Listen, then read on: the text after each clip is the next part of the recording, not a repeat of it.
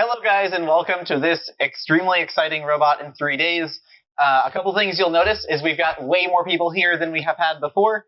We've got Jacob that you know and have seen on the past 2 Go Build a Robot in 3 Days. We've got Parv. You want to say some things about yourself? Yeah.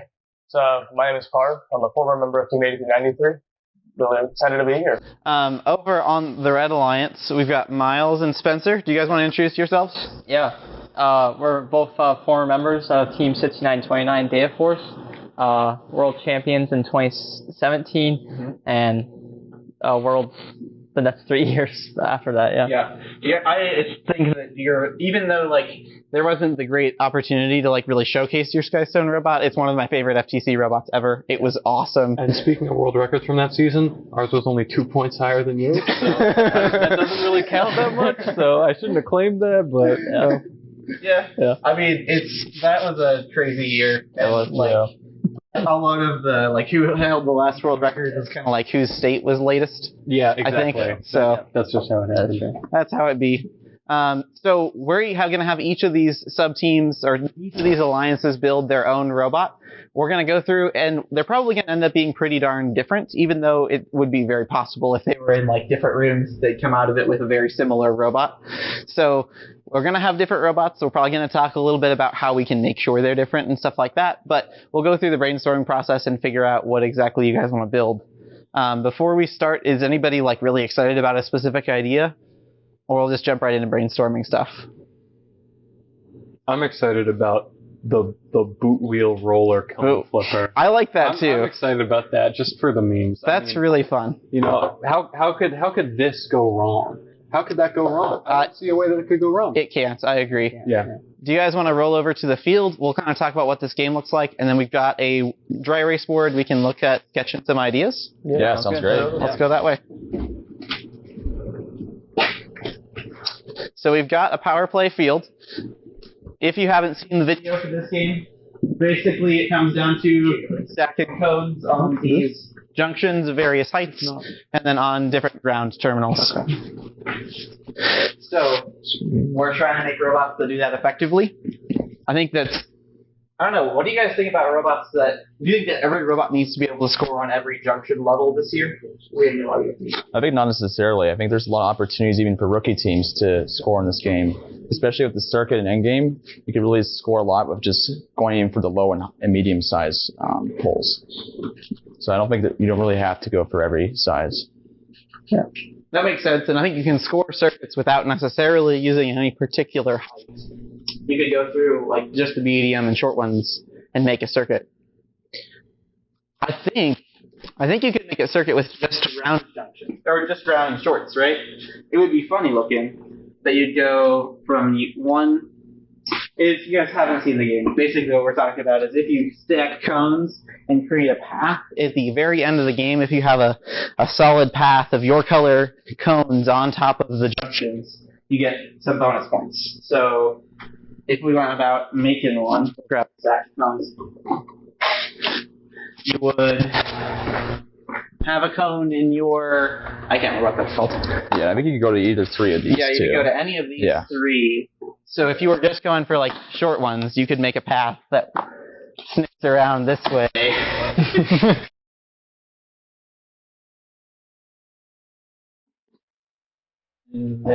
That would be a legal circuit, though it's not a very effective circuit. Yeah. You could go the fastest circuit is all medium and short ones. That doesn't count. I'm not going to score it. You could go directly across with this needs to be here.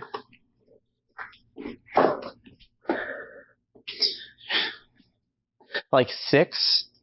Yeah. Yeah. No, you don't even need this, do you? I don't think you even need that one. I think it's just these 3, I believe. Yes. That's wild. But I think the big thing it comes down to is the other alliance try to stop you at a specific point? Are they going to fight you over one junction? They may pick a junction and say, I want that one instead. So that's where there's going to be a lot of strategy, and maybe you're going to score too many at once. Forgive me for not reading the game menu beforehand, I'm a sinner, but can you... Or no, it's just the capping and endgame, right? Yes. It's just the junction capping. Okay. Yeah. Yeah, that makes it really interesting. So you can roll up with your own custom cap. I can't remember what they're called this year. Cap. Beacon. Beacon. Yep. And then put that on any junction, and that's always your junction. There's no more cones that can score on it. Nobody can take it from you. That one's yours. And you have one of those per alliance or per robot on an alliance. Yep. And one robot can score one thingy cap. Beacon in a match. It doesn't have to be yours, but you can only score one. So you kind of have to have, if you want to own two of those, like maybe that's like this junction and the main junction on your other side. You want to make sure those are yours and nobody can touch them. You're going to have both of your robots score one of them. And there's going to have to be some communication in your alliance to make sure that you're getting after the ones you want. The other part of that too is that, like, well, do you want to try and put your beacon on your home junction, because that implies that, you know, it's most likely the other alliance probably isn't going to try and go on your home junction to score a circuit. You're kind of just defending against deliberate defense,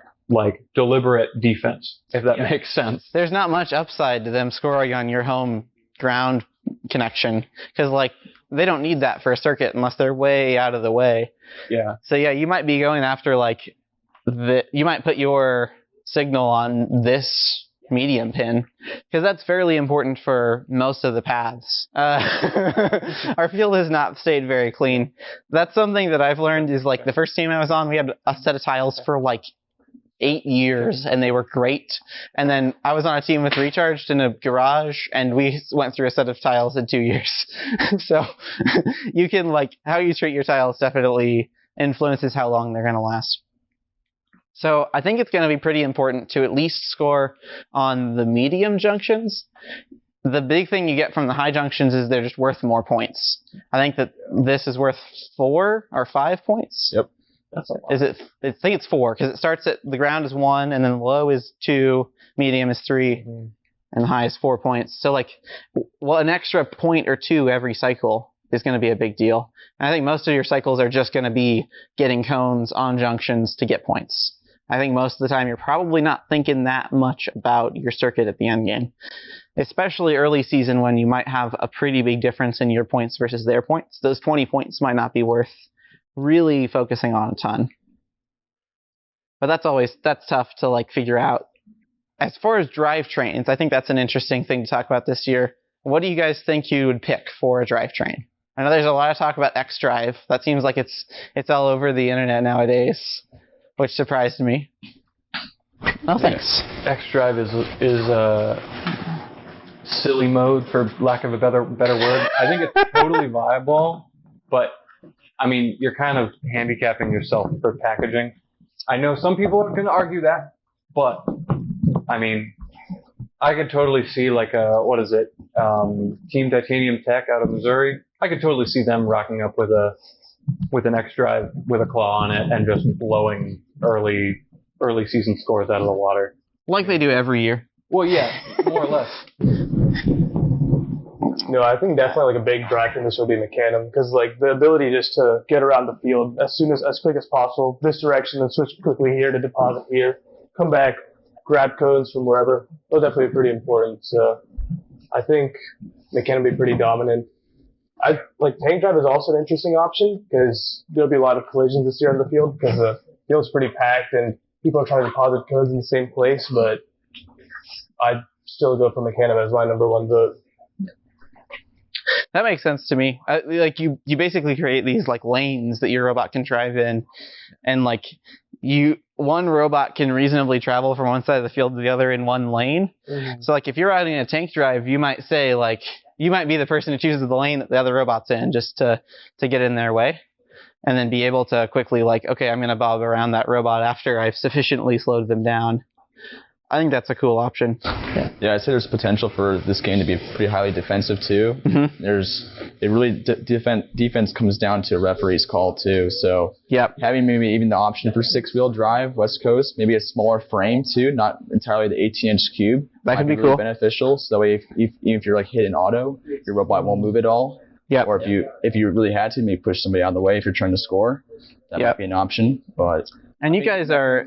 Data Force always built 6-wheel drives, right? Yeah. Did you build 6-wheel drives every year? No, except for 1 year. One year.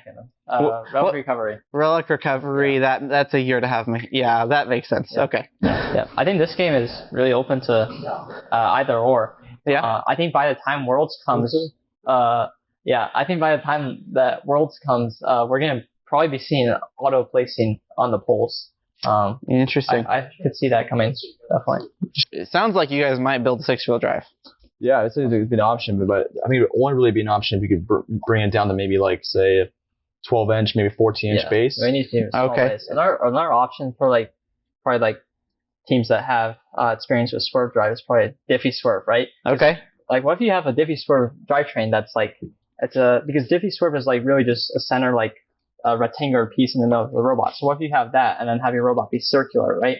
You can go around and do tight maneuvers around the field. So that could be an interesting option. Obviously not for robot in 3 days, but for future robots. That could be really cool. It's interesting to see like a game where swerve might be viable after another game where swerve might be viable. Because I think that's what's bitten teams in the past is like we had Velocity Vortex and a bunch of teams built swerve drives and then Relic Recovery happened and they didn't make sense. Yeah. So a bunch of teams ran swerve drives that didn't really fit the game super well.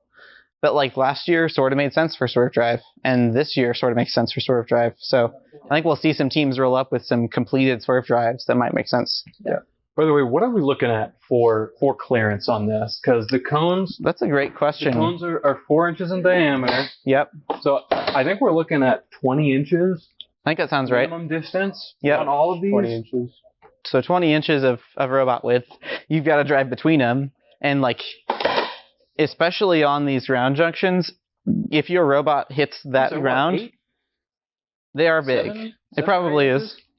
But it's also really easy to knock them off with your wheels. Oh, yeah.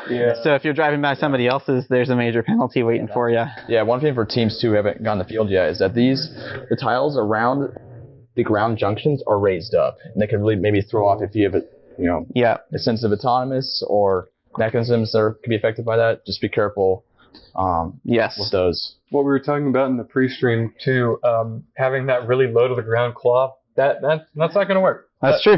I think a big advantage is going to be having that ground clearance under your chassis that you can go right over the ground junctions when they're empty. Yeah. I don't know what percentage of the time they will be empty. Right. But yeah, I mean, it's a weird setup. That's one thing too. Yeah, if you have, I guess, one pro to the 6 wheels that you could even drive over some of the poles too if you wanted to, so you can go all the way down. So if you really wanted to, you could drive right over them and just go right across the field if you want. I definitely work the early game to get some cones on the other side. Yeah. I don't know if that's faster, but maybe. With the extra traction, it'd be no problem. Yeah. You might lose some maneuverability, but you might get a video made about you. if that comes in. Potentially. If you want, somebody can grab, there's a Mecanum chassis on the wall over there, and it's got electronics, so we could drive it around. In-channel go swerve, not my favorite idea, but alright. It's possible. Is there swerve go build a COTS CAD? Not besides yours. Knocking no cones on the challenge. Okay. We need transmitter and battery. We need a transmitter and batteries. I don't know where those are. That's fair. Hey Josh, you know where we have any transmitters by chance? And then there's batteries on there's a desk over there that's got a bunch of charging 12-volt batteries. I also think we've got some extra wire that was from an arm that is not on here right now. So I guess we'll just tuck that up here. So I have driven this chassis around this field before, and it's really hard to ever accelerate to like full speed. There's so little space. Do you know what the dimensions of this is? This is 17 3/4 wide and 17 long. So it's pretty big. It's pretty close to as big as you could make a robot this year. So I could see like shortening it up being a pretty big advantage. even if you're not changing the length a bunch, I think that'd be okay. 16 by 16 would probably be a decent size. Yeah, 14 or 15. So. Yeah. Yeah. I think 14 or 15 might be the sweet spot, but Yeah. Yeah. So let's see. We can barely go down to a 16-hole channel if we want to keep the motors Yep. parallel to the ground. I think you can get a 15. Yeah. Yes, I think you can get a 15 to work. But it's close. So you can shrink it to a 15 hole long, which is, I don't remember, 394 millimeters?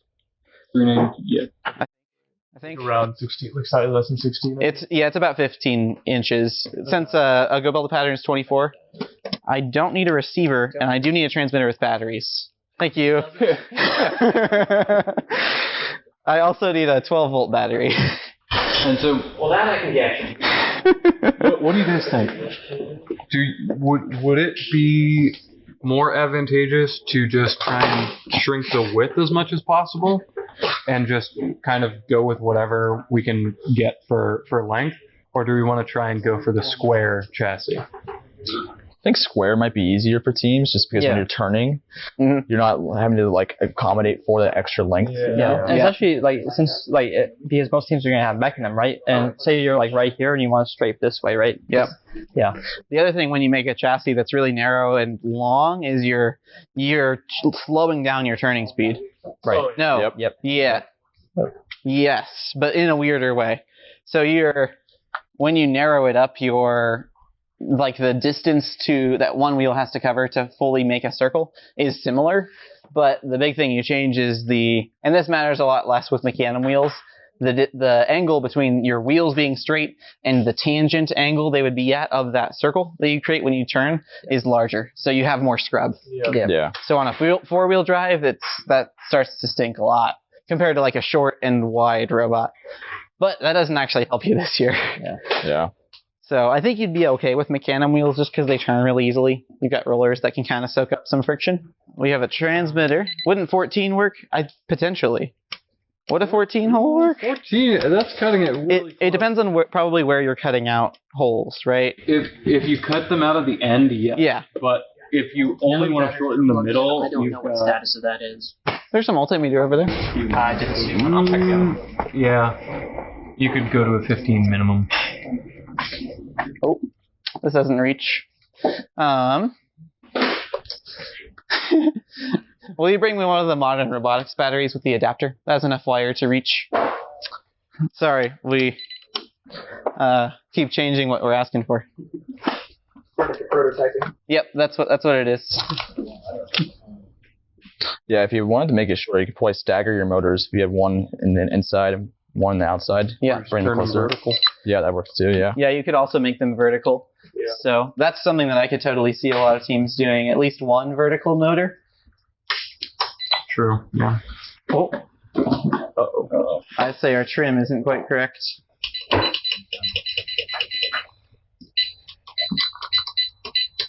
Oh, our channels also was mixing. Ooh, this is a weird transmitter. Is it no? This is a cruise control transmitter. Oh boy. Hey Josh, can I get a transmitter that has some sprung sticks, please? But I mean, yeah, this is not an optimal way to drive a robot. What, and you can't spring your fingers back to center perfectly every time? You probably could. Good.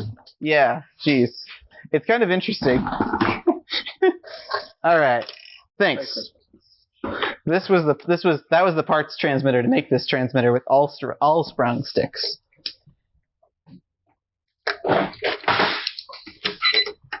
All right. I'll let somebody else drive this. It's a little funny because it's Right. It's Your control scheme. yeah. I can. It's tough. I mean, there's no way. I'm trying to drive from the other side of the field. Yeah, in the wrong orientation with a different control scheme. Yeah. With that transmitter, we could make it work because I took two transmitters to make that one. So we could make your control scheme work. Let's try it. That's dangerous. I also think it might be trimmed not quite right. Yeah, there we go. So we need to plug forward and backward into channel 3. Strafe on channel 4, and then turn on channel 1. I'm gonna let you handle that. All right. I don't know. So right now we've got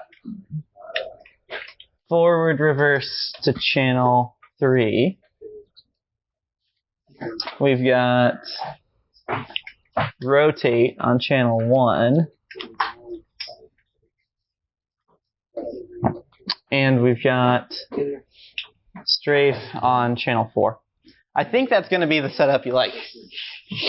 What channel is? That should be 3. 3. I just gotta reverse it. Okay. I have no Oh, channels on the right stick. That's weird. interesting. Oh, it's because it's like the lead bin backwards. That would do it. That would do it. Thank goodness for the standardization on servo cords. Am I right? Yeah, it just means you're trying to send signals over the ground pin, which is fine. That's okay. You know, I could. This is very difficult. It's hard to drive around with such a small robot. You can. It's doable. I mean, somebody else want to try? It is standard controls now. Oh, sorry, 60 miles. This is a tough one. I mean, what? It's like you can't grasp the poles, right? You can Correct. bump into them. You can, yes. And in fact, I cannot remember the term. They made a new term this year, and it means like set on There you go. support. See my mechanism skills, you know. Yeah, from 5 years ago. Yeah. Well, actually, we didn't even have mechanism control on it. We had tank drive. And then we had straight, and then we had the triggers just straight. That's it. It works. It works. From 6 wheel to I can't do that. For the Oh man, I wasn't the main driver. All right. for the rookie robot, or for the rookie handbook robot, it's set up as 2-stick tank. Uh-huh. I can't figure out how anybody drives 2-stick tank. It's so hard. It's so tough. It's easy. So this is free driving right here. Sorry, I wasn't the main driver. Okay. Okay, let's see if I can do. Oh, geez. If this was a gamepad, I could do it because my brain does that fine. Gamepad's really easy though. Yeah, gamepad. Oh, The joystick's a little bit larger. The robot is a little too big. I think the full 18 by 18. That's kind of what we're trying to learn from this. I think that's it's big. The balance is off too. It's like it's a little bit hard to drive. Yeah. It doesn't steer all the way. It's Yes. exactly. Yeah. Yeah, you lose the traction, so you're gonna have a lot of You drifting. like compensate every time you go forward. And But yeah, like if I was a blue robot, it's really easy to descore that cone. And like, yeah, small robot's gonna be pretty important. definitely recommend like 15-inch or less. Yeah. 16. Yeah. So let's look at like pushing some cones around. We haven't done that yet. And then I have not measured how tall those are. I don't remember that off the top of my head, but 24 millimeters clears them pretty well. It does. It's really easy to wrap this over. Yeah. I believe that would be a D score too. If you were on the opposing alliance. Yeah, if so. I was blue. Yeah. And controlling for like 5 seconds. So, did you referee in Colorado, right? Yep. Okay. But how many years have you refereed? It's my second year Okay. So, doing FTC, I guess, but it'll be up a while. yeah. RIP for having to referee for your frenzy. So we definitely need at least a narrow robot. Yeah. I think that if it was just as long, it's probably okay. Yeah. It's tough to strafe quickly, Yeah. but that's not all that critical. I think most of the time anyway. So narrow, especially if you're like a 6-wheel drive, would be helpful. So that'll be interesting. If you want to build a narrow 6-wheel drive, we might have to like roll our own chassis a little bit. Yeah. So the B lines are off-the-shelf 6-wheel drive, but it's the same width as this, and the motors are sticking into the channel. So we can make it an inch watt narrower. We can go 16 and 3/4, but we'll have to move the motors around to make that work. But that should be possible. And then, what are you guys thinking for the blue lines? I think my thoughts right now are we do a classic freight frenzy robot in 3 days move, and we do 2 vertical motors and 2 horizontal motors. Just modify the brake capacity to be like 14 by 14. Okay. I'm with the tipping. Might be a concern, but we'll get to that when we get to it. Yep. All right, that makes sense. What do you guys think about scoring mechanisms? Do you have any thoughts right now? I've seen a lot of buzz about double reverse 4-bar. That's cool. I think viable. Yeah. Yep. Yeah. Difficult to pull off well, I would say. Yeah. So I don't think 3 days. I think a virtual 4-bar would be a little bit more achievable. Okay. Okay. Although I'm a linear slide guy, so Yeah. I like linear slides. I mean, it's kind of it's kind of the no-brainer. Yeah. And also like with the double reverse 4-bar, 6-bar, whatever. Like they have a lot of like sway in them, right? When you're trying to do fine precision stacking onto the poles. Yeah. So that could be something to take into account too. That's fair. You can alleviate a lot of that with springing, but that just is that much more tuning. Yeah. Yeah. And you don't have to go up that tall either. So Right. we're only going up 36 inches.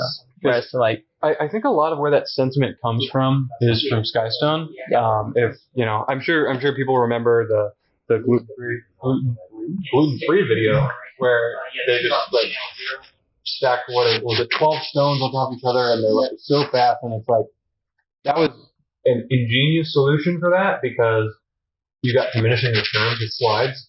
I mean, my team, we had 8 stages of 200 millimeter slides. Yeah. And yeah, you get to a point where it's like, well, you just have too much weight to lift it up fast. Yep. But this year, it's 38 inches to the top. Yep.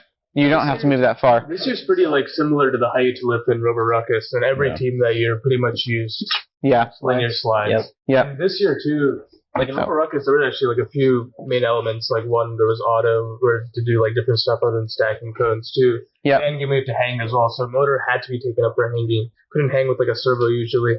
Yeah. I've seen a team pull that off at least. But this year, definitely you can expend at least probably 2 motors for the lift because you have the opportunity to. And I think it'd be good to see with the lift. Yeah. That makes sense. I think the big advantage, and I think one of the things that Gluten Free took advantage of with their bar lift, is that they're really easy to counter spring. So we'll play the marker lottery and see if this one works. It does. And it is a dry erase marker. If we make a 4-bar with basically we have two bars of an equal length and then 2 more bars of an equal length, this will move up and down and keep these 2 arms parallel.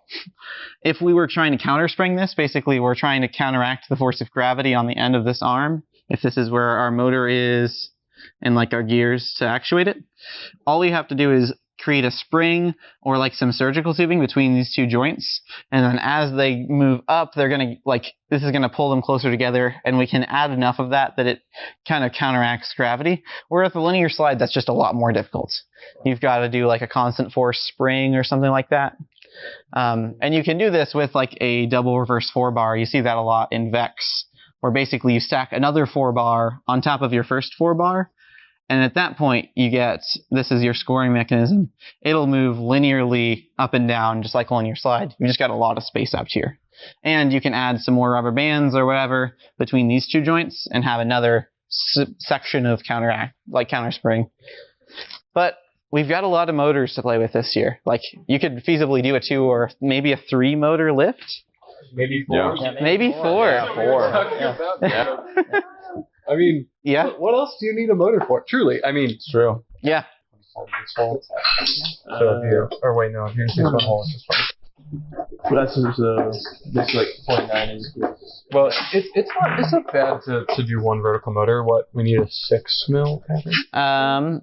Let's see here. So You're looking at what length channel is this? 15. 15. So 15 doesn't quite fit. 15. All right. But we'd have to like flip. I know we're planning on doing it like this way, right? Motor facing, or like this channel down. So, okay. We can do this. Does a quad block get enough space? I think it might be 4 millimeters. I think 4 millimeters is the right. Oh, I was thinking with the quad block flipped. Oh yeah. No, that would work. Well, but then. So we need the screws up. That's true. I think we can do that. That should be. That's doable. Will you just check and see if that's the right amount of space? Yeah. I don't remember if it is. I think you would just run the screws through the channel, right? Yeah. Right. I think that's enough. Spacer, right? Instead of You could use a spacer instead of a quad block. quad block gives you some more mounting options. Sure. Yeah, you could run a vertical channel right off that. So that'd be nice. Yep, that's right. Okay. And then your spacing is not the same. We're moving the motor 2.5 millimeters further from. We're moving the motor 2.5 millimeters further from the motor gear, right? No. Well, if it's weird. If it's It's 4. technically, it'd be 6.5. I don't know if we changed it at all. I don't think we changed it at all. Because look at where, in that correctly assembled one, the quad block ends right at the middle of that pattern. You know what? I don't think the spacing changes. You're smart. It's almost like you work here. So this thing. I'm gonna try it with this channel and see what happens. So do you think you'd run with the same length of channel? Like now that you have an opportunity to make it shorter than 15 hole. Well, if we pull 14s, I think we could probably make that work, but we don't have any. Oh, we just don't have any 14s up here? Do you want 14s? Let's take it on. Let's take this on the field and see how we're looking. All right. We might check with this other team, and then we'll catch up with them after we find out what they learn on the field. One hole. So how many would that be? 1, 4, 5, 6. Leave your middle guys. How are you guys going? Good. Do you have a flathead or something? Yeah. Oh, you should be able to if you remove the set screws. There are set screws in the pulley. That's probably what's throwing you because you don't see them. So I would. Yeah, usually we've done. I don't think that we don't. I would remove the tensioner. Okay. That'll give you some space to get to that. Yeah, the first year that we used belts with Skystone. Okay. Yeah. So you're thoroughly chain and sprocket. Yeah. We could build this with chain and sprockets if you want. No. Okay. So Belts are good. Belts are good. We'll make it easy. were you guys thinking about making your chassis shorter? yeah, like one hole. One hole shorter? Okay. So that would be 14, right? So that's a 17 hole channel right now. Okay. So you're doing a hole from either side, you're going to a 14 hole length, or 15 length, sorry. Yeah. So that's about what they were looking at. Yeah. Use a couple of 15s for some context. So that'd be nice. And then, let's see here. This one's gonna be like that, and then we'll just put the wheel here and the wheel here. Yeah. Let me check. That'd be about right. Yeah, that'll be good. That'll be pretty much what it is right now, just one hole more in. Yeah. 52. And there should still be plenty of clearance there. 19. Yeah. We'll do that. Alright, so we pretty much have to take the whole thing apart. 116. Yeah, you'll pretty much have to take the whole thing apart. Yeah. Oh yeah, especially if you're transferring it to a different length. Yeah. So that motor is 116 mil long. So you could go, the shortest crossbar you could go is a 5 hole? No, you could go a 4 hole if you want. Oh, snap. So you could go, your chassis could be that narrow. I mean, Well, That's pretty skinny. Might be a little skinny, yeah. Yeah. So you can decide that later. Yeah. Really. definitely. One or two more? Maybe like 8. What is that? Sorry, I left the screws in those mechanics. Yeah. Okay. Should we got a pump? Yeah. It's about that time. Do we want to start thinking about food? I know we're trying to solve audio issues. So, a hard time there, but we could look at that. So, in the past couple years, we have had the chat decide where we eat. We give you options, not quite. So, I think our producer is going to get a poll in chat. and then we're gonna have you guys decide where we're going to eat dinner. I don't even know what's in the poll. I'm not sure, but like vote on it. Have us decide. And then we'll have to figure out and like take orders and stuff. The other thing is like we're in a fairly small town in Kansas, and like the biggest event of the year that happens in Winfield is happening this weekend. So I'm hoping that doesn't affect food orders too much. Would it be like rocket frozen pizzas or something? Yeah, we'll have to like give up halfway. Do you think there'll be any frozen food left? Yeah. You'll have to brave the food. What should we order? I'll let one of you guys decide. So we can get hibachi, barbecue, or burgers.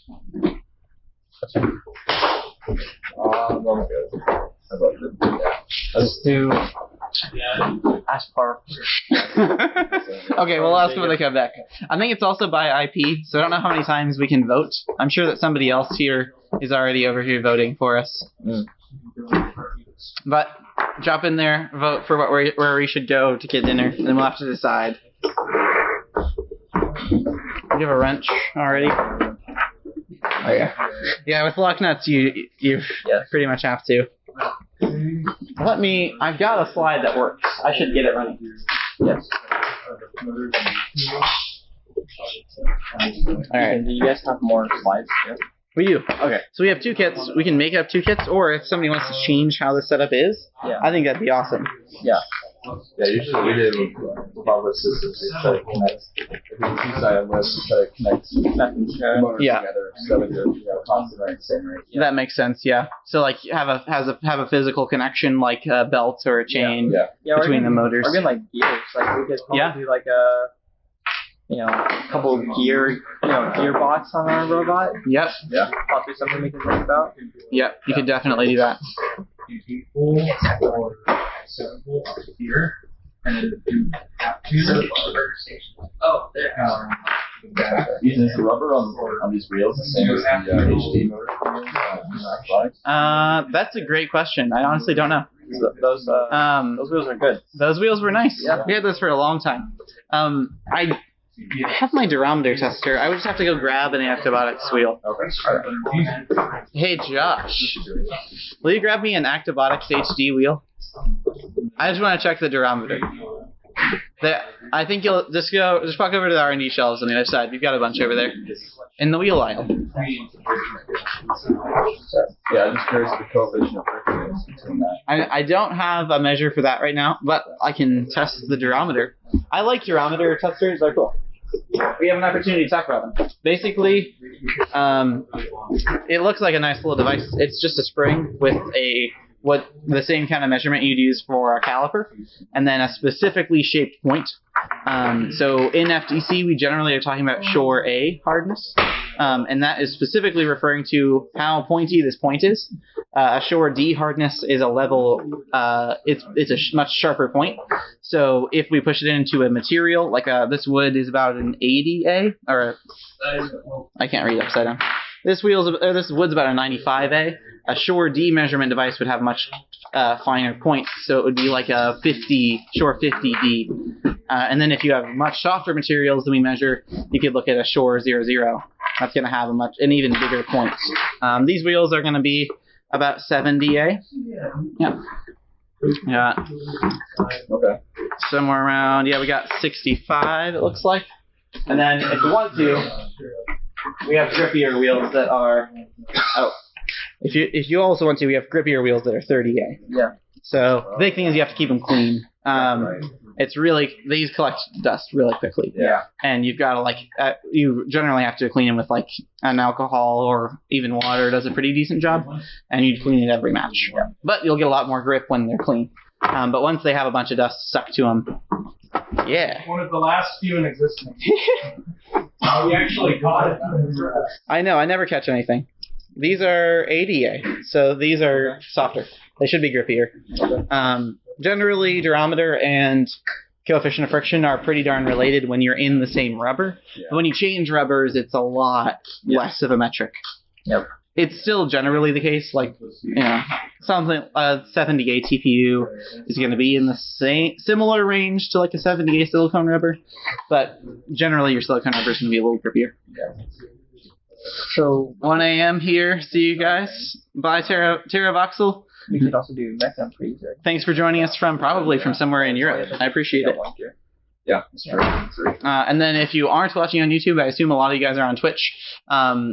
We are also streaming these to YouTube, so we will have the VOD up. It'll just go up at the end of this stream. So if you missed part of this and you want to watch, you can certainly head over to YouTube and see it there, or you can watch the VOD on Twitch for a couple weeks until they take it away. Though I don't think I've ever intentionally watched a VOD on Twitch. That's just not my thing. So.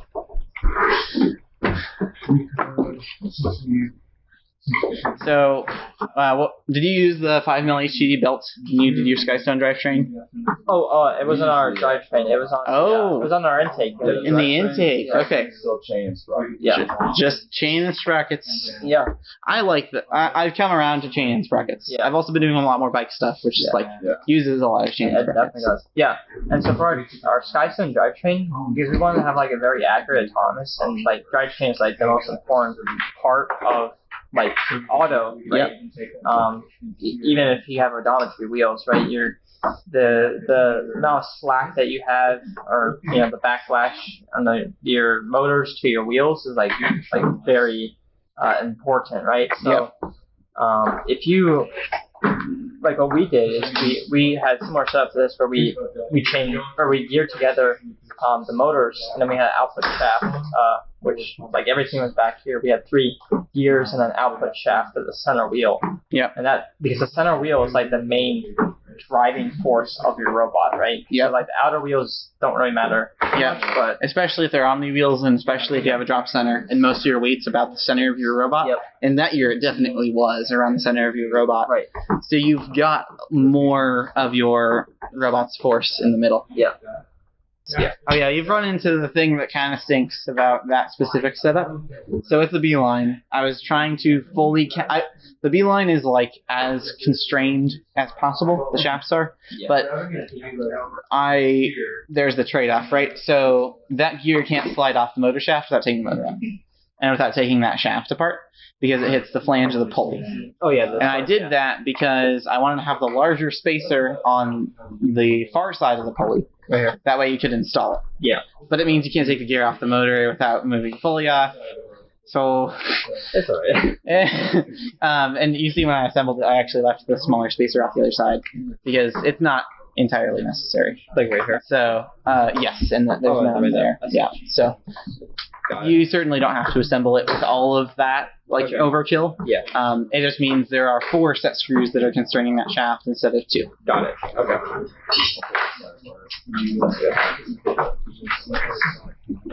Test.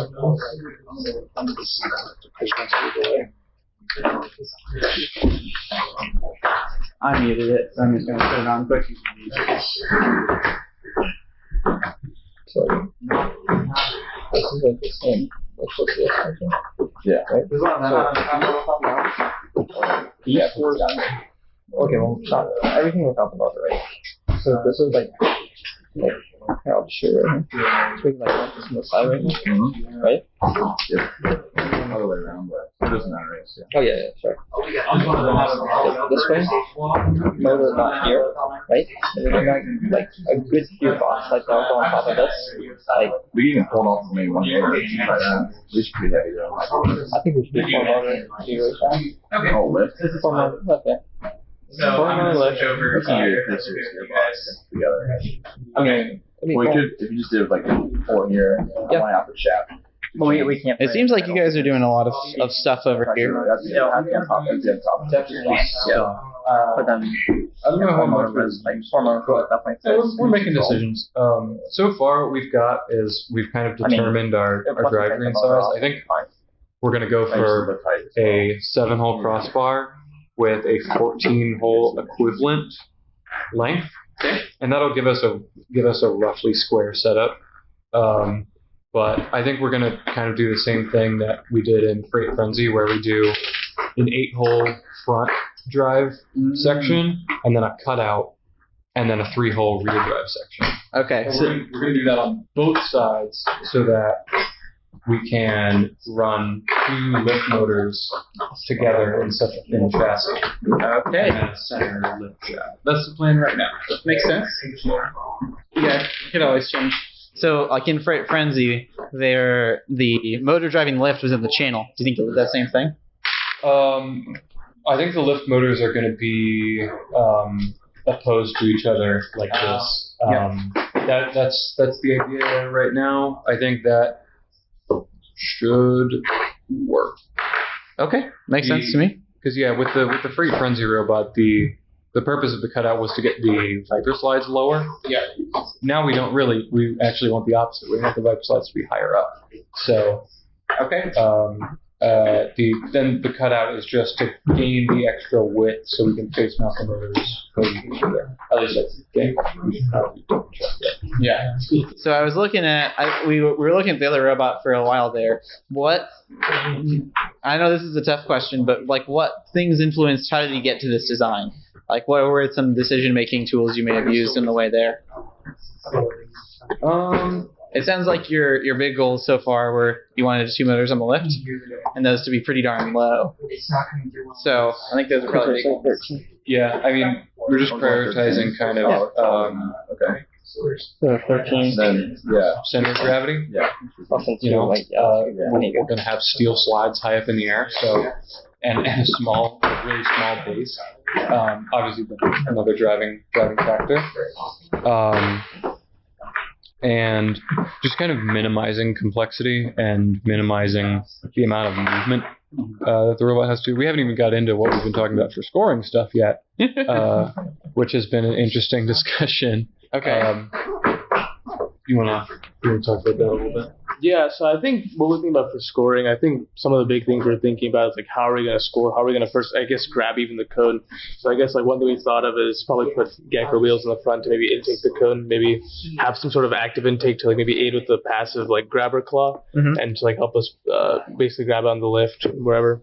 After that, for scoring, we've been thinking about a lot of things. I think we've ran through a few designs. Like one thing we're thinking about like a mini turret actually. Okay. We don't know if that's feasible, but maybe we have like the robot has a cone here, and then we have something that pivots the cone 90 degrees on either side. Okay. Lets it go by, do like drive by the side of this, and then put it on. That seems like it could help a lot, and it's a lot less mechanical complexity than a turret where your slides are moving. But then it definitely adds complexity because like we realized this actually has to go pretty far. Like this is actually where the robot has to be when it deposits and has to come out this far, which is about 200 mil. Yeah, about 200 millimeters, not liters. But yeah. But we're thinking about it. We're just brainstorming through ideas. Because I think one big thing is like the drivetrain. I think is good to settle on, but it also is pretty like heavily dependent on like what we want to do for scoring. Because like if we want to like put motors in like some orientation or whatnot, kind of like where our lift is, what our lift is, that definitely change. So it's an iterative process. We go choose and decide, and then keep testing. The most recent thing we've been talking about is the baby turret, the 180 degree turret we were talking about. Kind of led us to be like, oh, well, if we're going to have 200 mils of extension, that's not active extension, passive extension, essentially the length of this channel going out and out. If we're going to have that much extension, why not make it active and linear? Okay. I have always, I've been saying this, people have been saying this, but if you're going to have a lot of extension, linear is usually the best way to go. It imparts it imparts a single force vector on your robot rather than multiple force vectors along a tangent. And a lot of the times what you see is you see a linear slide wobble when you have something like this going on. With if we do a linear pass through, that pretty much solves all of it.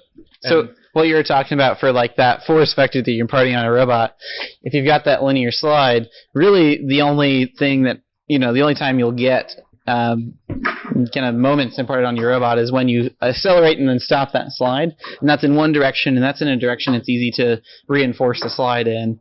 But when you swing that around, there's a lot more. It's a lot more dynamic. So that makes a lot of sense. I think that sounds pretty cool. One thing I literally just thought of too is, the other thing we're talking about for claw is okay. So we have a cone. It's a really difficult thing to work with, especially if we're not 3D printing or anything. So I think right now what we're leaning towards is kind of doing a vertical claw because that solves the cone angle problem. Yep. It doesn't solve the curvature problem, but we're halfway there. So I'm thinking, we have an active intake. Maybe we just straight have something to line the cone into the robot, whatever that is, passive or active, and we just get it into our claw position. We grab it from the top, and then this back part of our robot is open. So if we need the extension, we can use it. But if we don't need the extension, just leave it there and pull right up to the pole, and that doubles as help with visual lineup. Okay. That seems really cool. I kind of like that. Yeah. It sounds like you've got a lot of robot, pretty close. At least in theory. In the brain. Yep. Ready to put it out there. Yep. Probably do a little bit of drawing. Yeah. All right. Right here, halfway up. Yeah. That sounds good. We might walk over there and see what we can do. I was thinking halfway here. You need to pick up there. There's a little bit of a hit and miss if it'll work or not, so we'll have to find out.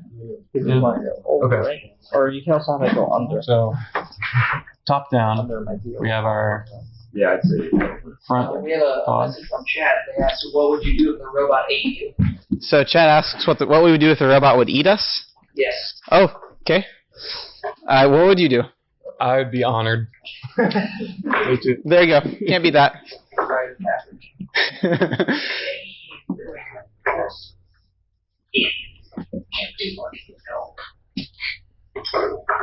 So this is our top down chassis with the cutouts, as you can see. So we have a vertical motor here for drive. It might make sense. It might be easier if you stood a little bit to the right. Yeah, that's a good idea. And then these are drive motors.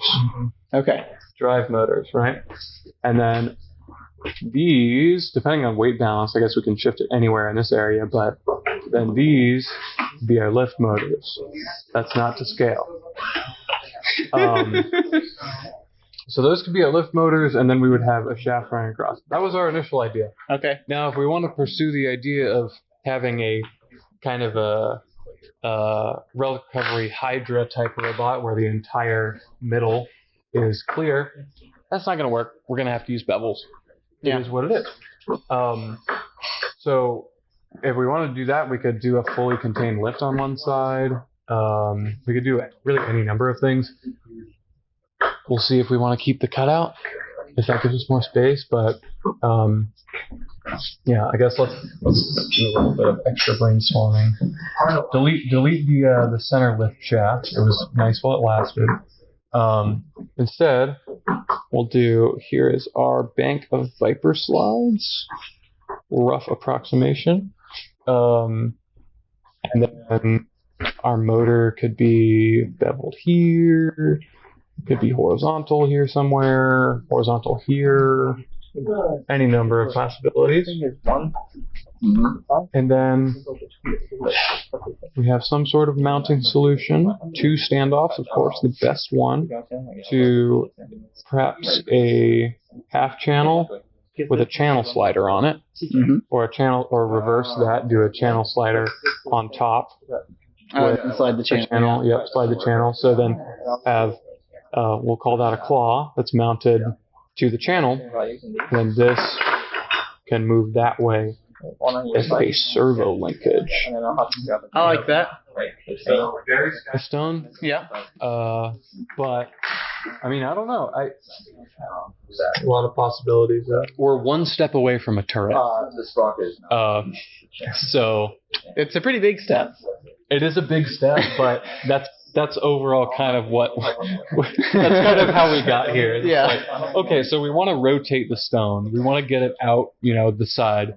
How do we do that? Oh, well, that's probably not an option. Turret isn't probably an option in 3 days, but maybe we'll skip the turret No. and go with the linear extension. I'll be giving you that. Okay. Yeah. We'll see. Yeah. I think we're gonna start with. Let's start with finishing our drivetrain and then go from there. All right. We might head over to the tables again. At least I will. Yeah. And you guys can brainstorm or work on the robot. All right. I'm going to open my phone so I can see if we have any messages in the chat. Yeah, but Because I would just do it. Ethan, do you get a Servo? do we have a servo block? Yeah. I think we have all the parts to build a servo block. Oh, okay. Yeah, let's do that.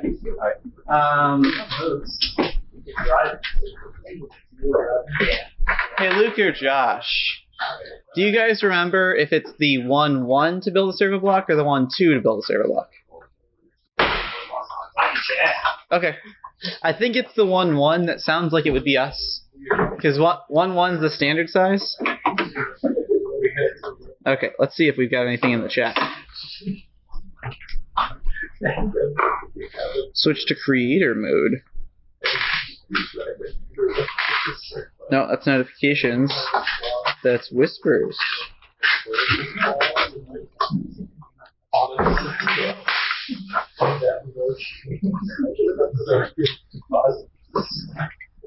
Oh. Alright. I don't have any chat history now. But that's okay. Okay.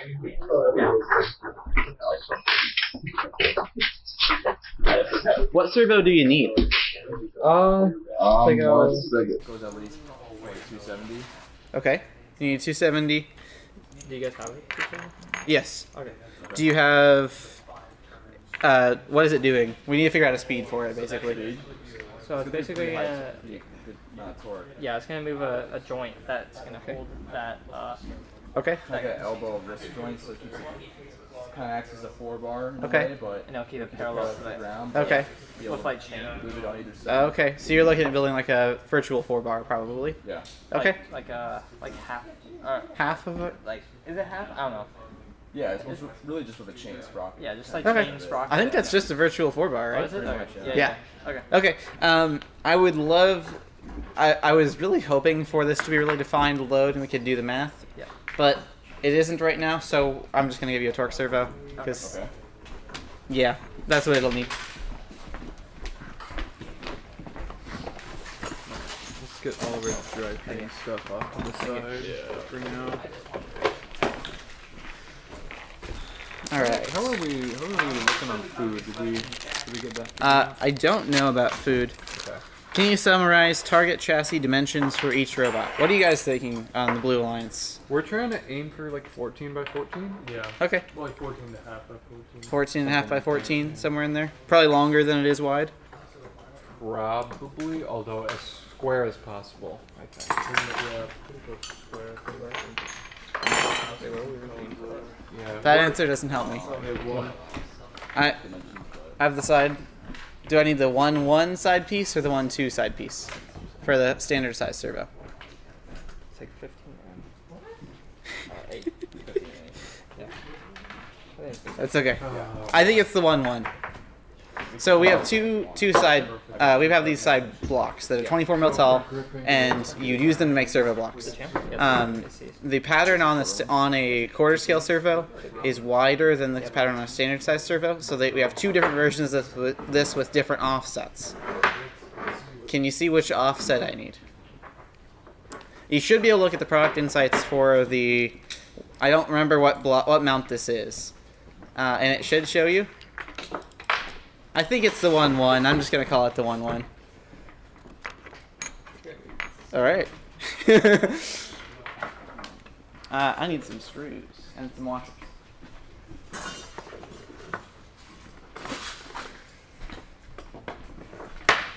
I think it might be another rock. Ooh, could you unlock your computer? Oh yeah. Sorry. Whenever. I'll remember mine tomorrow. I got my fancy fingerprint. Heck yeah. Oh, that's cool. It's just on a button?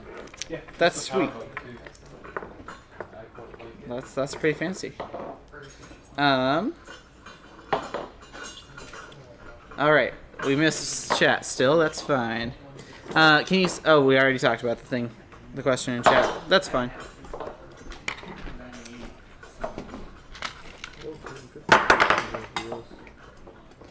It looks like you guys are going to Burger Station. In parentheses, burgers. Is that correct? Yes, Burger Station did. Ooh, that's pretty good. All right, 14 to what? 3 for Boss Hogs and 2 for. Wow, unfortunate. We're gonna be in grease comas. Yeah, we are. So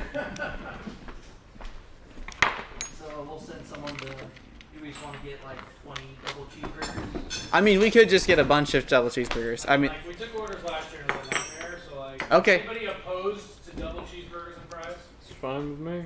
I think it's mustard, ketchup, pickle, onion. yes. Yeah, that's good with me. Everybody's gonna have some, right? Oh yeah. I won't be eating. I won't be eating. That's good with me. Yeah, don't worry about it. Okay. We feed our guests around here. Don't say don't worry about you. Alright.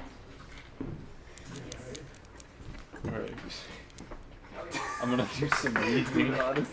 Well, oh, interesting. So you're after getting more grip out of the plate Yes. by just wrapping some surgical tubing. I'm thinking surgical tubing and zip ties is gonna be quite optimal here. It It gets a fair. little bit of compressibility too. I think this might be a good thing. Yeah. I might need something to cut it though. There should be a bunch of tools over there on the table with that laptop. That's why I think we might need 2 servos. Harness. Am I gonna make another servo block? Okay, that's fine. What's something you can teach about building a robot for somebody that's beginning? Do you guys have any pro tips for building robots? Try a lot of things. Try a lot of things. That makes sense. Don't be afraid to like throw out an idea. That was something when I taught when I coached a Vex IQ team. We rebuilt the robot every week. We met once a week, and every time we tore that robot apart, and it was fun. Generally, that's a lot harder in FTC to do. Like, it's hard to tear apart your whole robot every meeting, but like, there's an art to when do I stop with an idea and when do I continue on? Because a lot of times the more competitive thing to do is to just leave your robot as it is, as long as it scores points, and then practice. But there are a lot of situations where you have time, and you could rebuild the robot, and it would end up being better. Good. That might just be a little bit of a light cut there.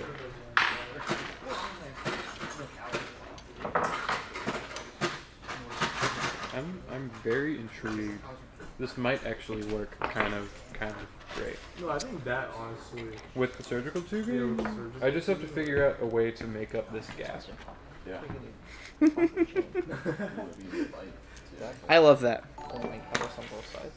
I love hinge blocks, and I just want to have you use hinge blocks, but aluminum hinges are probably easier. Yeah. But I love hinge blocks. I don't know if I have any. These are kind of great, though. Yeah. They probably open far enough. Yeah, that should be fine. I don't know if hinge blocks open any further. No, it's limited by the overhang. The overhang of the channel. Because it's an inside part. It is. It is? Yeah, because it has this is Oh, inside. I see. The Yeah, distance between. Okay. Yeah, that's what I meant by that. That's a weird one. The inside versus outside part distinction is always a little bit funny. Yeah. It depends a lot on the part you're talking about. Very small exacto wheels, by the way. Yeah, there's 48s, 72s. With a hub, yeah. So. But I like 96s. That's kind of nice. With the amount of air room you can get. Yeah. Okay. We'll see what we can do.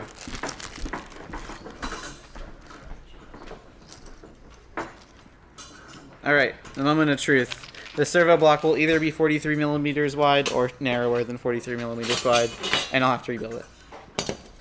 Hey, I picked the right one.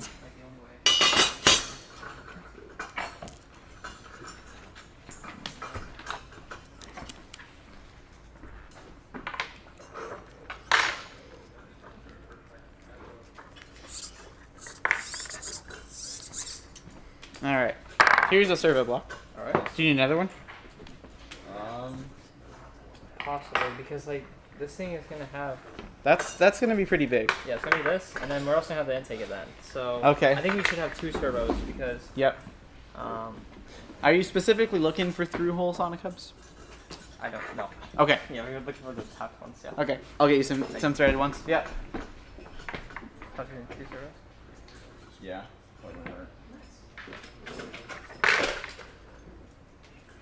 There's not really anything else. Okay. Other than the I think I might have. So we have this on hand, right? More than enough.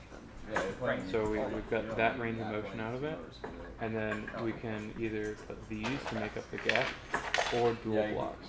I kind of like this better, but we'll see. Yeah. Yeah. I'm not sure where our parts person went. I'm gonna give you some collector's edition old sonic hubs, No. and we're gonna I'm just replace gonna- them sometime. You know what? I'm just gonna build it and figure They it do out work. later. The big downside to doing Cox claws like this is just they're always going to be kind of heavy, Sure. and Yeah. that's just how it is. I would definitely recommend, if you have the resources, to mix COTS and custom on a part like this that's going to be high up in the air. Sure. High up in the air. It's also gonna be. It's got a shape to the element pretty Exactly. reasonably. I mean, So, you can download the CAD for this and Yeah. Extrude to face or extrude to part, and then boom, you have the profile. Pretty much, yeah. So it's, you know, yeah. You can derive and then Boolean too.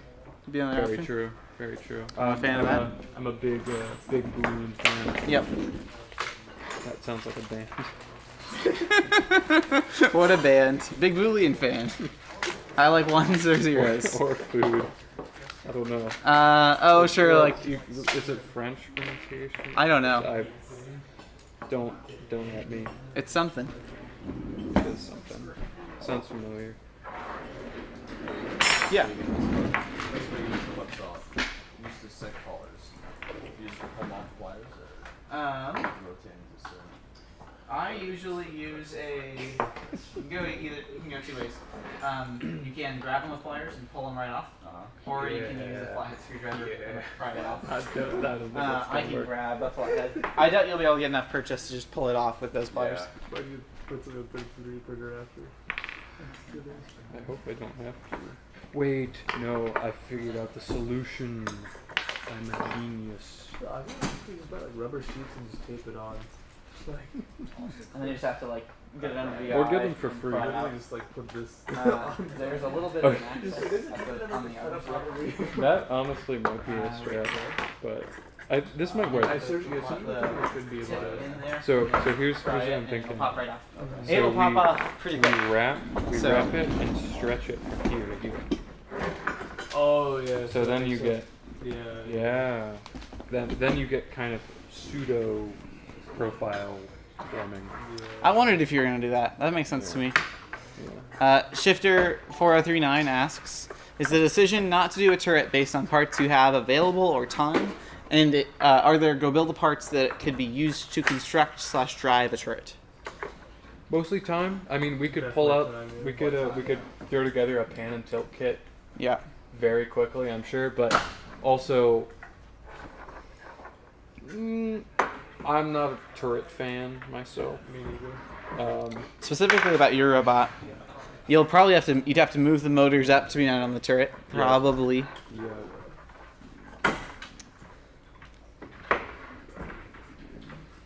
Let's see. This has the potential. It has a lot of potential. Mm-hmm. But that's about all I can say. So how do we touch this? JVC Boss says I'm a big fan of the Blue Alliance. I wouldn't Yeah. put too much faith. Don't like place bets, please. on this. I don't want that kind of pressure. We don't have that ability right now. Maybe we could add. Get us to partner, right? Do you get it with partner or? To like you can bet something. Like the channel points. Channel points. I don't know. We looked at being affiliate, Oh yeah. but we can't multi-stream. Right. So it's handy to just stream it to YouTube and then have the VOD done. Because we need to. We need to. That's honestly why we do it. So we were like, yeah, we won't. I don't think get enough viewers live to reasonably make enough money for it to make sense. Yeah. Yeah, sprocket now. But we make parts and then content's kind of our side gig. So. Ethan, do you have like a small sprocket that? Like, Um, I don't know, like that big one. So. Oh yeah, like that 14 one. Yeah, 14 would be the closest one. That works. Thank you. Yeah. You need more than one? They're steel. Is it steel? Yes. And then are these steel also? Yes. So the small sprockets, basically we had some sort of extreme applications that wore out our aluminum sprockets. Yeah. So we made them steel. Nice. That's about it. Yeah. We didn't feel like it'd make a big weight difference between the two. It's 20 grams if I remember right. It's the same distance. So we thought it won't. I don't think you'll notice it in rotational inertia, and it means we can keep kind of using really extreme applications. Yeah, definitely.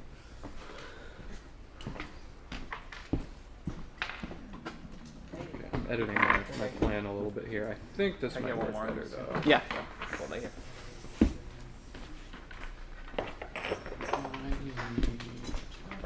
Ooh, you guys are the vintage team. You also get a vintage label 2000 series torque servo. Oh, that's rare. That's going to be like worth a lot of money. In a couple years. Are these two servos the same? They are. They just have a different label. Oh, okay. That works.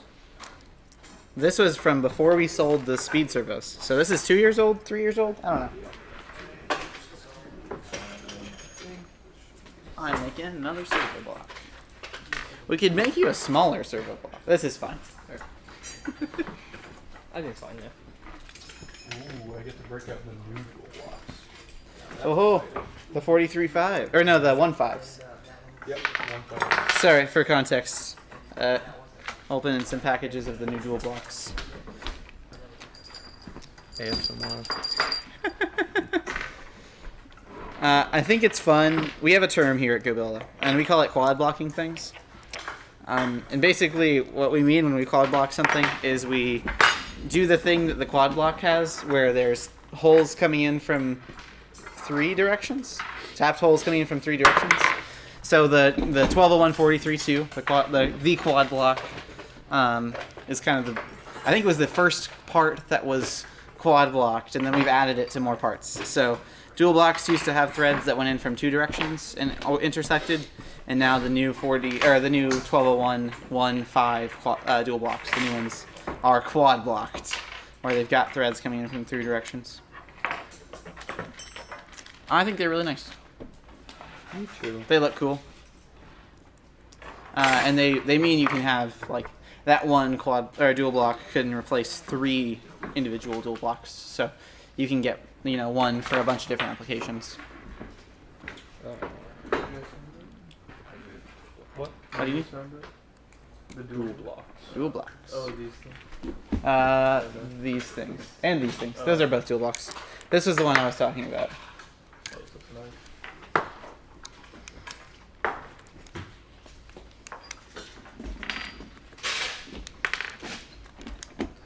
So we have 2.5 hours. Is that math right? Yeah, 2.5 hours tonight, and then 6 hours tomorrow, and then 4 hours on Sunday. So much time.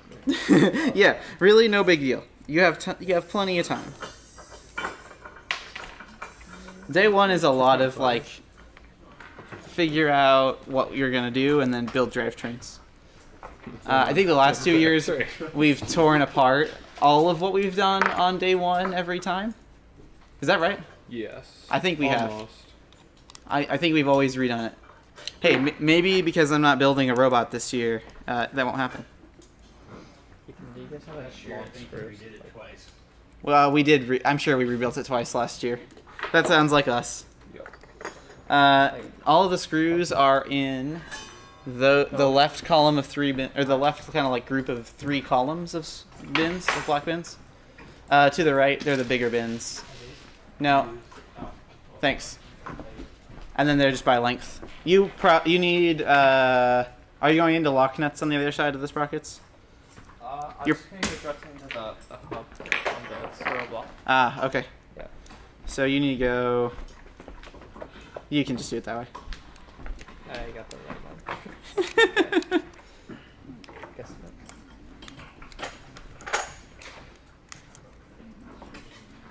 I'm trying to figure out what's going on in the chat. I'm very confused. Right. We might have missed some messages. That must have happened. Oh. Okay, so Burger Station is sold out. Okay, I guess that makes sense. Bluegrass, baby. So, do we want to do another poll, or do you just want to pick the next winner? Next one was Boss Hogs. Boss Hogs. Do they have food? Good question.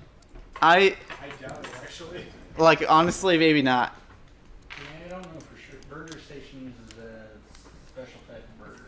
True. Yeah, they have a lot of times at Burger Station around that burger. Yeah, that's happened.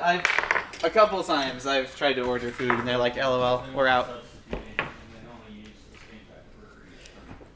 Boss Hogs, their Facebook says they're still open.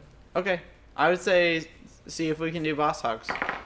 I feel like with Boss Hogs we probably could order like a bunch of a couple kinds of meat and like buffet style. I don't know. We could also take orders for sandwiches. That'd be fine.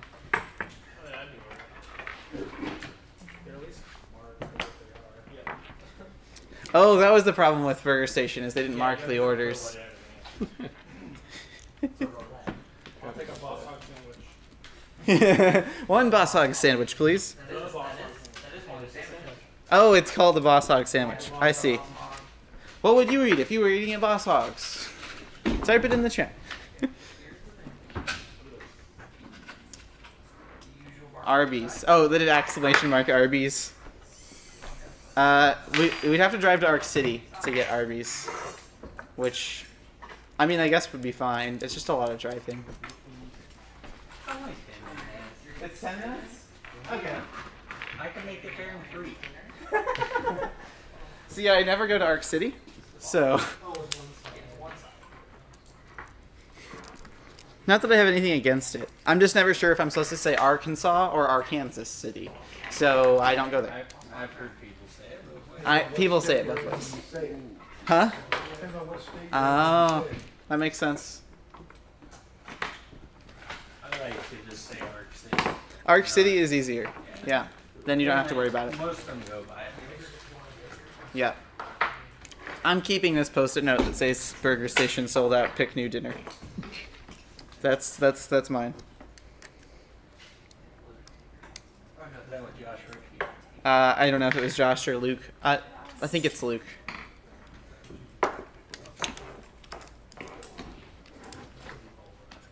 I'm not sure if there would be much iron in or protein in the hex key. What is it with our audience and always trying to eat things that aren't edible? First it's peanuts, packing peanuts. Now it's hex keys. That darn Uber Eats. Shaking my head.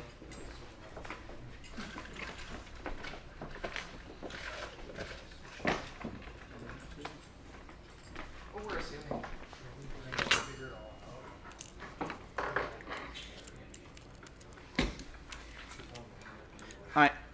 I guess there would not be very many carbs in the hex key. You win. Are hex keys keto? Big questions. I think you should ask on the forum. The keto forum. Hex keys I think legal part to is- eat? part is Question keto. mark? Question mark? Oh, okay. Did you talk about keto? Yeah. Well, they're talking about eating hex keys in the chat. Yes, hex keys are keto. Okay. Joke. Resident Luke says hex keys are keto. They're not food, so yes, they're keto. There's no carbs in them.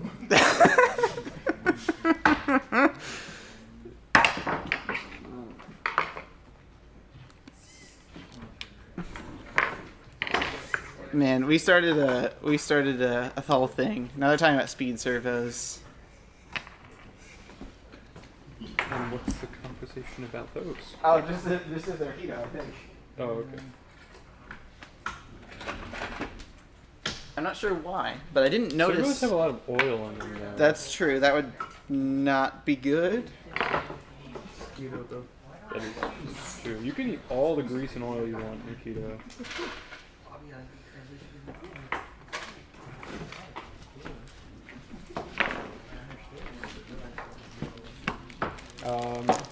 Yeah, that sure doesn't work. Yeah. Whoever made this kit, I'm not pointing any fingers, definitely not at myself, I guess mounted this wheel on an 8mm round hub. So maybe just put like a... Which is sure a choice. It works, I guess. Put like this over here maybe? Yeah, Just 8 round hub on an 8 Rex shaft. People have done this. I'm an FTC coach. I love the way you guys handle tools and parts. Trying to get my team to take note of how all the nuances of how you folks work. Interesting.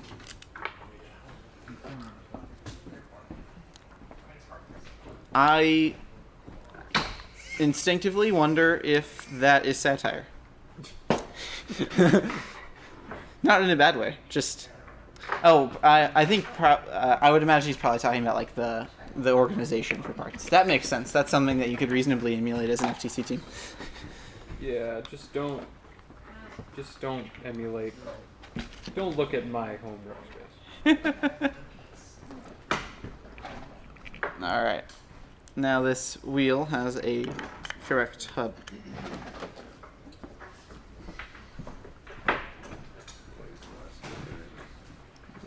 All right. I'm literally opening up the scopes and throwers for this. Too many. No, I feel like this could work though. I kind of have a gradient of How's your drivetrain modification going? Oh, good. Really just taking apart the whole thing. Just taking the whole thing apart. Yeah. We could have started from scratch, I guess. Yeah? That may have been See, better. That has potential. Yeah? It's 3 different levels. Yeah, I just didn't I see think that could work if I can just figure out how to get through the top part. So we've got a lot of pulleys, and we can get belts specific. I need to get you guys belts. So, you're looking for one fewer hole than is on the B line. Yeah, for both sides. So the, yep. Both pieces. Okay. So, on the B line, the shorter one is 120 millimeter center distance. I know that off the top of my head because on the B line, the back wheel doesn't need a tensioner. That comes down to we're using a belt with a pitch of 5 millimeters. Because that belt has a pitch of 5 millimeters, if we're creating a 1-to-1 ratio, the center distance of that needs to be evenly divisible by either 5 millimeters or 2.5 millimeters. I think it's 5 millimeters. Either way, there aren't that many multiplications of 24 that end in a something that's divisible by 5. Is there a better way to say that? No, I think you got it. I think it's fine. Basically what that comes down to is it's increments of 120 millimeters. So that specific center distance is 120 millimeters, 240 millimeters. You also can have a 1-to-1 ratio without an idler. But with the other spaces, you need to have a tensioner, just to kind of soak up any additional tension, because the belt's a little longer than on paper it should be. We have another post-it note? Nope. We'll never know. Okay, so 120 millimeters. You're going down a hole, so we need a 96 millimeter belt. That is a 55 tooth. Oh, he's just taking orders. No fun news. I guess the only news would be that we had to find another restaurant. So we need a 55 tooth belt. I don't know how to make it Two 55 tooth belts. That is 3412 0009 0275. Two. And then the long length is 1, 2, 3, 4, 5, 6, 7. 7 makes sense. 144, 120. So we have a 55 tooth belt for your drivetrain, and then you're actually going to reuse your short belt. The shorter one? Yep.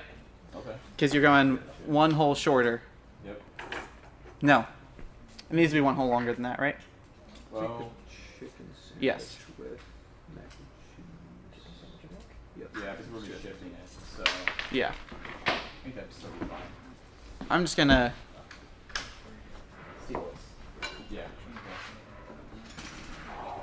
So, our center distance is 24, 48, 72, 96, 120, 144, 168. Yeah. 168. It is 168. 1, 2, 3, 4, 5, 6, 7. 24, 48, 72, 96. Sorry.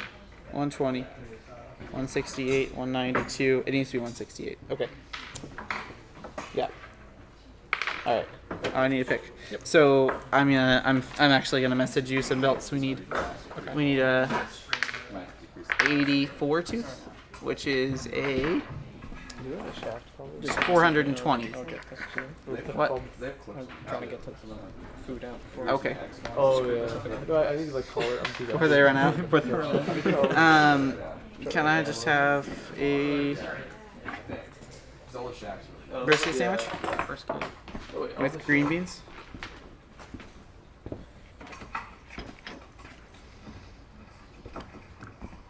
The superior barbecue side. Pardon? I said the superior barbecue side. I was just being controversial. Okay.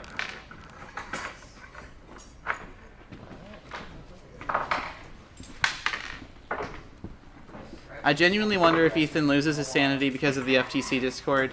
I think I just adopted to it. I don't know. I've been there so long now. Is there a certain way to find the correct spring for the Viper slide?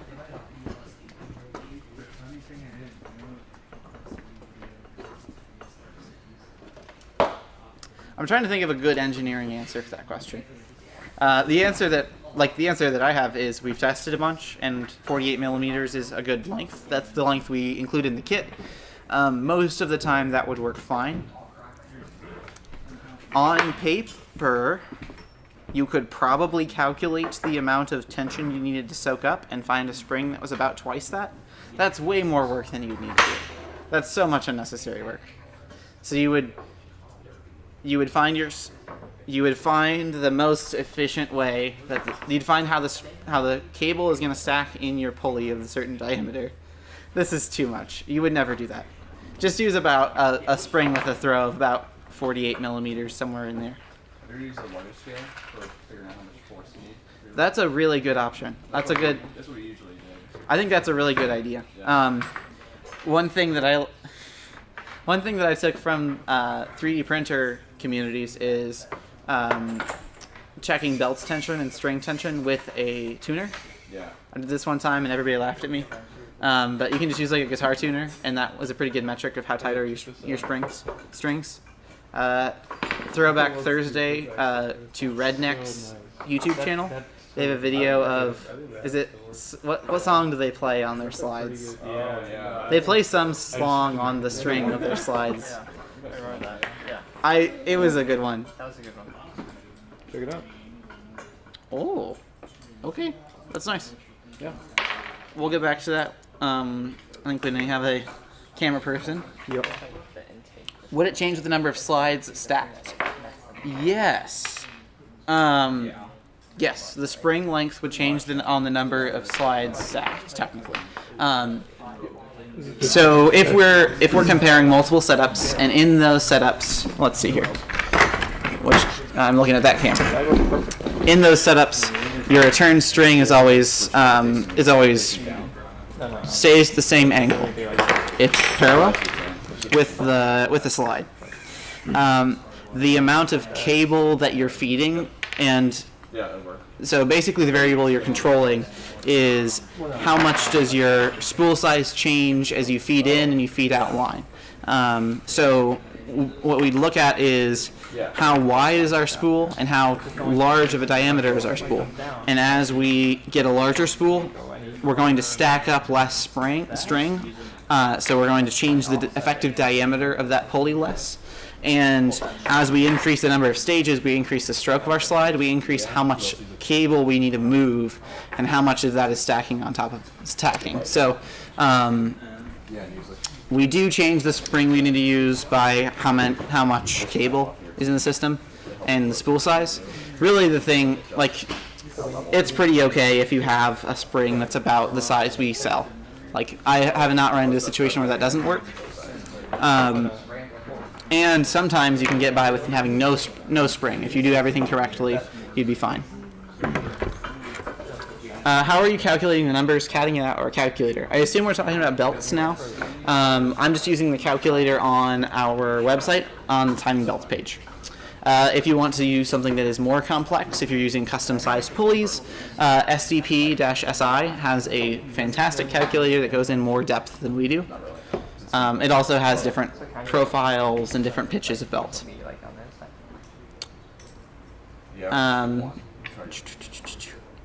Can you talk about the new dual block mounts? I think so. We'll put that on the list for when we can get some good close-up shots. I'm not using it anymore, so they can just sit there until then. All right. I don't think. So our center distance is 168 millimeters on this new drivetrain. So that means we need a 84 tooth belt. That 84 tooth belt is... No, I did this again. That's the same belt that's on there. Something's wrong. I guess it's currently a 168 center distance, and I just can't do math. So we need to go down to 144 millimeter center distance. And that means we need a 74 tooth belt. 370 millimeters long. 2x 74 tooth belt. 34, 12, 09, 3, 70. I'm not sure why I just posted that in a Discord chat instead of sending it to Josh, but you know. There we go. Hey, ooh. That's pretty good. I want to show that. Better than I expected.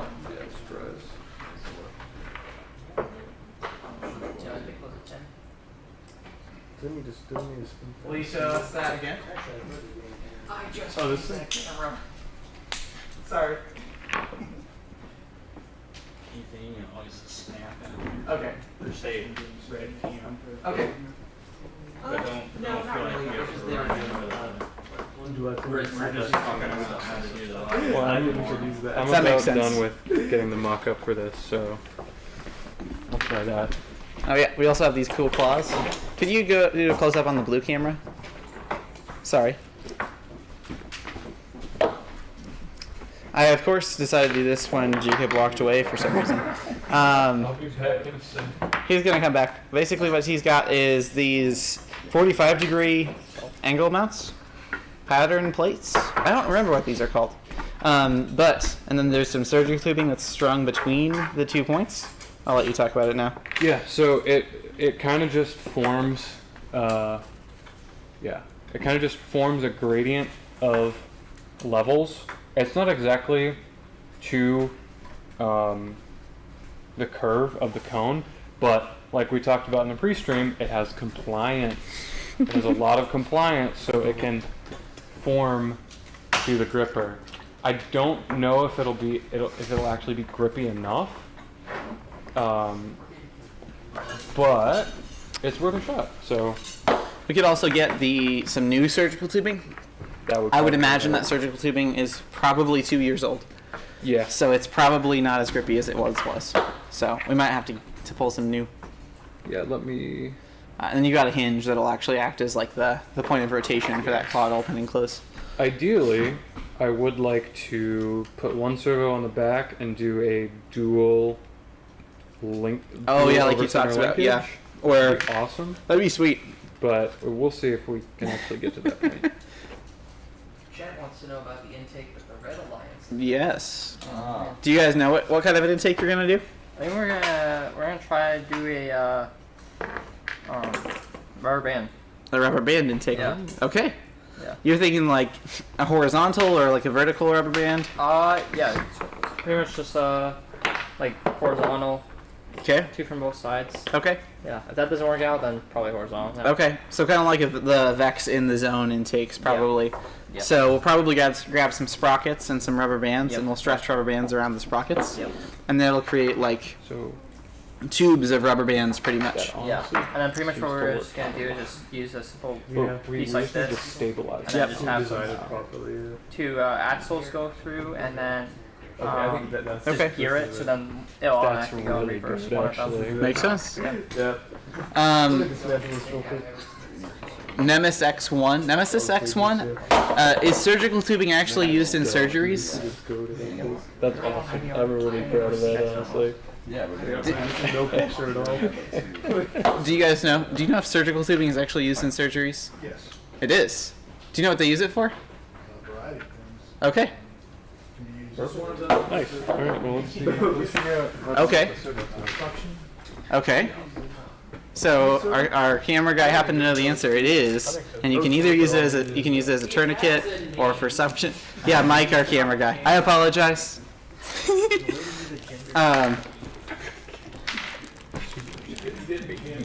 Yeah. Camera operator. So sorry.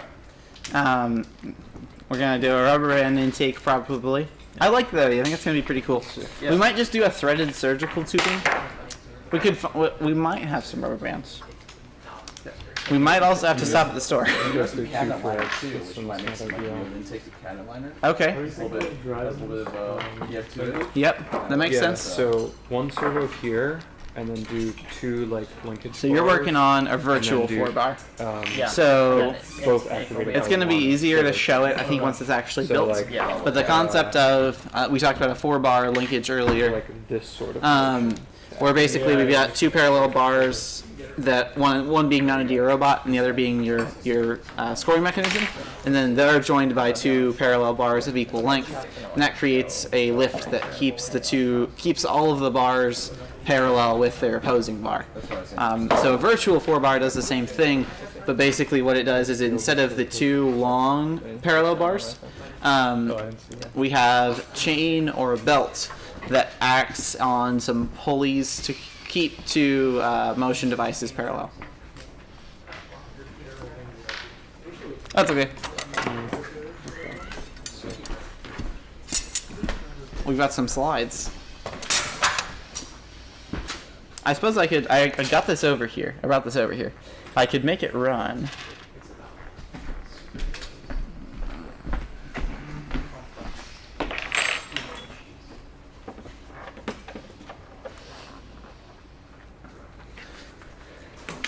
Do we have like ball ends up here? We have 1 ball end. Okay. Specifically the plastic one. I mean like linkage. Oh, linkages. Sorry, that's what I call them because that's what they're called with RC stuff. Oh, yes. Yeah. We're getting close to that point where we're gonna rig out the linkage, which is exciting.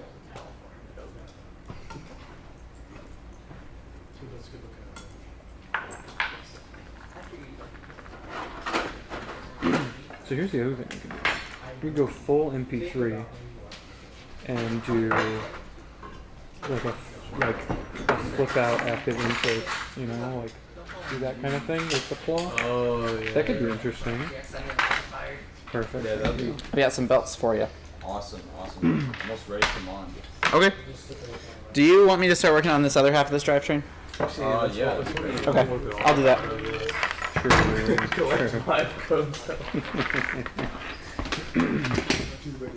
Well, it would be like chassis mounted, so it would probably be okay. Because you would just have it flipped back for auto and only use the claw. Oh yeah. You can even use it as a claw. Yeah. Nah, that's. Oh yes. I don't like that as much. Yeah, It definitely needs to be this thin.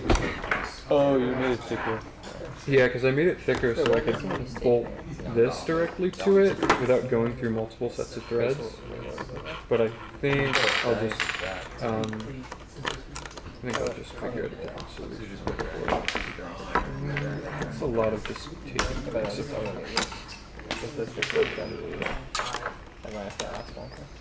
A lot of building FTC robots with COTS is just taking things apart and putting them back together.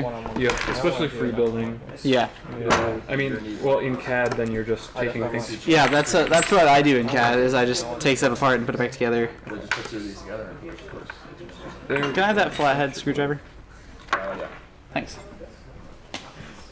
Yeah, it's like the post. Yeah. Or Ethan, do you guys have like a hub that has like a bearing inside of it? Wait, can't you just servo block Yes, we have two different kinds. Okay.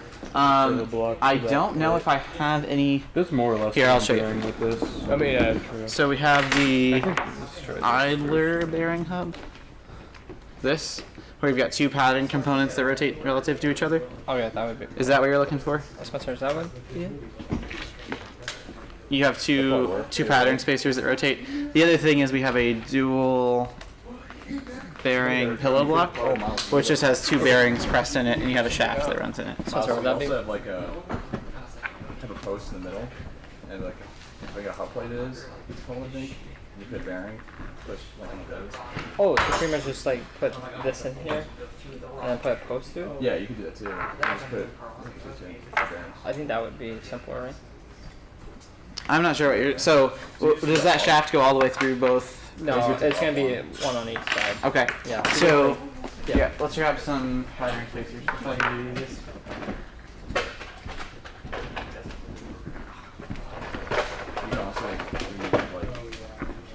So you can run this. You can have two bearings in it. Okay. That's probably gonna be the easiest. So that'll just get you two bearings supporting the one shaft, which is really the correct number. Or you don't even need that shaft to rotate there. You only need this to rotate. See what I'm saying? Oh, okay. Yeah. Unfortunately, Burger Station does not have any hamburger left, so we're not doing that. Sadly. Maybe we can try tomorrow. Yeah. We can see. It has to be strong once everything's like together. Yeah. No, that's what I call air room. Yeah. Oh. Well, they'll be. That's pretty sweet. That's awesome. I'm a big fan. I'm a big fan of how this is going. So do this and then post come out. Oh yeah, you just do. But then what goes on here? Our bearings. It's gonna be a long time. No, it's super easy. Just do this. I'll do it here. Okay. Put the shaft through. Two bearings. But then I need a shaft bar on the other end, right? You guys have shaft bars? Yeah. Okay. They are. I can get some for you. You just need 6 mil. Yeah. Okay. Yeah, 6 mil. Yeah. Can I convince you to use 8mm Rex shaft? What's that? Can I convince you to use 8mm Rex shaft? Do you want to use 6mm D for any reason? Yeah. This is what you've always used. Okay. Wait. I mean. We just have way more 8-Rex parts up here. I could use this out here, but that. I mean, it would be up there. You're gonna create a ratio. Basically, your mechanism's gonna pivot more than your arm, Right. which is cool. You can use those in certain applications, but that's the same thing as if you had a 4-bar linkage. This camera. If you have a 4-bar linkage, and you have both of those bars, you got your 2 long bars, right? And then you've got your 2 shorter bars. If these 2 shorter bars are the same length, they'll always stay parallel, no matter where the 2 long bars are in the stroke. If one of these bars is shorter, it's going to pivot as it goes up and down. And that's the same thing you do when you're creating a virtual 4-bar and you're using sprockets and chain or belts. And this sprocket is larger than this sprocket. It's going to rotate further. Now I'm thinking through, can you actually make a 4-bar linkage with bars and have one side be shorter? I don't think that works. Oh, which one? Like the... No, I think it does. coupler? Yes. Yeah, the coupler joint. I think that works fine. Probably could. I think we'll probably want to do. I think that works fine. Right. In my head, that we were over constraining something, but point. I feel like I don't think we do. It'll look like a disc on this that connects. Yeah. It should be okay. Do we have round servo horns? Like the 32 mil round? Like yes. the Yes. red ones? There, right? They'd be right here. Okay. Yeah, I think so too. Because you really want to maintain a level of maybe a level. Ooh, yeah, that's clearance right there. Oh. Yeah, that should be perfect. I was getting you some 8 Rex shaft and some bearings. Yeah, These, the Rex shaft and then the these are hub gonna be for way the too Rex long, shaft, but- I guess. Okay. I saw it, yeah. Yeah.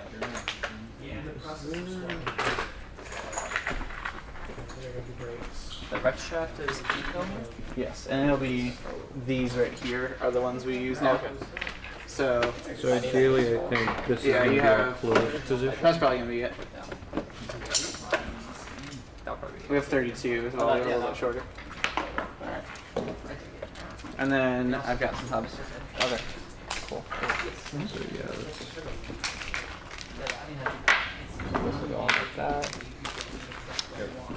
I'm a big fan of this restream bot. This is cool. This makes like chat between services nicer. in the closed position, we pretty much want the. In the closed position, we want this linkage we're controlling it with to be in line with this. You may also want to add at least 4 millimeters of space. Oh no, you have tapped holes in the sprocket. Yeah. So whatever your mechanism is probably going to bolt to the sprocket. Yeah, Let's just try kind of mock it up with just these instead Yeah. of the linkage bars and see how much range we can get out of it. I feel like this shaft needs to be a little bit longer. Yeah, so you want to. Oh wait, no, it might be okay. You're gonna want to attach. Oh, there's a screw it there. Huh? There's a screw it there. You said, yeah, do one. Yeah, that'll work. Yeah. I think Oh, we don't need the. Yeah, this isn't. I'm just thinking. Yeah. So we probably want 2 holes. Oh, we don't really want to get. We can use. Yeah, it's really nice in these motors to inside the channels. It's huge compared to Xbox. Yes. Yeah, motors fitting in the channel is a big upside compared to Actibiotics. It just makes it a lot more compact. Now, if you have a mechanism you want to mount to that channel, it's smart to mount that first. Because it's hard to get any hardware around the motor when it's already in there. Right. But we might just have to take it apart. We're gonna switch this channel to 15 hole, right? Yes. Okay. What? Do you have flatheads? Yeah, it's a 15. No. Oh man. Wait, why do you have flatheads? I put flathead screws or screws. For what? I just need it.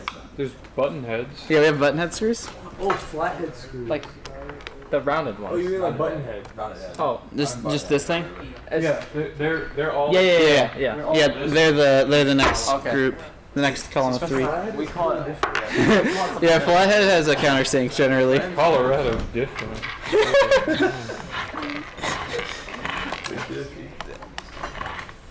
Burn, I say. Okay, this is not a very effective method of unscrewing this. What? Are you feeling for chest? Oh, I have a bunch of string I really do dislike how heavy this is getting. and a charging cable. Nah, that's pretty light. That's the downside of That's the downside. beams. But I love beams. I love beams. Beams, my beloved. Yeah.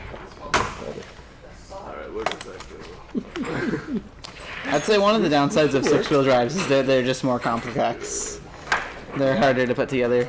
There's more to them. More stuff. Yeah.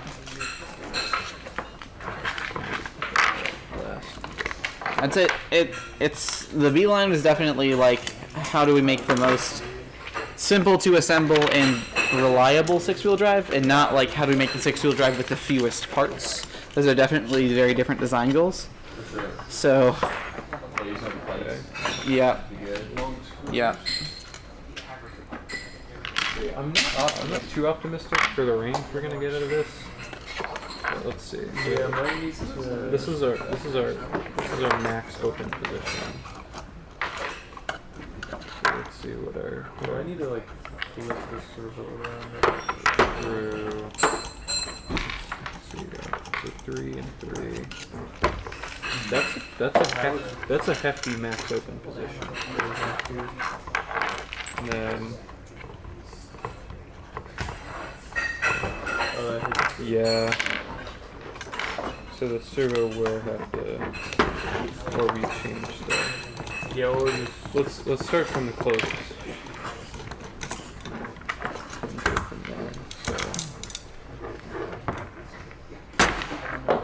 Yeah.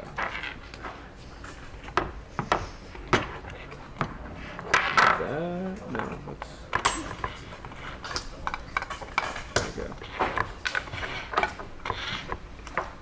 There we go. Do you have a preference between T-handles and round handle drivers? Okay. Okay.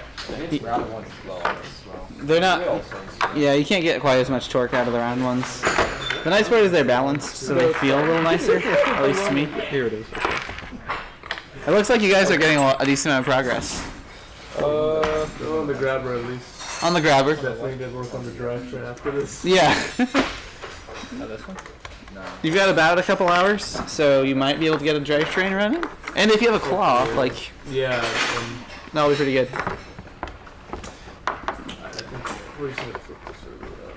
Do you think it'd be possible to get a close-up of that claw?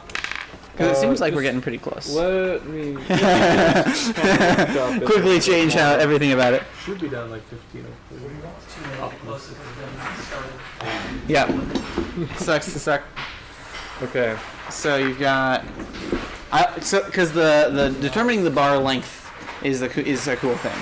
It's we're pretty far from that because our servo position is a little bit unideal with where all our pivots are happening. Okay. Linkages they're weird engineering problems, even though they're literally everywhere. Yes. But let's see. Yeah. Which camera am I on? This one? Okay. Yeah. So, like we saw, we have the stepped surgical tubing that is compliant with the. Let's hope it works better than that. Compliant against the cone. Let's hope it works better than that too. And then what we're trying to do is we're trying to activate this claw with one servo behind it. Not entirely sure if that's going to work, but you know what? We will find out. So the idea is to have two linkage bars attached to the servo horn that are attached to here that activate this in tandem. Though with how everything is kind of looking right now, that's not going to be a reality. So. Wait, is there like servo horns that are just like bars? Yes. Yeah. They are. So, do you know the second bank of drawers on the right side? Yeah, they're the bottom row. Oh, okay. There should be.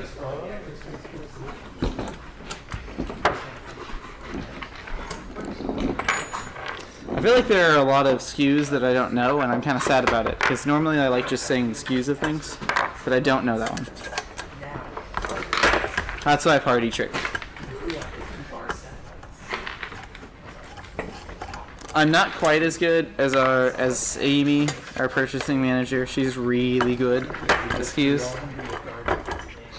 Yeah. Well, let's flip the servo around and see what we can do. You do have a servo frame. I was going to say, that looks like a great application for an 1802 series servo frame. Oh yes, it's very wonderful.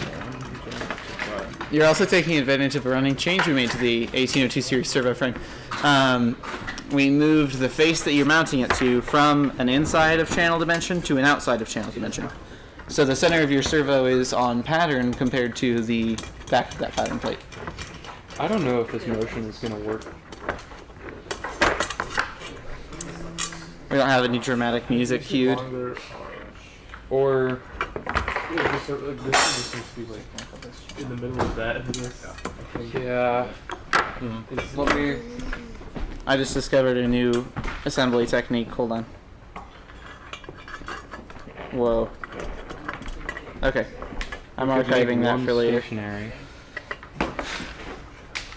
And then only have one there. Whoa. That was entirely on accident. Okay. Yeah, that's the only thing.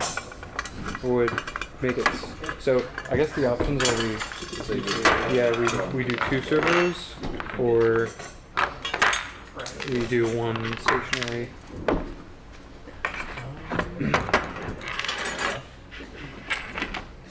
So I mean, if we do 1 stationary,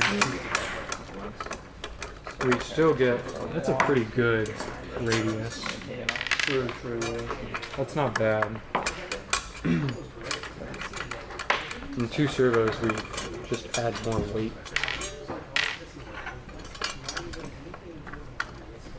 But we don't really matter. True. I mean, it is on a lift. That's the only thing. Powered by 4 motors, yeah. Are you talking about a 4-motor lift? No. Okay. I'm gonna grab another thing. Huh? You were also thinking about a 4-motor lift? Where do you fit all these motors? Somewhere in the middle. I don't know. Above the other 4 motors? Yeah. But it is actually about 4 motors. Yeah. Okay. 4, so like 2, not one single stock. Right? Oh no, all 4 here together. And No, but like 2 stocks. So. yeah, it's 2 side lifts. So that's our gripping radius. That should be good. I want to see that. That's gonna be crazy. With 1 stationary. That's not bad. It would make it a lot simpler. This is 2 parts that replaces 5. That would be a lot of power. Yeah. I don't know what you can. We could do some math about it if we wanted to. Definitely put some higher speed motors. Otherwise, Yes. I can work on trying to rebuild this. You could make that really, really wanna fast. Try and keep workshopping. Alright, I've officially gotten this half of the drivetrain disassembled. That's good with me. Go nuts. Go I can insane. take it off the phone. It's a lot easier, just like I have to rewrap on my circuit. Well, I know, I can just take it. Okay. yeah, it might be easier if you like pull it out. Oh yeah, grab a nicer. Yeah.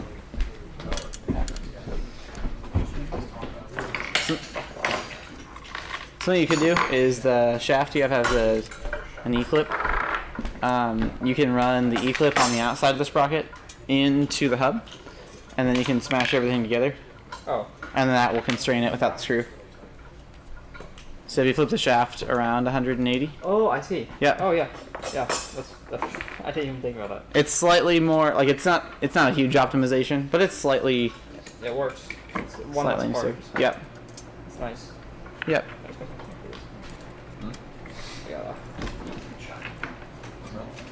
I got it. Just put it together.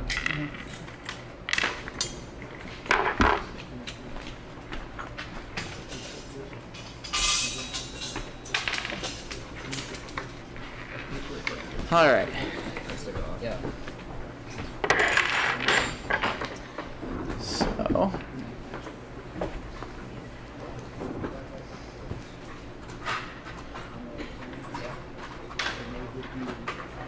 So, update on this side of the table. So, Yeah. Parv is going to keep workshopping the dual close claw. Okay. And I'm going to try and kind of simplify the design Okay. to a single close. Okay. We lose gripping radius, but we significantly reduce the amount of parts Okay. required. Cool. So I like that. We'll see what happens. yeah, exactly. That's been our motto so far. Why not? I know, it's pretty tough. I'm also trying to double up the surgical tubing wherever I can to get some more material to grip. Makes sense. Yeah. Okay. Let's see. I'm trying to figure out if I can start assembling this at the same time as you're assembling it. Yeah, I'm like just gonna leave them, so I'm not ready to put the belts on. Okay. Okay, I can definitely install the drop center plates. Yeah, I took two belts. Okay. I think this is but it's going like. So I'm gonna have to just do the opposite of what you're doing from belts. Okay. I see, because there's one motor's going to be in the channel, one motor's going to be out of the channel. Yep. I think it might be the gear on the opposite side. Yes. It won't interfere with the once blocking it. Yep. Okay. I'll start with the drop center plates, and then we'll go from there.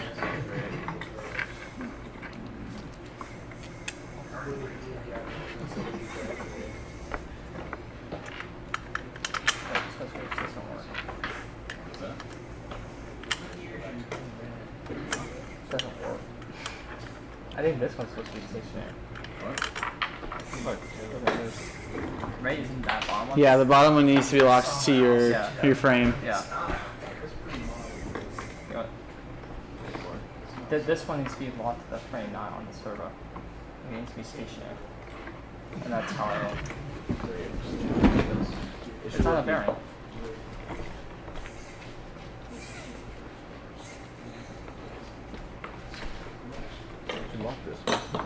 No, there's a bearing on that one. Yeah. This one down here needs to be more like bolted onto the frame. That way the bottom sprocket stays stationary as the servo arm rotates. Yeah. Okay, I didn't really put it there. But yeah, that makes sense. Yeah, I thought, yeah, that's not bad. Very good. Wait, so I could literally just, I could also use that, like, that one part that, Oh, that's not the same pattern. That's not going to work. Oh. Do you have that one part that's like, it's like this, I think? I don't know if it's the whole pattern. Yes. It'll also not be right. I will have you mount, so the width of a servo block is 43. So from this base to the center of your sprocket is 21.5. Okay. So if we mount a 24 mil component, it will not line up. So if you put this under your servo block, that is a 2.5 millimeter pattern spacer, and it will put it at the right pattern. It'll put it at the right height, so we can work with it with other components. Okay.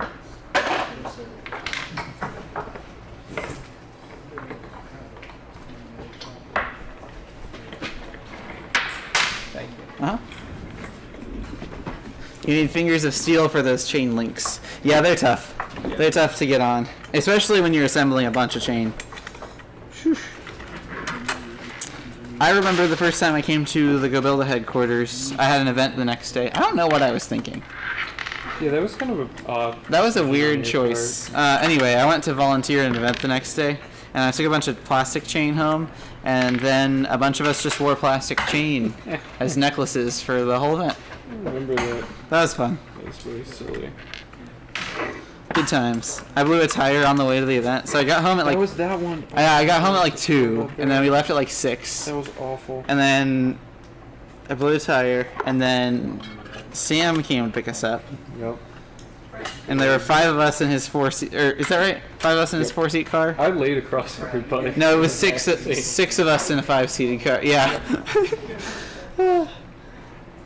I remember that was the tires I had on my car were too big. They rubbed all the time. Yeah, so when you put 5 people in it, every time we hit a bump, they would rub, and then eventually it just got too far. Those are the days. I don't even remember what I did at that event. I'm sure I just like queued or something. Yeah, they had too much staff for that event. Yeah. They didn't have a Wi-Fi monitor person, so I was like, I'll do that, sure. I'll just check on the Wi-Fi. I will probably end up being a head ref at an event this year. Ooh. That'll be fun. I'm excited. That was exciting. Now if we make a bad call, it'll be my fault, which I think is my preference. What do you think, Spencer? Do you prefer just being a penalty ref, or do you prefer being a head ref? Or penalty over scorekeeping? Penalty versus head ref. Head ref, I haven't been a head ref. Oh, you have not been a head ref. Then either scorekeeping, yeah, or penalty. But Mostly penalty. Do you prefer scorekeeping over penalty? No, I prefer penalty. Penalty is fun. Penalty is more stressful. It is. You have to make the right call. Yeah. You have to really know your rules too. Yep. You do with scorekeeping some. You don't want to ruin someone's day. Yeah, absolutely. Penalties are a lot easier to ruin somebody's day. Yeah. With than just like, oh, we got your score wrong. Wait, what are the nuts? They're in a drawer. I'm shocked you remembered that. Well, I just got some. Okay. Actually, no, we have a photographic memory. Photographic memory. We didn't change that location. We changed a lot of the exact specifics around of this. It's not really a studio, but this build day. I think studio makes it sound cooler and fancier. It does. It looks like a studio. It's very polished. So it's good enough. Sid in Discord says goated guest list for RA3D. I would agree. Personally. I'm excited. Sure. We'll see though, you just have to build good robots. No pressure.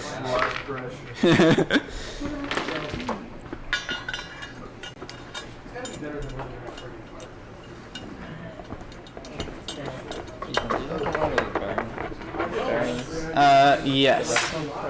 They're just the 8mm flange bearings. The third column, one to the right, and then down 4 rows. Bunch to the right. Sorry. I don't know what. Yeah, that's it. I don't know why I didn't just show you. Or I could have told you what bearings you were looking for. That would have also helped. I have weaved. You have woven.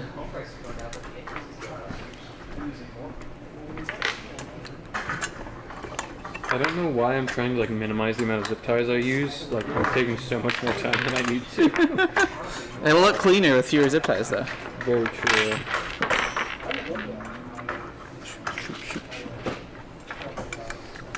They're over there talking about home ownership like real adults. Lame. I say. Lame. I'll live in my apartment. I don't need that. What if my heater breaks? I'd rather wait 2 months for them to fix it. That hasn't happened. I just think that's a funny renter's thing.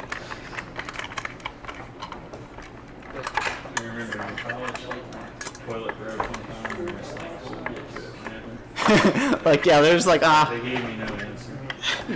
we'll fix your toilet, whatever. Sometime. I fixed it with a twist tie. That. The chain into it. And I'm like, well, I can fix it. So you just fix the chain with a twist tie. I love that. Common Bobby W.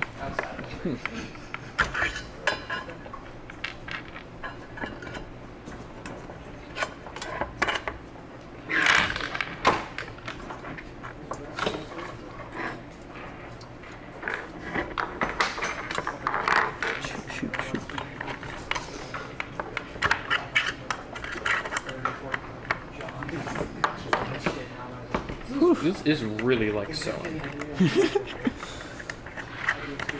Kind of into it.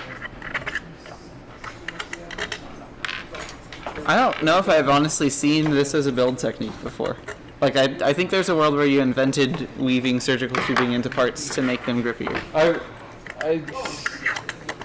I hesitate to say that I invented it. Yeah. But this is it's new to me. So have any of you guys judged FTC events? No. Only FLL. Okay. Yep. I have judged and refereed, and I like refereeing a lot more. And I was interested to know if that's a common FTC alum feeling. I think refereeing's more fun. I think it's more fun. Really? Okay. Sit in the room all day. That's true. I like to be in the action. I mean, yeah. Refereeing is fun too. You learn about more about teams, I think, when you judge. Yeah. I think that my biggest advice for any team in judging, it's Felon Crack, sorry. Tell the judges about your design process and like try to make it innovative, I guess. Like actually tell them about your real design process, but if your design process is innovative, it makes it easier to pick you for like design awards. If you just show the graph that everybody shows, it's hard to say like that's a cool design process, because like every team brainstorms and then prototypes and then builds. Like talk about how you do it. That's my thing. How much weight can the four-stage slide carry attached to the top stage? I would say really the big thing is this year, for a single stage lift, I feel like there is a better technical way to say this, but it comes down to like the moment of torque load, I think, on your mechanism on the slides when you're talking about rotating the slides. So this camera, yes. Motor as well. Yes. Yeah, you have to gear your motor, right? Yep. But you really want to minimize the amount of weight that's like hanging off the side of your slide. So the closer you can get that weight to your slide, the better. And basically what you're thinking about there is like if your robot accelerates and then stops, there's going to be an amount of momentum on the end of your slide that wants to continue forward. And you want to minimize like how much torque that momentum applies to your slide to keep it from wobbling. So if you're talking about your load as this wheel and you've got your slide, you want to keep this load as close to the slide as possible, and you want to keep it as light as possible. I would say generally if you're under 2 pounds, you'll be okay. We got food. No food, just drinks. Unfortunate. There's cookies. Hey, that's fun. Oh, big. How did I end up with fewer lock nuts? Okay.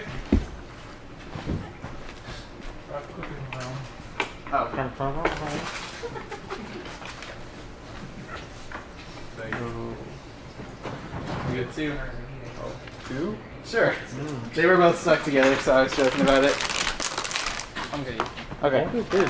Spencer, do you want some cookies? Go build it. Right now. Okay. I was like, fuck cookies.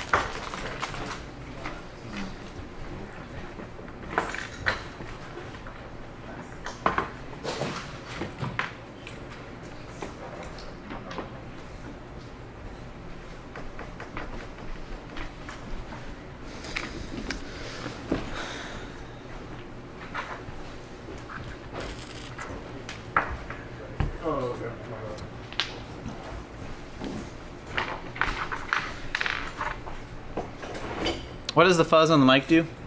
I think it helps with noise, with wind or like air passing by the mic. Wind primarily.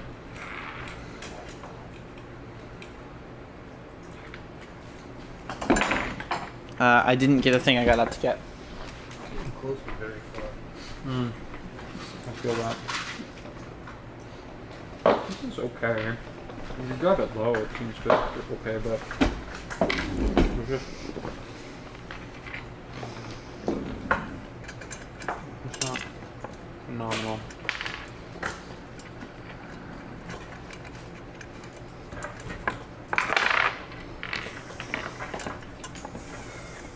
Every time somebody talks in chat, I, in my head, wonder if they're a student or a mentor.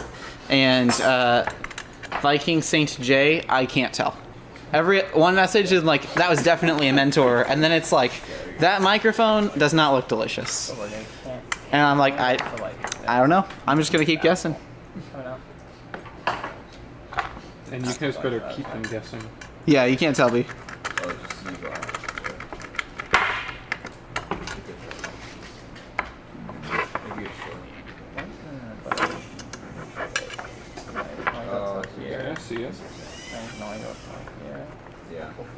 Oh, you got it working. Yeah. Heck yeah. Okay. Oh, crooked. I don't know why. Will you? Oh yeah, you just need to adjust the width, the spacing. Do you want to show the camera? Oh yeah. Your virtual 4-bar? Yeah. So basically, the chain acts as the 2 long bars. But that is working. That camera. Oh yeah, that one's. Yeah. Well, the opening. So you can mount your mechanism to that end, the 5-hole Yep. round end pad plate, and then it will stay parallel. I like that. That's gonna be really cool. Yeah. So is that upside down on your robot? Could be.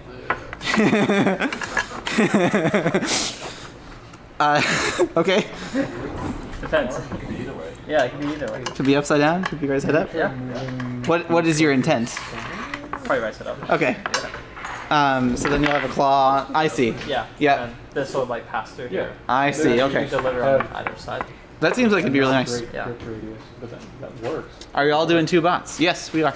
We have a blue alliance and a red alliance. They're each gonna build their own robot. That should be cool.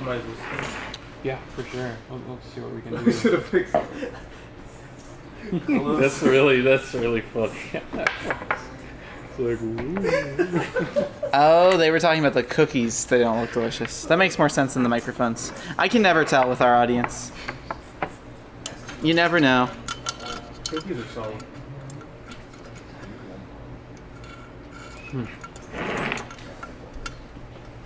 I think maybe moving this in one more. Yeah. I think that might. That's a good sensor down and. Oh really? Yeah. Oh. Yeah. But then this is like pretty much what we had before, I think. Yeah. Maybe not. I mean, it is. The problem is we're getting too much I don't have it on anything right variation. now. I don't have it on anything right now. What should it be? I'm just gonna take this one. You're still gonna need tension on this, right? Yes. You'll need attention on both of them now. Oh, because they're too far away from the. Yeah. I think that's the problem is that the Oh, I think if we turn the servo. That's right. yeah, that's okay. I think the issue. Sorry. No, I'm thinking if we like turn the servo sideways and move this like in the middle of the, like it's like kind of here instead of actually let's work.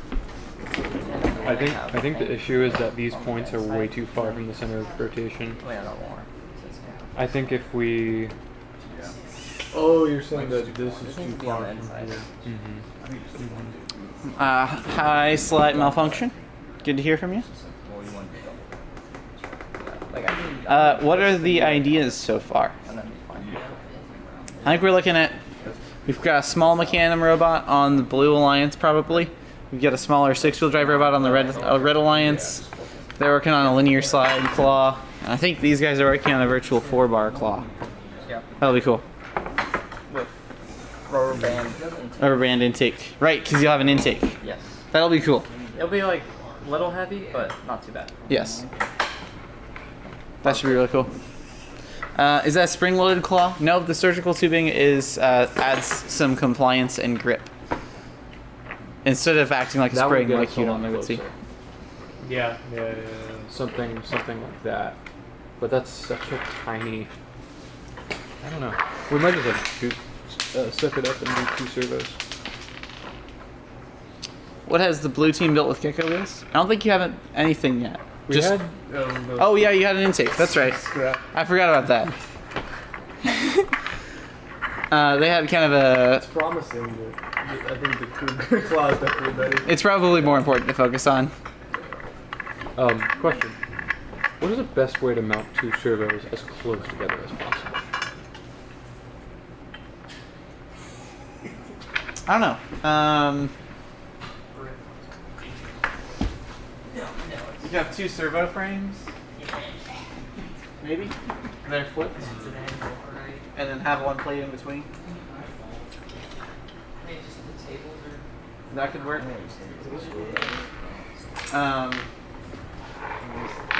This might be your best option.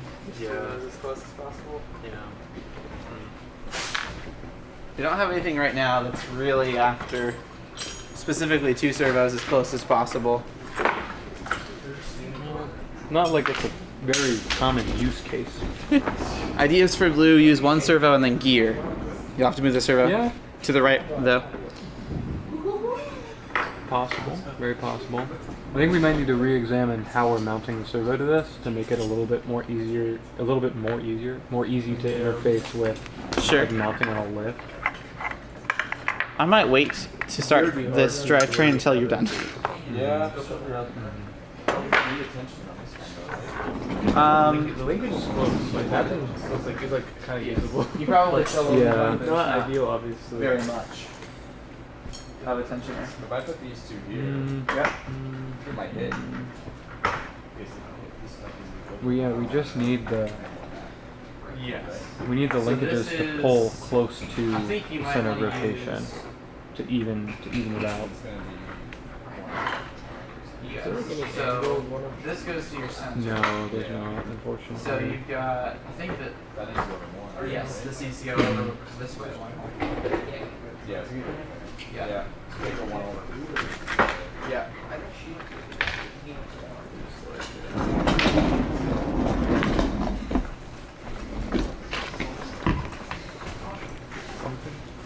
Something like.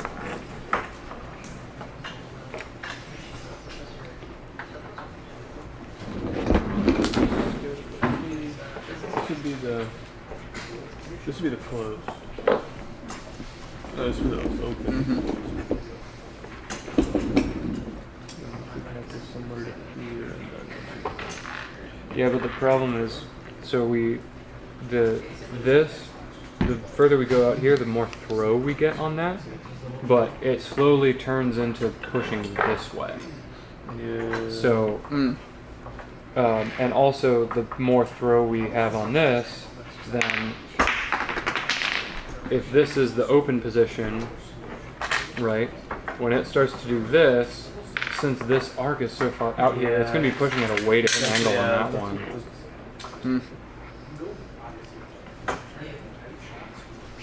Honestly, here's an idea.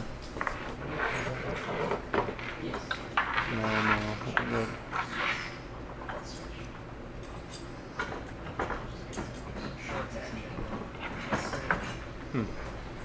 This is an interesting problem to have.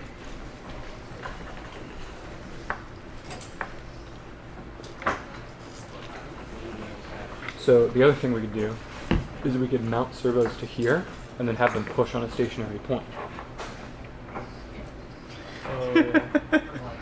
Which honestly wouldn't be bad. Like I would not. It's not mind that bad. Yeah, I mean, it doesn't really matter if your claw's a little heavier, like to your servo. No. Interesting. And that way, like we could have them push like very, very close in here, and then mount this closer to our lift to give a little bit more stability. Huh. Yeah. So that's a possibility for sure. I think let's start by taking these linkage bars off, though. I think this having them there is kind of not going to work. Can't use this linkage to power the claw with one servo. That was kind of the idea. Stationary idea if we're already there. It's. I mean, we can see, but it just did not work as well. Oh, it didn't work. Okay. Our team is planning to use one torque servo and operate the two claws through gears. I think that's a really reasonable way to go. Absolutely. Yep. It's probably a larger system, like in this specific application with the Go Build parts, than the two hinges, because you're probably rotating around a pattern component. So it probably would end up being larger than you're after, but very doable. Would you be opposed to maybe starting just assembling the drivetrain with? Yeah, if we can pull some 14s. Sure. I'll message Josh. That'd be awesome. Because So 14 for length and then. Yeah. I think so. I think let's just keep it simple.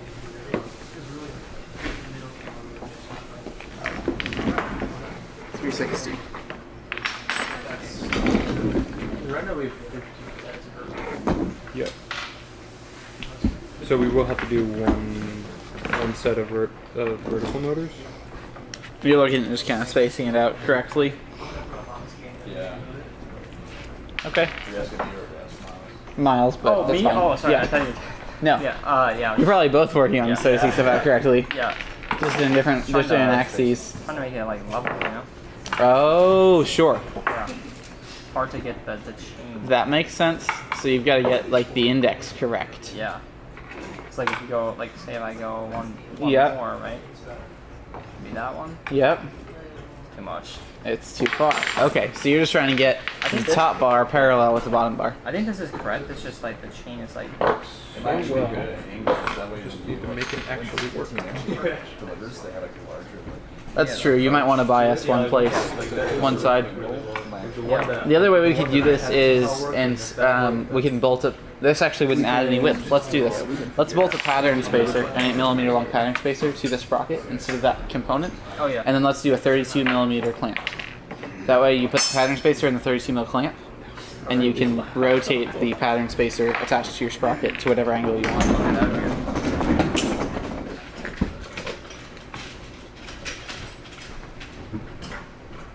Food is here whenever you guys are ready. I got you guys. You guys fry. Okay. Oh, okay. Thank you. Alright. Oh wow.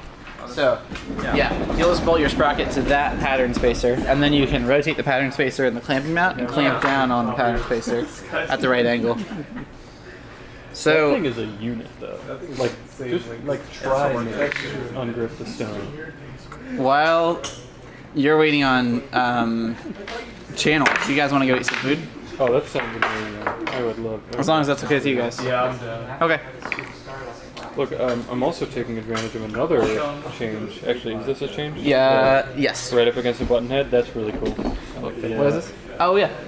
I don't know if that was intentional on that part. That's one of those quad blocked parts. I'm pretty so sure it fits the looks quad block. intentional. It fits the quad block theme. Yeah. The quad block vibe. I get it. Yep. I understand. It's funny because like we should pick a different verb, whatever it is. We should pick a different term because quad block specifically is, you know, when there's 4 block mounts, and we don't quad block things with 4 all the time. See ya, Nemesis X. We're not leaving. Sorry. Like 7 and 7. Or like 6 and 8. Like Oh yeah, doing the cutout. Yeah. We could still do that. That's actually a really easy thing to just change later though. So if we have a drivetrain that we can actually kind of mock it. Yeah, it's not bad. It take like half hour. Like we'd have to pick up everything. Well yeah, but this is pretty much all one piece. And this comes out as one piece with 4 screws. So you just kind of have to you're right, okay. just kind of have to So build yeah, let's build build the frame. 14 and then if we need better we build the left and stuff. Yeah, that sounds good to me. Because You're just planning to rebuild. Why not? that's the best way to do it. Like if we needed to sync this list in, we could fit that. So Yeah, I think for now was plan. okay. I want to eat though.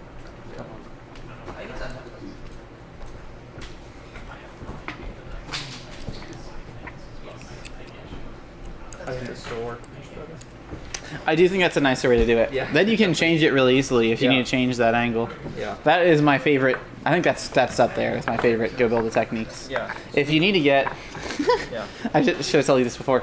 If you need to get the screws more compact, Yeah. you can run the screws in from through holes in the pattern spacer into the threaded holes on the sprocket. Oh, I think it's okay. It's probably fine.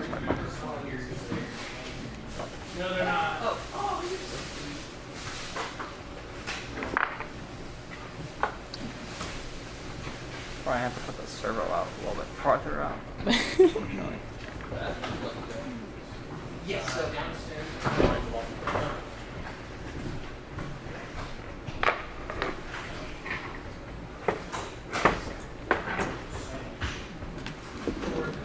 Can we use a worm drive pan kit to operate the arm of the robot to potentially connect a linear slide and traverse horizontally? Let's see here.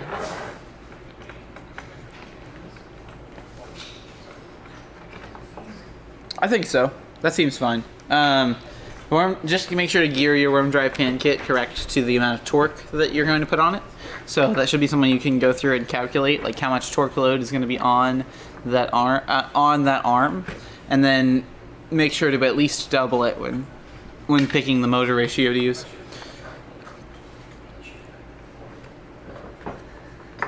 I was thinking of a plunger, drop in the hole in the top and expand. The negative side is cones on the side. Yeah. I saw one of the Robot in 3 Days did that. It's a really cool idea.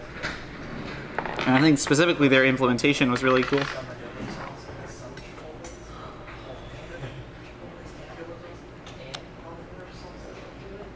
It would take a lot of accuracy.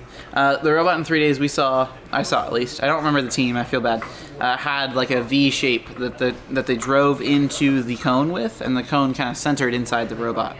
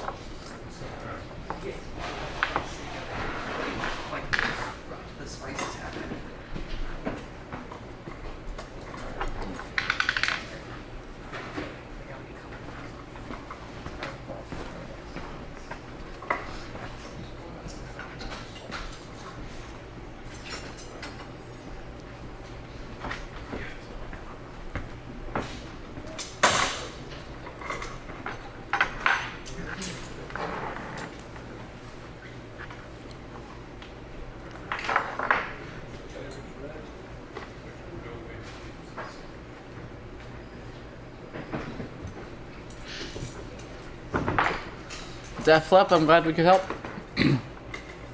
When do you recommend plastic chain versus steel chain?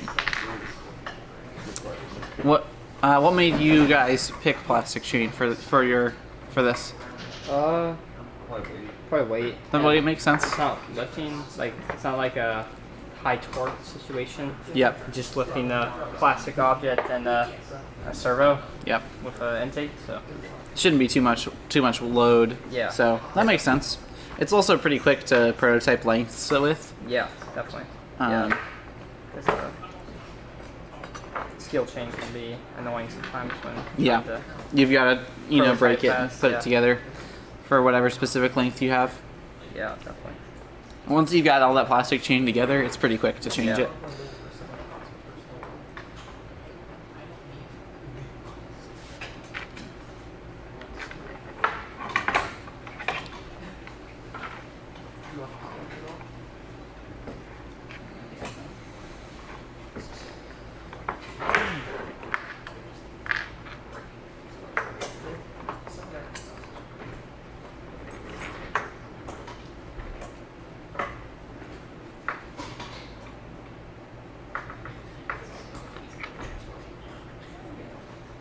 There's no way open the buttons without it.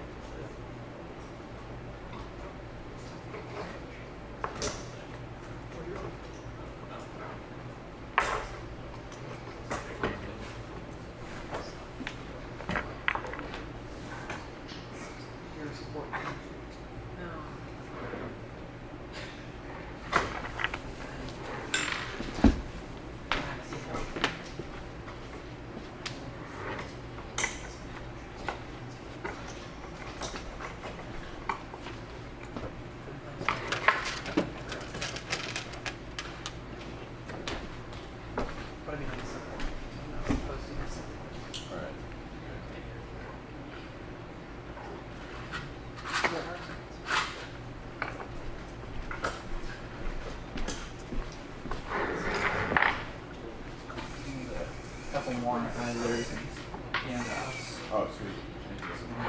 Eventually. Yeah. This one's pretty good. Is this like Delrin? Yes, they're acetyl. Oh, really? Is there a reason Red Team is not using Buchanan wheels? I know there is. Do you guys want to talk about it? Yeah, it might lose some maneuverability with 6-wheel. Having that like extra traction and be able to stop and not be able to having to coast. Because with Mechna, you tend to coast. Even when you stop with the controller, you'll keep driving an additional, I don't know what distance, depends on your speed, I guess, but you'll keep driving. And what's nice about 6-wheel is you can stop pretty easily, you can turn on a dime, and just something that our team always most years. Mm-hmm. And you have a lot of good luck with it. Almost every year. Almost every year.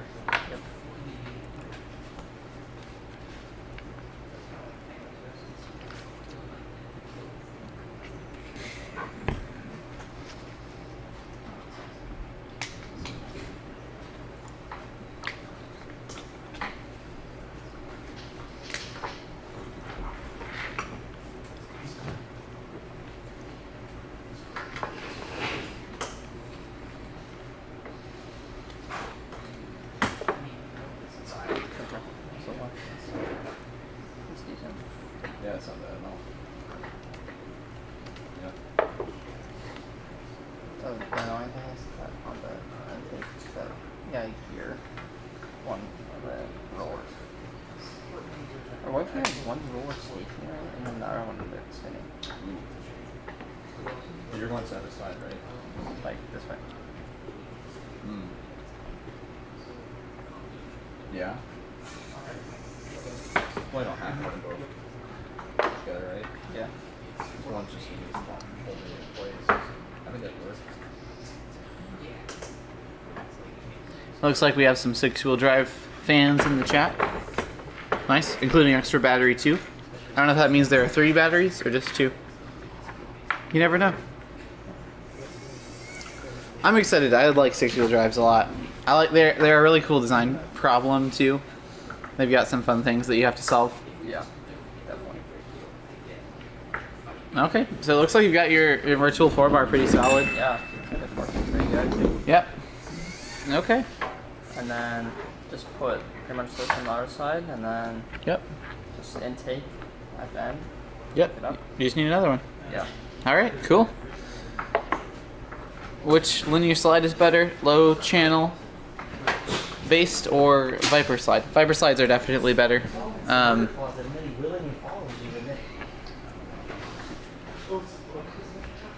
I think the low side kit did get discontinued. We're moving as many people as we could for the Viper slides. They were better in about every way. Extra battery was taken on Twitch. Makes sense.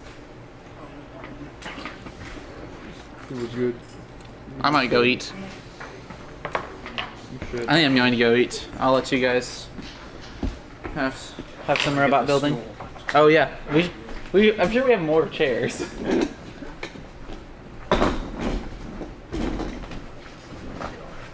All right, I get the chat now.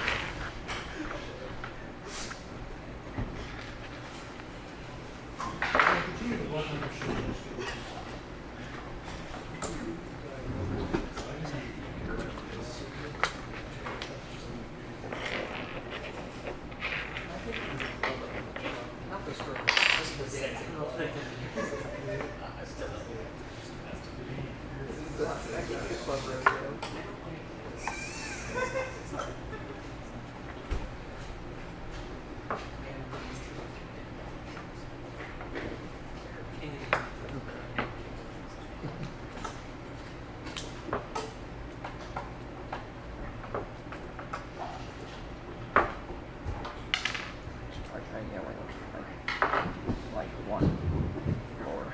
It's going to be part of the build from the Servo to here and then. Which one is that? 90? You need to put 90 though, right? So you go from the sides of it. You go to 90. So 90 this way. 90 this way. Or no? The rollers are going like this. Oh, I see what you're saying. I like that. Yeah. Yeah. You know, I like that a lot. But when you have You're gonna come on top. yeah. Yeah. Like they'll just be like this, and then Yeah, like we'll have like a perfect height, so like you'll be able to grab it. Yeah. And like flex the rubber band and pull it in. Yeah. That'll work. But I think only one of them is going to be able to roll because going from the Servo thing up here down to the shaft on both sides, Yeah. and I because wouldn't you have, bother. you have to reverse one too, right? Yeah. Or What? you have to reverse one to roll. That's a lot of food.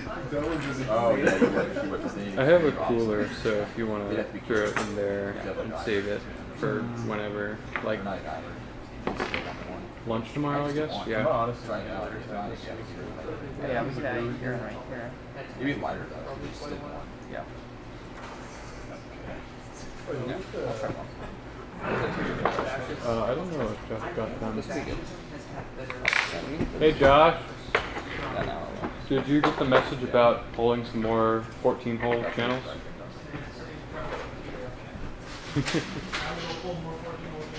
Thank you. All of them. Our entire stock. Yeah, I think a solid 100. Thank you.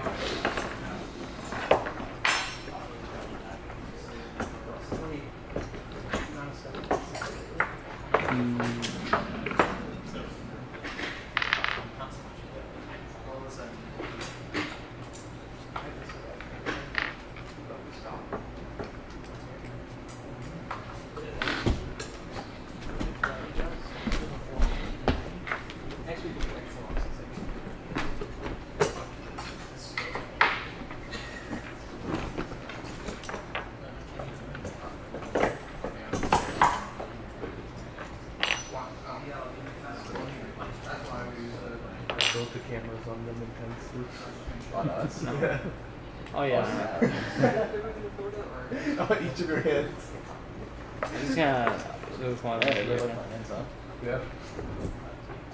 Dark Serpent says chain looks a little bit loose there. You guys, Which one? This one? yeah. Have you seen the gospel of the zip tie tensioning for No. that chain? No. You just take like 3 links out and you can put a zip tie around it and you can just keep tightening it. Usually we like our chain roll loose like that actually. Yeah. Loose chain Yeah, true. runs better. Yeah. Yeah. If you have Yeah. too Less- tight, it'll less wind, friction. It'll wind up. More Yeah. efficient. For a virtual 4-bar, you might want more tension. Yeah, I don't know though. that's true. I haven't actually used the Why did you try to virtual. take off a link? Is it too tight? It'll be Yeah. too tight. Yeah. It's still like in between. It's yeah. And that's why you use the zip tie. Oh, is that actual body? No, let's go build that. Oh, the one that has the circle side of it? Yeah. Where do you think we are? To be fair, there is both below the end. Not in this build bay. No, it's all build bay. Yeah, I actually don't know. I don't know if there's another build bay with more with that stuff.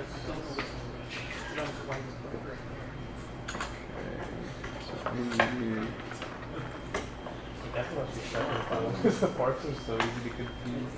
And 60 degrees versus 4. Yeah, zip tie life hack. We love zip ties out here. That's actually the only thing holding this claw together that I'm working on is zip ties.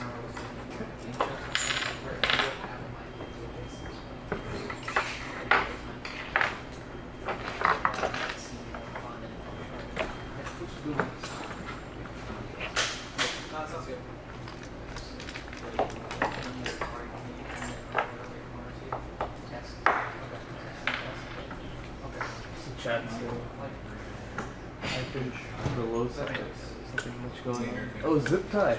Yep. Zip tie fans in here. Let's go. Chain looks a bit loose. Hey, the chain's Dude, good. what's Chain's wrong good. with my chain, huh? Chain is chilling. For sure.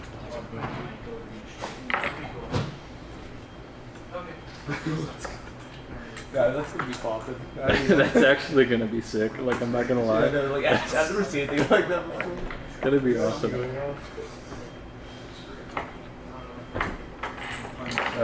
We are innovating.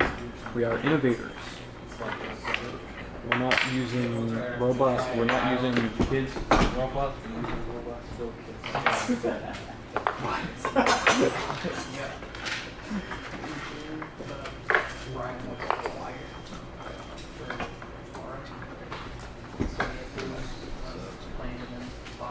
I mean, these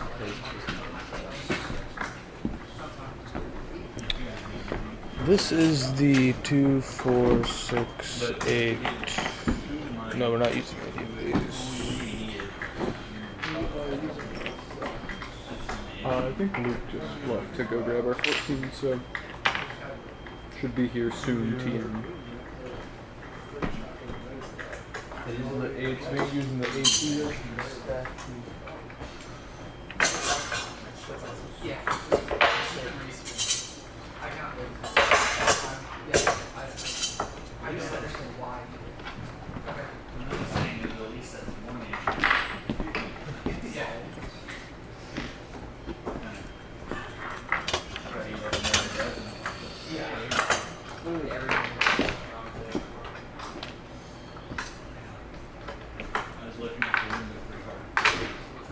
Actually, I have no idea if this is going to work or not.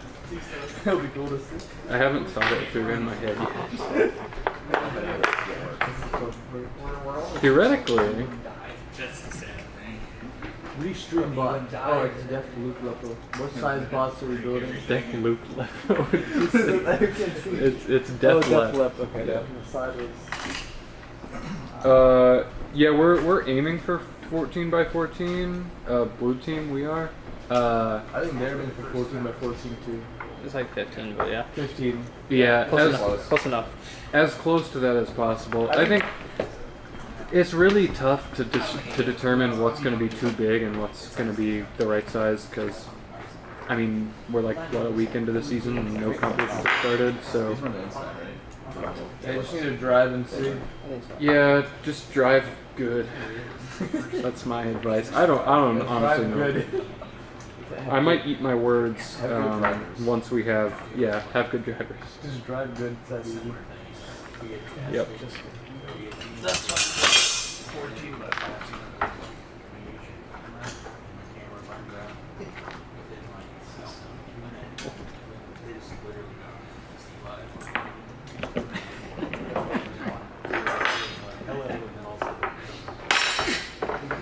A little bit. I'm just excited for the world. Yeah. It's just a 3 motor lift. I'm excited. Why not 4? Wait, how are we? Yeah, why not 4? Because we're doing one set. Oh, you're doing one set. It's just hard to fit 2. One. Okay. Extend that slide and see if you think we need 2. Because I don't think we do. I think we need 2 though if we're doing like extension out. Yeah, if we're doing extension out, maybe. But I also don't know how we're. Extension out. Yeah. Rather than Like 4 linear. You going like up and then out? Potentially. Skystone style. Yeah. Well, I don't know. We'll see. Yeah, we'll see. We're working backwards on this one. Yeah. I don't know when that was 2, but yeah, that was.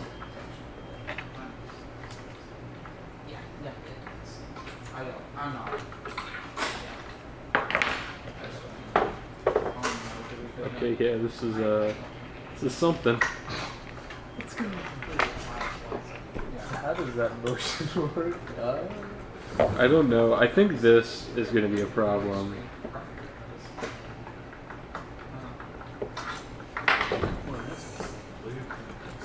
Yeah, you know what? That's a really good question. How does that work? No, I mean it definitely will work though. Yeah. The question is, will it work?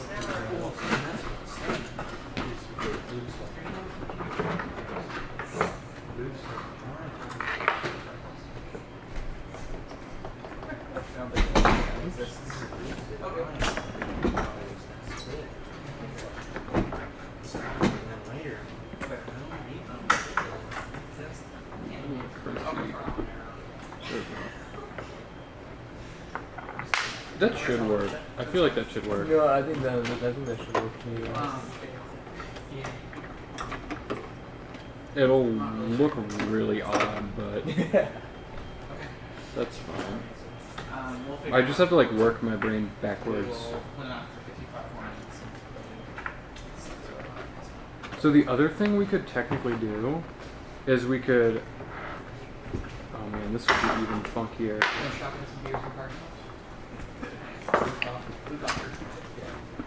So hear me out on this. We mount them like this and actuate it with that motion.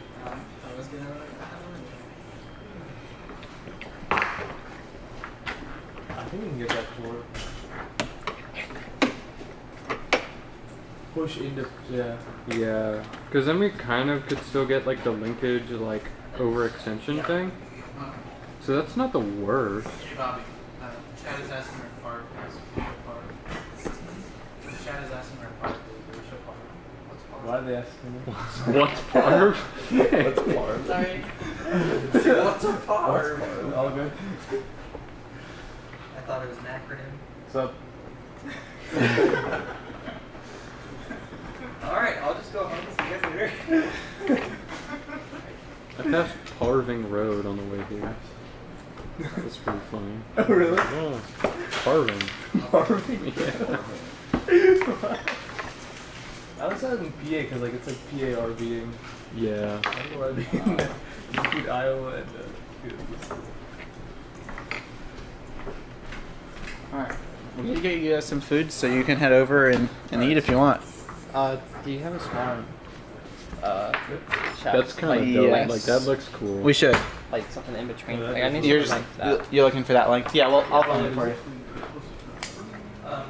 I'll just have to get a piece. Yep. Oh, did you measure it? Yeah, no, it's not in millimeters. Oh, that sucks. Okay. I'll find it if you want to go eat. Alright. What's your guys? It's less than that. I could measure it and then convert it. I'm gonna measure it and convert it. Yeah. So I'm thinking about just like doing like servo, like, Okay. and then chain to I don't know. 12. It needs to be more than 130. That's a really nice tape measure. Actually, I'll just eat after. That sounds good. Yeah. I got a little bit left. Yeah, we've got like 50 minutes, so. How many minutes? 50? Oh, 50. I thought you said 15. I was like, oh. My bad, sorry. That'd be good. Cool. The thing is, it'll fit these things. Oh, it needs to be. It needs to be like perfect. Yeah. Okay. Unfortunately. Okay, so it needs to be like pretty much 125. Okay. we should leave that extension real quick. We should leave that extension real quick. Like a bullet extension? Yeah. Bullet. What do you need? Oh no, I'm saying like we should. Oh. Yeah, like brainstorm ideas. Yeah. Oh goodness. I think that might work. I don't. Do we even want to That's pretty close. extension if we're just gonna do? Yeah, we're gonna put a quad. Okay. Let's try that. That'll go. Dude, I think honestly the best thing. It look like drop centers at the end of the beeline? Yep, there is. There is on the stock beeline, but there also is in this version of it. You found the channel. Nice. None of us have logins to find Yeah. anything in like the reserve stock in the warehouse. I didn't- Just go up and down the aisle searching. Well, thanks. Hard one. We figured you called it a day. We'll figure this out later. No, start on the left and heated it up and down the aisle. Are the drop centers oriented up to make it so they rock on the center? Yes. They are. They're not. We're not dropping the center wheel. We're raising the outer wheels to essentially make a drop center, but just backwards.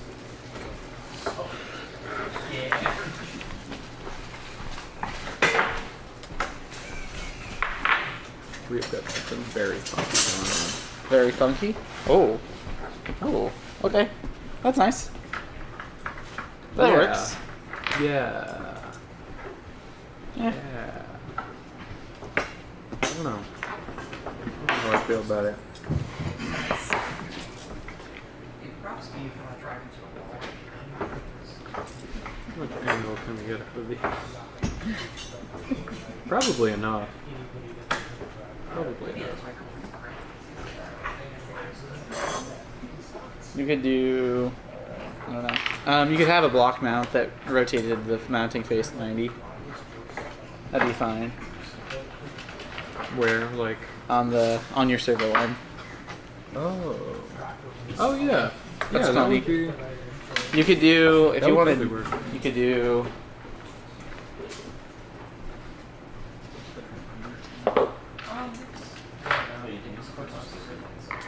Yes. Yeah, it's fine if they're on the outside of me. Okay. I just noticed a little resistance is kind of. Oh yeah, they have to at least. They can't. They have to be further out. Yeah. Yeah. It's gonna be rubbing against that. I'll just put them inside. Okay. Sorry. No, I'm just not used to it. But I like it, so I get used to it. So you have lock nuts. Right. You could have button heads and lock nuts on both sides of a one hole L beam, and then that would get you rotation in 2 axes. Okay. I think I can vibe with that.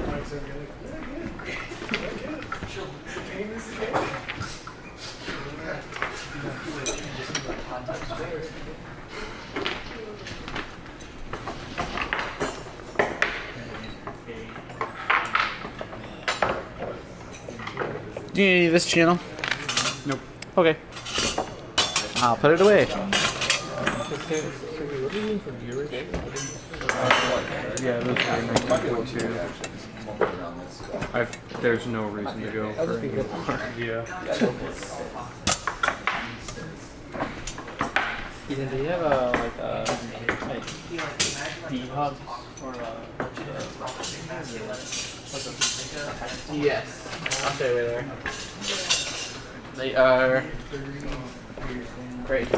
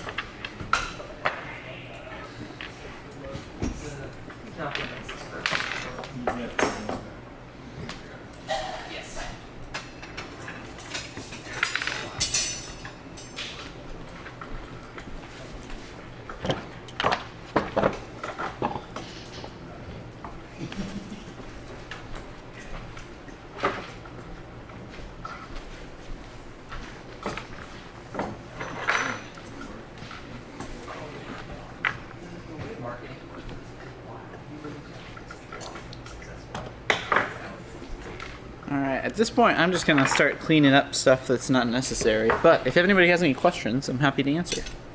In the chat or in real life. How long are we going tonight, Ethan? We'll be here until 9 Central Time. So another 45 minutes?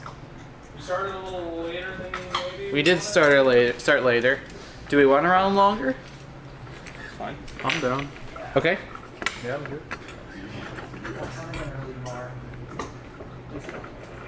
You want to charge, my man? I have to decide. That means I would be the bad guy. Either way. Everybody just says yes. So you'd be the bad guy?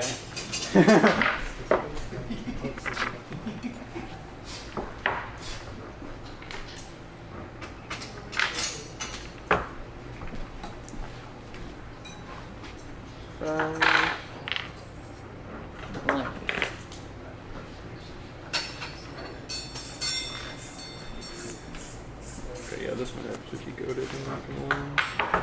I'm kinda excited about this. If we're gonna make up a half hour, it's probably best to do it today. Yeah. Because tomorrow's the longer day. Tomorrow we'll be here for 6 hours. And then Sunday we're stopping at 1 so everybody can get to the airport. So if we're gonna do it, we should do it today. The question is just, should we run 14 and a half hours this year, or should we just work a little late tonight? I'm down to work late. Okay. I'm so ingrained in this claw that I don't know if I could stop. Claw is the only thing that matters. Yeah. All right, we'll run until 9:30, and we'll go from there.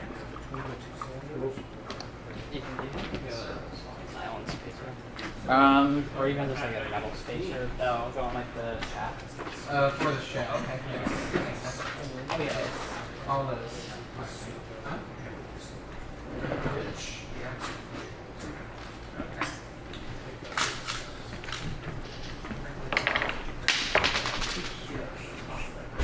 The third one I've dropped.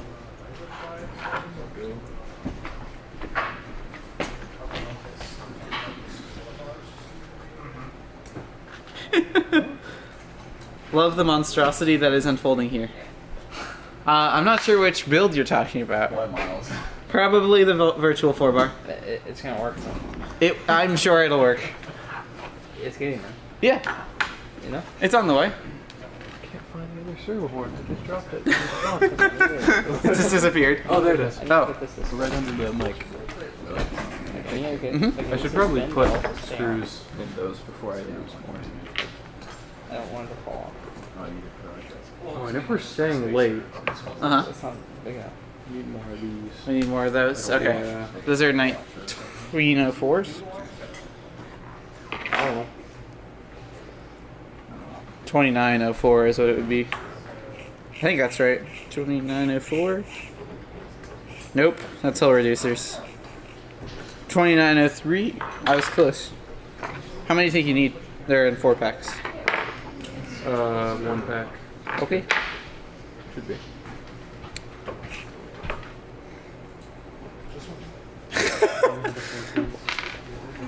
It's an adventure.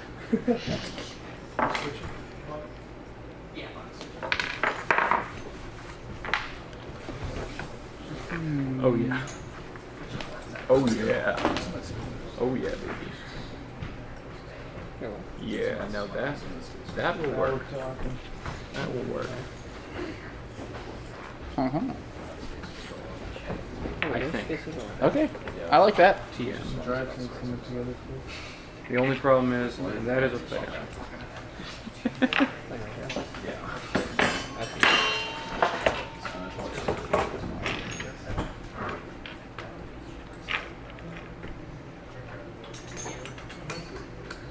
Okay, so your sprockets are for your band material. Yeah, Yes, for the rubber bands. rubber bands.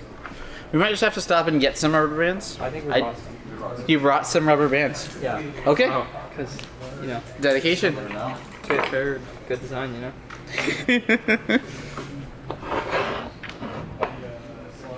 Yeah, I think this will work.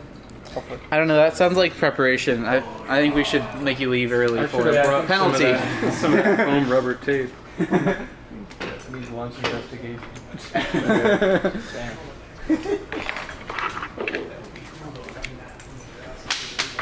Yup. Hey, that works. That'll work, I think. That'll work. That's a good amount of. That's a pretty nice amount of throw. Yeah. Okay. I like that claw. I mean, That actually seems nice. we could totally spring it closed though. It's not a bad idea. If you're a linkage over centers, I don't know how much it helps you though. Yeah. No. Yeah, Probably not. yeah, especially speed servos too. Yo. Yeah. Are those super speed servos? Yeah. That's gonna be a really fast claw. Well, I might switch them up for speed. That's a great selling point for over centering linkages though. Very You can use true. really fast servos because they don't actually need that much torque. Yeah. True. Now I just have to determine what length I need for. Oh, for this bar. Yeah. There's a tape measure somewhere. Here it is. Okay. I don't know if it helps you. That probably will be helpful. I need to buy one of those tape measures. That's really nice. It's a nice one. Oh. No, that's M4. All this M4 hardware is messing me up, man. What? I've been building with M3 hardware for. Oh, because of RC cars. Yeah. I see. Just does this stuff just look larger? Is that Yeah. it? No, Okay. like I would like look at this and I was like, that's not M4, that's M5. Look it up, no. It's M4.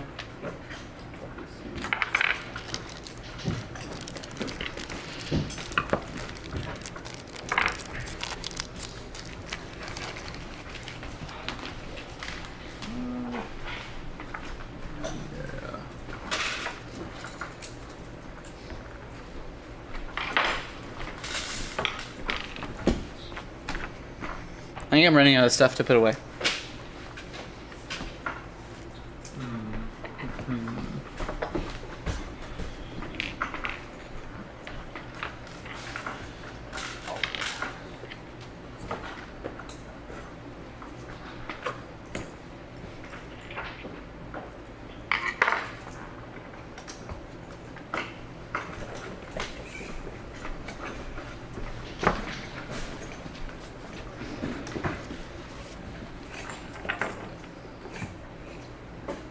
I could certainly get a Viper Slide kit running. That would probably be a pretty good demo. Yeah. Okay. Well, that's happening. If we can switch to the close-up camera on me a sec. Just want to explain. What? Oh, okay, cool. So what I'm doing is we have 2 servos activating this claw, but they're kind of like, they're not in the same plane as the rotation. So I have one of these ball ends that is in the plane of the servo, and then the other one's going to be in the opposite plane, the plane of the claw. And that should kind of give us enough leeway to get the claw to actually activate how we want it to. And what I'm trying to do right now is kind of gauge where my throw is going to be, and according to that, I want to mark how or where to cut this this M4 threaded rod. So that is a big part of linkage stuff, is guess and check. But the nice thing is, since they're threaded on the inside, you have probably in total almost 18 mils of adjustment once you cut the rod, so that is very nice.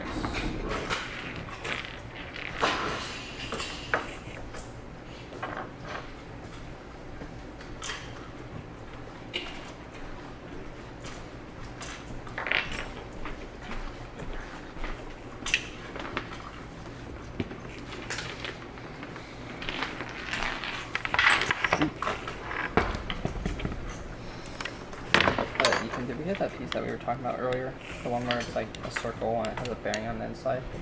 I think so. Okay.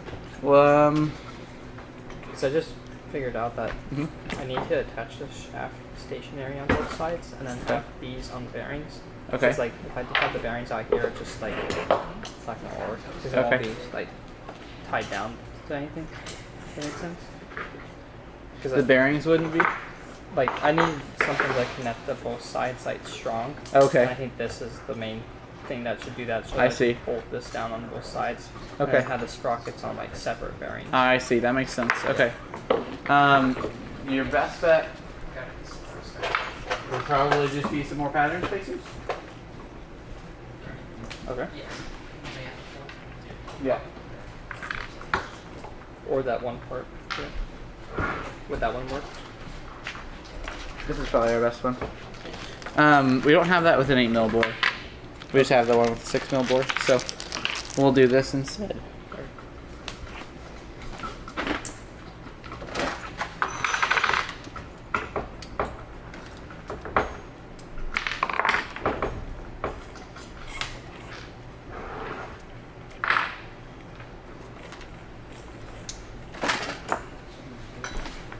Here you go. Cool, thank you. Yep. That berry is not fully together anymore. Get all of it.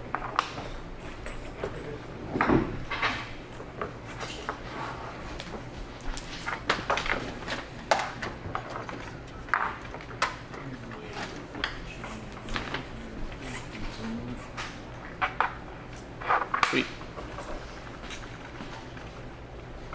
Will those bearings fall out? Yeah. You'll just have to constrain them. Okay. So we may just need to use, excuse me, some spacers or a collar. Okay, sounds good. Okay. There's a couple of collars. Yeah. Well, the sprocket will be holder on one side, and then Oh, I'll yep. just do a spacer to this thing on the other side. Yep, that's nice. Do we have something that I can cut these with? Yeah. We also could get you the right length. Probably. Maybe? Let's see how. We also could totally cut them. Oh, I've always done it. I mean, do you have one that's that's close to 25 mil? I will see.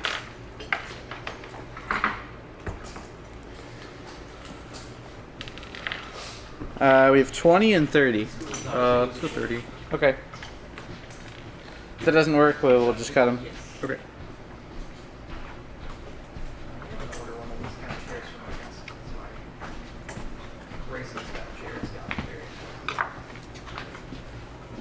Oh.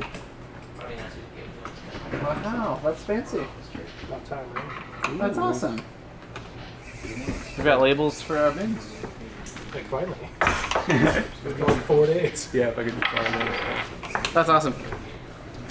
Were they just laying downstairs? Or did you No, cut them? Ben finally cut them. We got them done like at 5 today, Oh. and so we just put with all the audio stuff and everything. We've Yeah. just been waiting on it. So Cool. with all their tight shots, it's just great. Yep. I got 15, 16 of those too. Sweet. Are these self-tapping? Yes. Okay. So you probably will just use screws and lock nuts though. Yeah. Because you need specific self-tapping screws.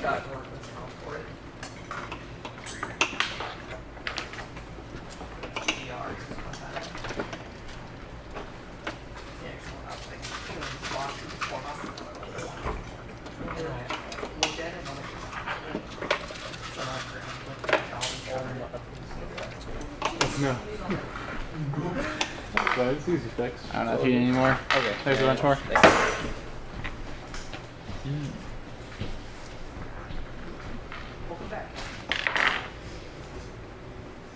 Okay. So this is actually these servos are actually going to have a 180-degree throw. Okay. It'll Sweet. be interesting. That'll be cool. But I think it's actually going to look really sick. Yeah. I mean, with a servo that fast, that's fine. Yeah. That is pretty cool though. I like that a lot. I'm a fan. I would say definitively that. Yep. Yeah, that's cool. I'm trying to think if like one servo and a shaft and like gears would be faster, or would be lighter. It probably wouldn't. Oh yeah. Sorry.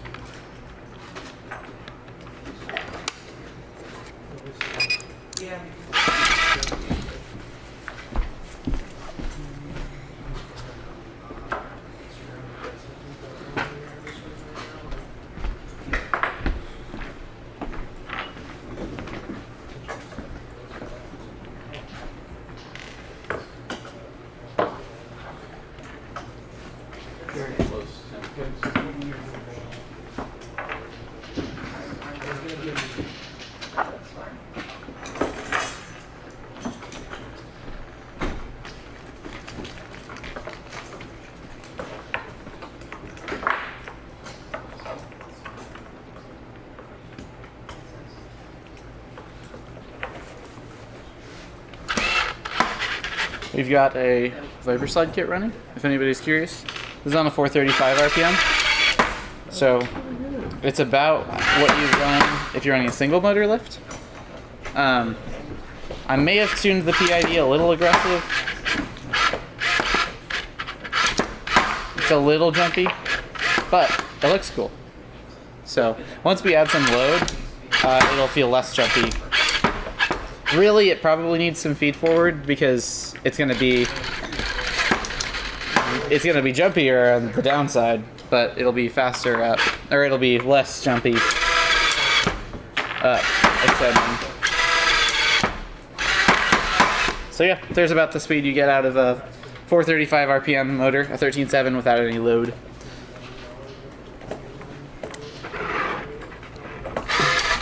We can look at like if you're running two motors, and even if you're running one motor and you don't have very much load.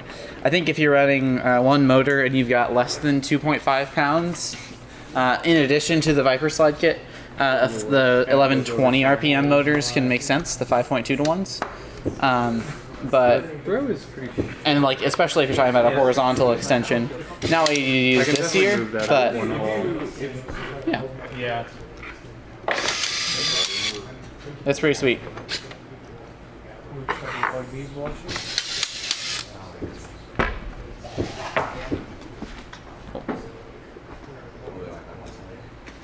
Oh, they like these ones too. Just like a bunch of them.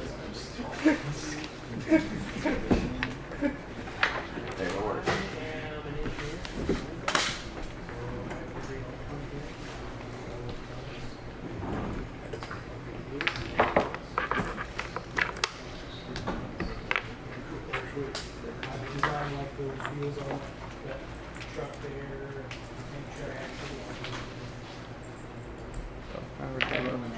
And I was planning it.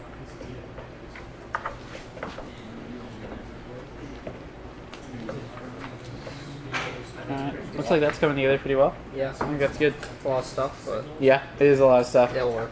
Yep. Hopefully. That'll be pretty good, I think. Yeah. On a scale of 1 to 3 of general relativity, how related is I thought it was. You shocked us. Like, does anyone have those? There is one out there.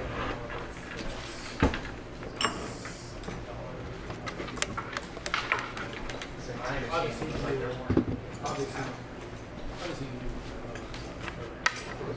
But I this think that might be the why- second. Yeah, this is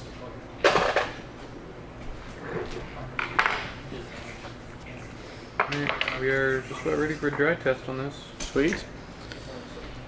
I might see if we can scramble up a couple of servo commanders, which is a new part we just launched today for testing servos. Ooh, that over center is not pretty close. that nice, but it is nice. I think maybe adjusting the throw on that linkage, and we've got something that could work. Can you switch to the other camera? Thanks. Oh yeah. Yeah, it's not quite putting the amount of pressure that I would like on Yeah. there. Needs a little bit more, but that's pretty good. It's pretty good. I don't mind that. Yeah. Yeah, that's pretty solid. Yeah, that's about the amount of throw you get from that. Okay. Maybe if you like have like a small block right here and then move this a little bit back, it would push farther. Can you afford to move your one hole out on your arm, your servo arm? I think so, yeah. Oh, I mean, That get you, I think, a little more throw, Yeah, and I need to move. and then it'll give you a little more opening as well, Yeah. and make it faster. Not that it needs that, but it will get faster. Yeah. He was the weirdest one.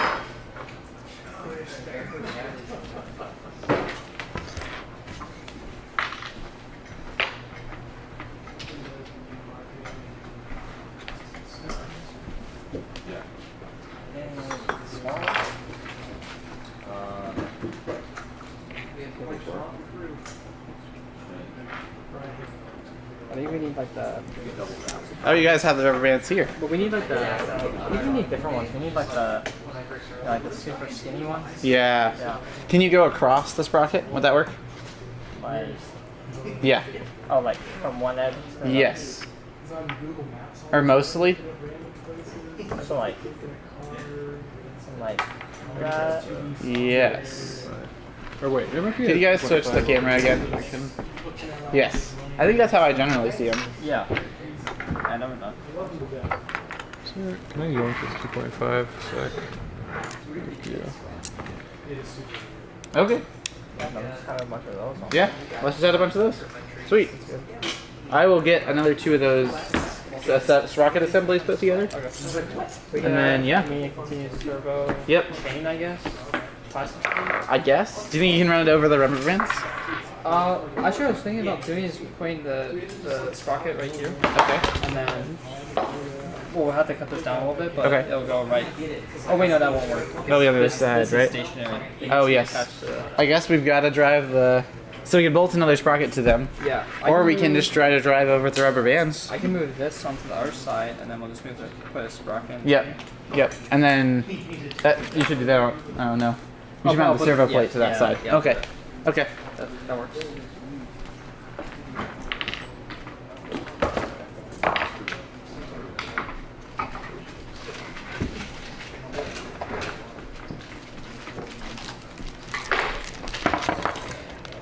Do you think you guys could find us a 6-volt battery and 2 servo commanders? Oh, it's not fun.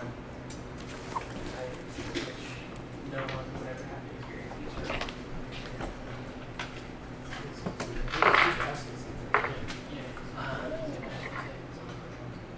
That was my guess. And my thought is maybe.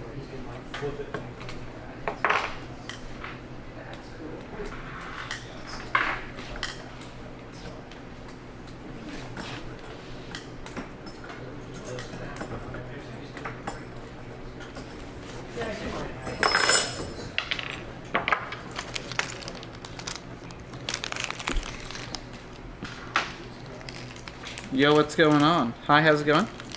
We're building a couple of robots with a few people. We've got a virtual 4-bar with a rubber band intake. It's gonna go on a 6-wheel drive robot on one side. And then we've got a small Mecanum chassis with a claw. It's probably gonna be on a linear slide. And maybe another linear slide.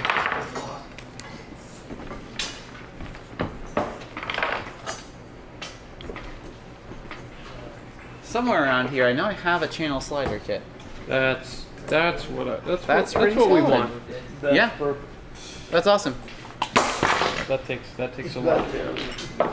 Can you switch to the blue team camera? Thanks.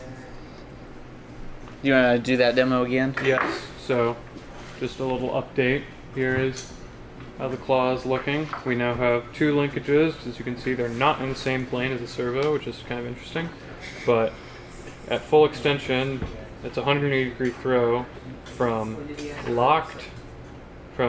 just like parallel locked to over center. And what that means is that we have a nice large grip radius, and then if we activate both and over center them, get a pretty good grip on there, depending on where it is in the claw. It's not perfect, but you know, get a pretty good hold on that. So you get the thing that's like goes on here and then I can touch the sprocket now? Yes.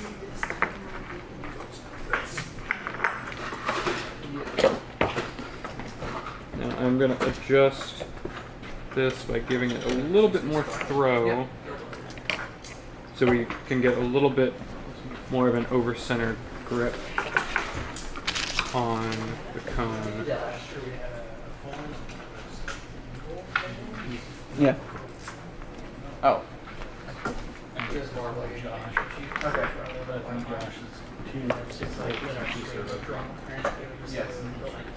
Yeah. I think he's looking. Okay. Thanks.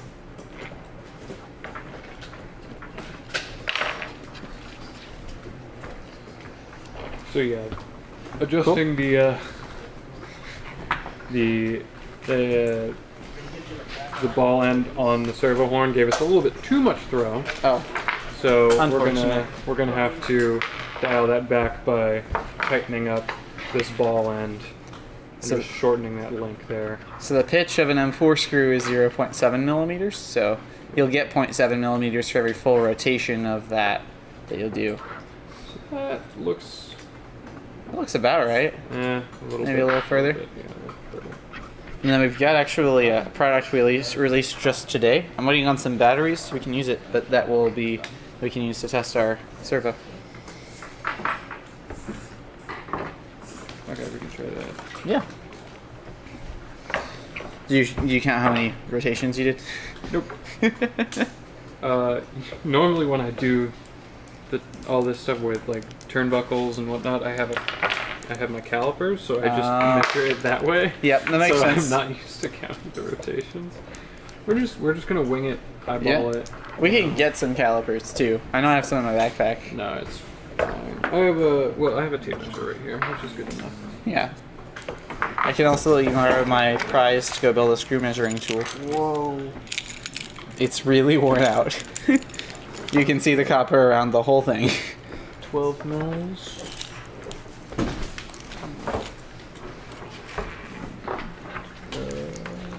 Yeah, okay. Well, I eyeballed it spot on, so. Yep.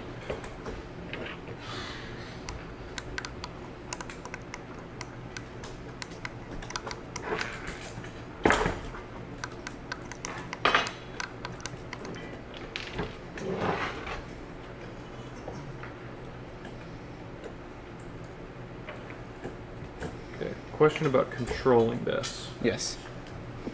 Will one servo port have enough bandwidth to just run these on a splitter? Or should we do them? Should we? It's kind of a tough question. Yes. So I think they need to rotate in opposite directions. Yes. So I think we would need a servo reverser, but we don't have. So we'll probably just have them on 2 ports. Okay. So it's not quite over center, but that is a really strong grip. Okay. So I might shorten the links again. But I mean that's pretty good. I don't think I'll probably change that anymore. It's holding by itself right now. So that's pretty good. We're gonna remove that. And then I think they're looking for a couple 6-volt batteries so we can test them on power. Perfect. For now, we can do this kind of a funny way. Oh boy. We'll just use a BEC and a 12-volt. That's fine. Okay. What do you guys think of Cascade string for this season? He's got your battery right. Oh, okay, sweet. Cables or anything? No. Personally, not a fan of Cascade. It functionally has no difference. It's really not any different in terms of speed or torque or anything from continuous at equal. Not equal. At equivalent gear ratios. So it's really preference. I do not like stringing Cascade, so I prefer doing continuous. But I think Cascade definitely could have its niche uses, like on a carriage of an elevator. It's mostly used in FRC, so you have your second elevator stage rigged Cascade, and it travels up in the center of your elevator. I think that's a very good use for it. But aside from that, I mean,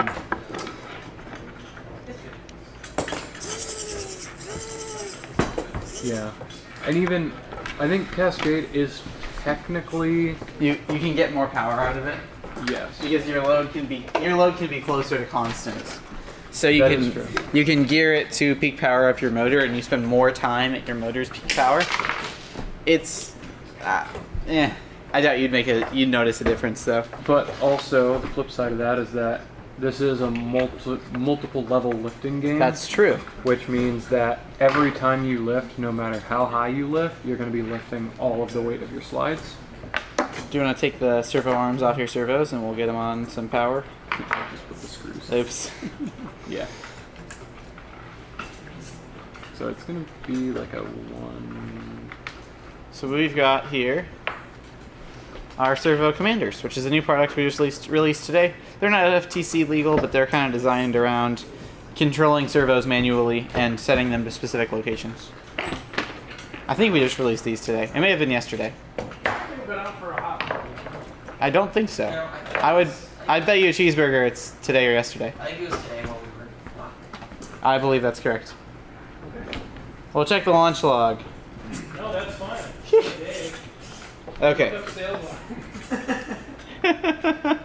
That's my product. So what we can do is we can change the signal range by holding one of these buttons while we power it on. So we're going to start with the narrowest signal range. That should make plenty, yeah. Okay. So that would be You want it fully out? yes, all the way out. Okay. Oh yeah. And then what we can do is we can hold this and we'll program that button. We'll go back all over this way and we'll program that. And then we've got two safe positions. I think that goes a little bit too far actually. Okay. Too far in this direction? Yeah. You guys move the. Yeah. Yeah. So probably this far? A little bit more. Yeah, that's good. Alright. Alright. And then the other one. Yeah, let me put the screw in this one so I don't Oh yeah. lose it again. That way we don't lose that position we saved. Yep. Can you clear the view so we can see the commanders and how they work? Yeah. My bad. Alright. And we cleared it somewhat. I am correct. Oh yeah, it's possible that was from before. Okay, so we will unplug this and we'll set it to its smallest signal range. while we plug it in. We just have to hold this button. Okay. And then, yeah. Either of those ports work. They just set out the same signal. Okay. There's all the way open.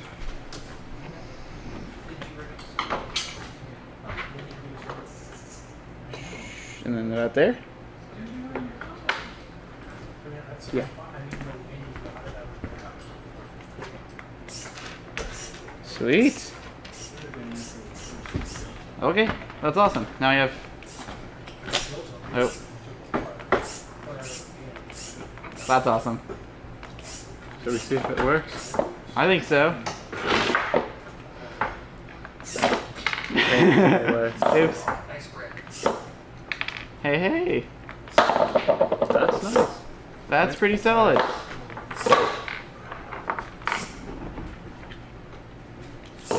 Yeah. I like that. You want to get a close up of the. Just put them both into one. They have to Yep. go in other opposite directions. Who designed it that way? But look at how cool it looks. So Sorry. do you have any concern with the searchable tube breaking, since the compliancy is like such an integral part of the method?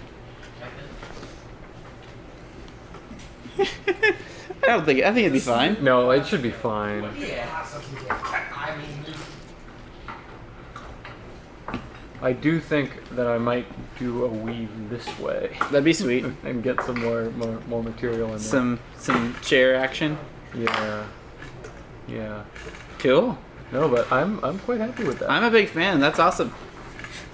Let me put this other screw in. It's just absurd. It really is. I love how I'm fast proud it of is. Yeah, me too. I do like that. Like, for so long, teams use really slow servos on grippers, and then you really don't need to. Nope. That's awesome. You do kind of get a current spike right at the end sometimes with compressibles, Okay, sure. which can be concerning, but I don't know. This seems to work quite well. Yeah, that's nice. But here, That's really nice. maybe if we can just have it activate and deactivate a couple times. Sure. You out of the way. Yep.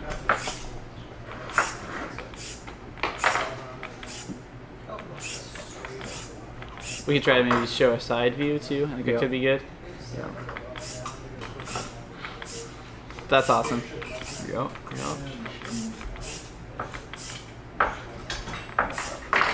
Yep. Yeah.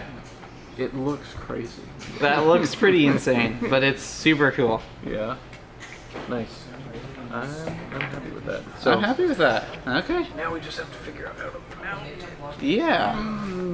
You could have a low side there, right? No, these bumps. Ah, the bumps. Yep. We need a low side with 2 rows of holes. Yeah. I think our best bet might be a low side on the top. Oh yeah. So just another 3 hole. Yeah, that should fit. Perfect. And we kind of just Yep. do that and then go from there. Perfect. You can do what's wrong with this valve here. This top one. which it's weird that it's like. I mean, that's how it is. That is funny. I'm not sure. Might also be the shaft. It's possible my math is off on the spacing. No, all the other ones are fine. Okay. Okay. Yeah, this is. That's funny. I couldn't. I mean, the gears look fine to me. They look fine. We do have, honestly, parts in R&D are a bit of a crapshoot sometimes, because sometimes we'll grab stuff that, like, we'll keep stuff up here that is not, that doesn't, like, that failed inspection. So, it's possible one of those gears are in this boat. Okay, I'll get you a couple more gears and we'll replace those. I don't know. What button is it to activate? It's the bottom 2 buttons. Bottom 2, okay. Yeah, dude, that's really. Oh, sorry, then it's the next 2. They're like Oh. radio stations where you hold them Right. out of position, you set it to. Yeah, they're pushing a little bit to keep it in there, but That makes sense. I don't think that's too bad.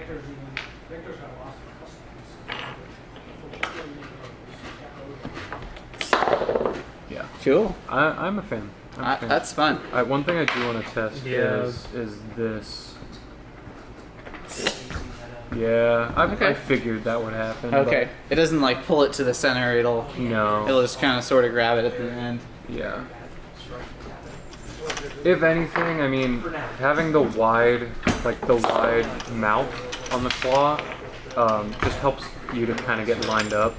Yeah. I think it would align it to center if we didn't have the surgical tubing stretched across, because it kind of makes a surface that this can roll on rather than being like curved more. I don't know. It might be advantageous to add maybe like some just some of these at the bottom. Oh yeah, just to kind of guide it in the position. Yeah. Pull it in place. The one previous was too straight. We can change it.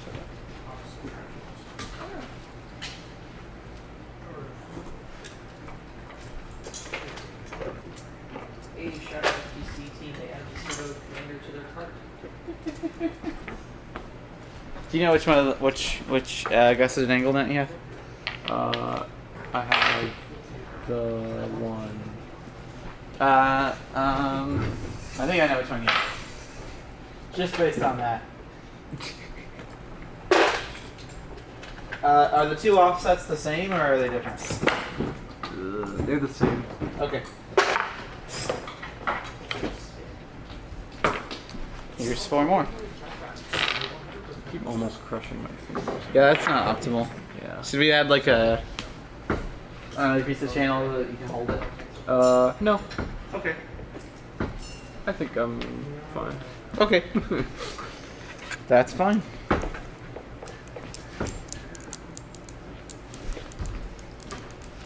I don't know if this was even gonna. I think at the bottom is probably a mistake for this, but we'll see.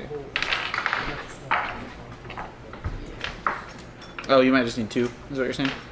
Well, yeah, I'm just saying at the bottom is kind of a weird spot to put these. Yeah. I think it kind of makes sense, because that's... I don't know. It'll guide better there, I think. Yeah, it'll produce more movement of the cone. Yeah. Ethan, do you have any more of the plastic chain? You say you need more plastic chain? Like, yeah, like a good amount. Oh, there's more than we have. Yeah.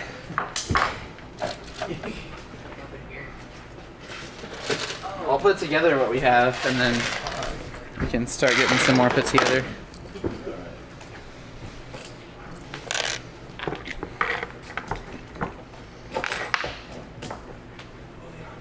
Do you have more Omni wheels?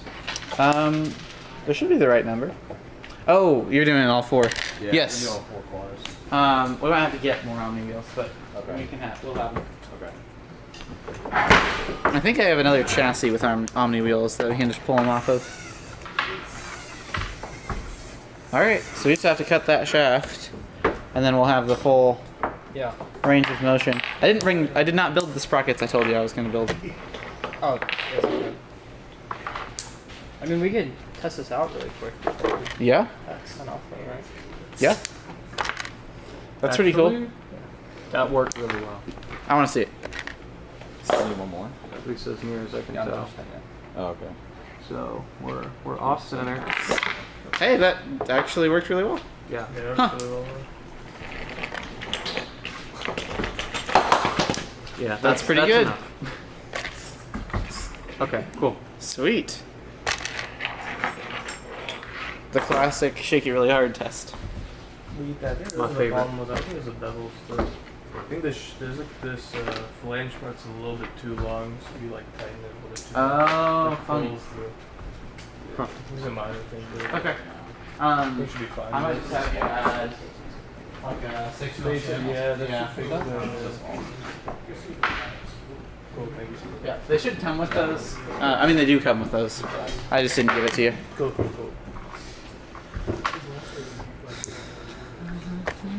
And also a little chain clip. Hey, that's rubber band intakes for you. Sweet. Okay. That'll work.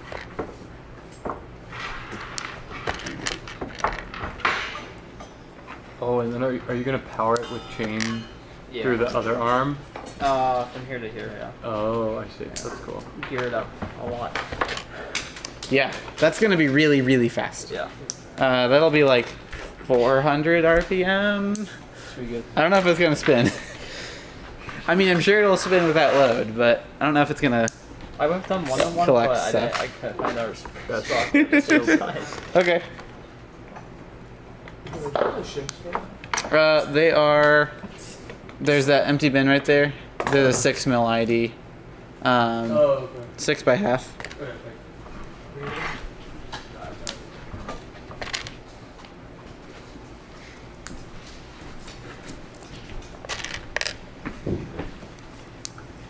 Do we have any more of the big sprockets for the other side?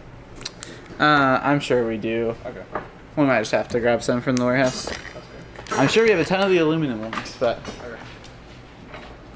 Okay. I think you might maybe need more chain than we have at least. Okay. Yeah. I don't know. I'm most of the way through this bucket of individual links.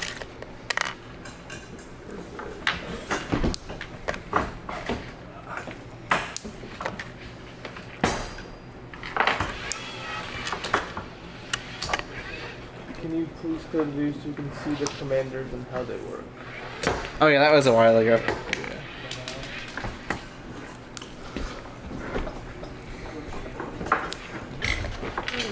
All right, boom, robot done.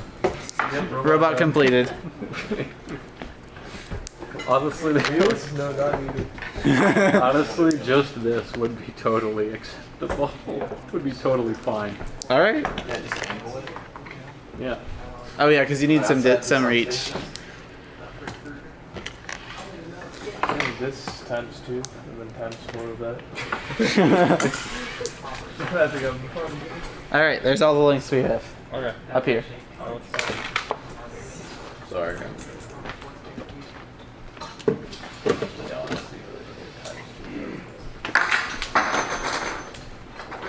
Bring my attention.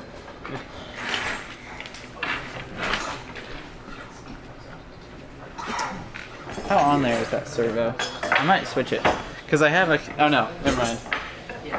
It's like 2 screws. The continuous rotation servo I was thinking of is broken, so never mind. I just have to do this again, like all the way to the side. Oops. There we go. That's awesome.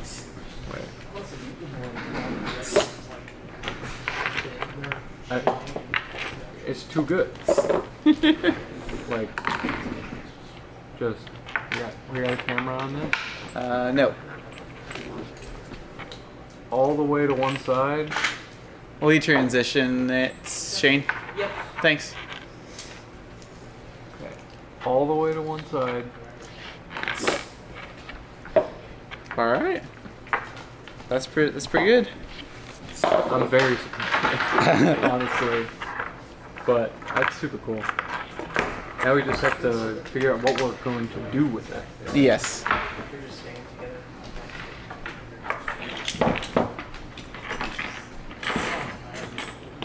There we go. Robot complete. It's done. Good.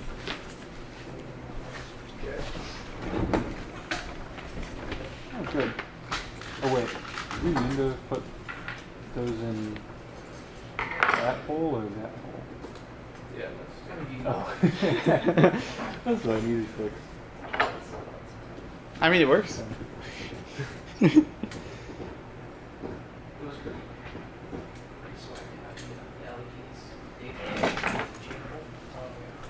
So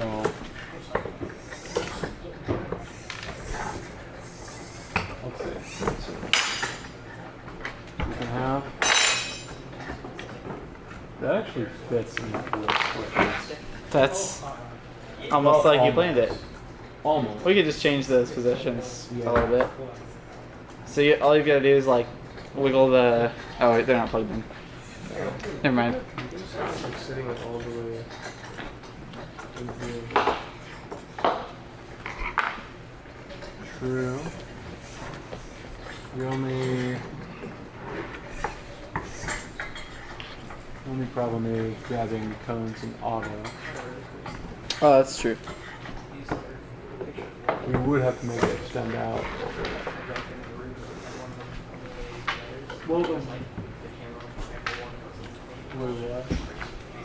Because the cones are up against the wall in auto, right? Yeah, so I mean, I guess we'll put our grabber here. I'd have to be sticking out some. Because this would be hitting the wall, so then the cone would be Oh, right, yeah, true. right there. Yeah, literally perfect position.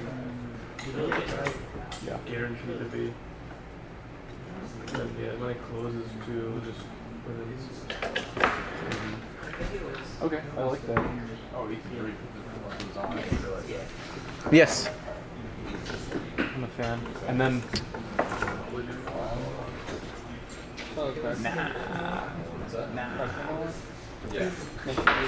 Hey, Josh.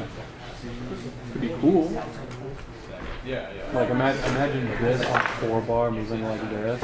It'd be crazy. Oh yeah. But I don't know. I feel like we could do a small linear movement. Yes. But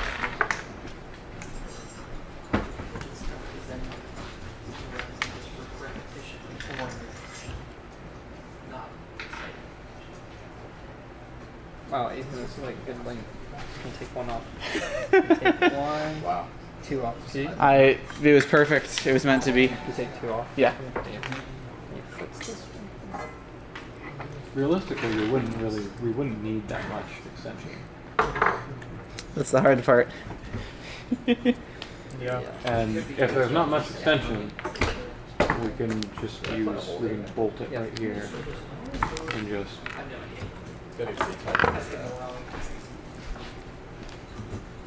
Real basic. It would be more like down here. So we'd be looking at Oh wait, yeah. like a cantilever of like Yeah. this. Which is a hefty cantilever for sure. Unless, I don't know, we could do it this way and then we would have less of a cantilever. And we would just be looking at kind of the, oh yeah, sorry. Okay. Okay. I don't know. Yeah.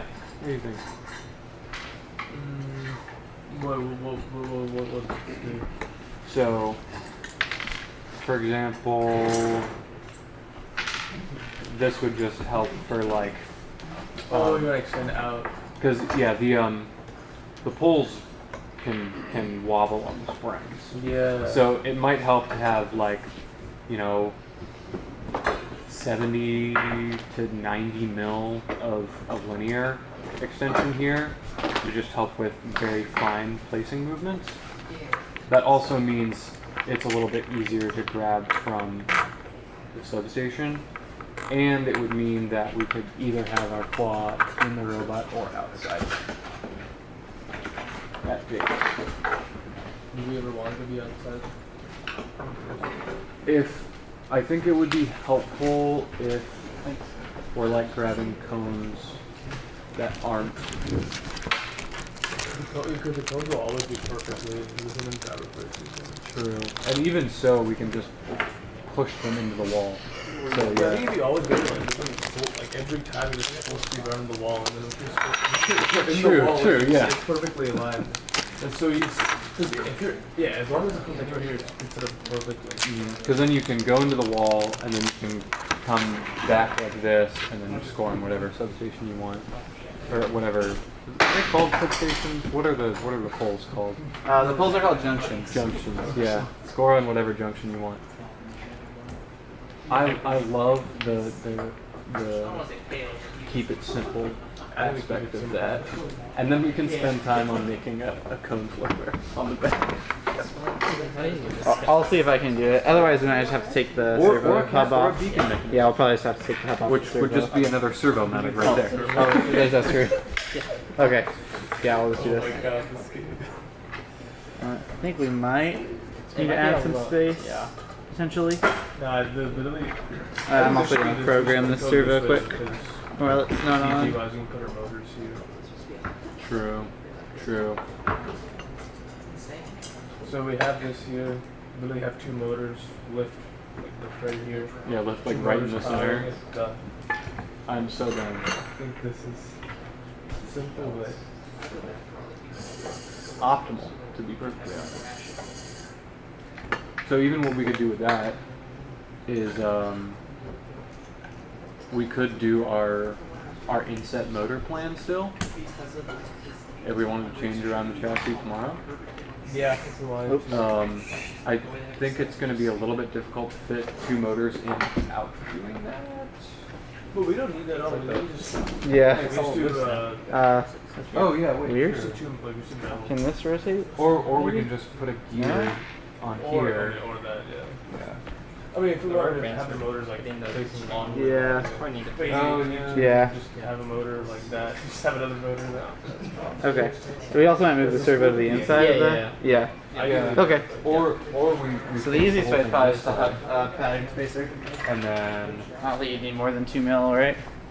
Yeah, and I was thinking about putting this on the outside. Yeah, that'd be good. Just double up the scope. We have so I think that sounds good. Double up the stock so you can turn like really fast. While the lift is high. it's so heavy. One is so heavy, it's a problem. And it doesn't have a lot of watts. You make good point. We can turn so fast.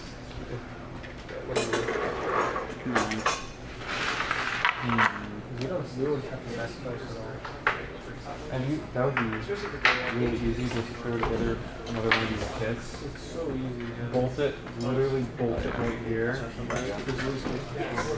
Yeah, that's for all of these separate. Bolt it. It can bolt there. It can really go there. Yeah. Is it this? Yeah, he goes Okay. I'll probably go here because lower CG. Sweet. If we get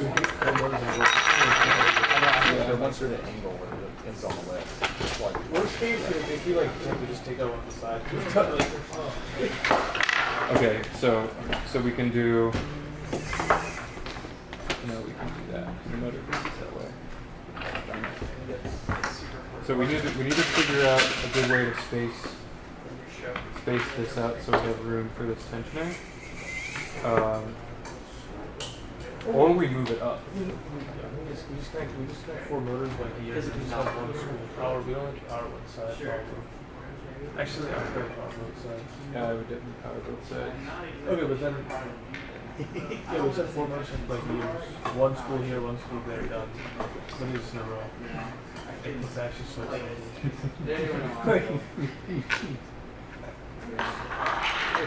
Tomorrow we're doing it.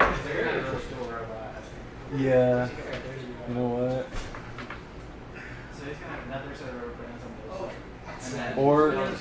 Or we just do 3 because that would actually fit nicely. Let me grab a 3-hole channel.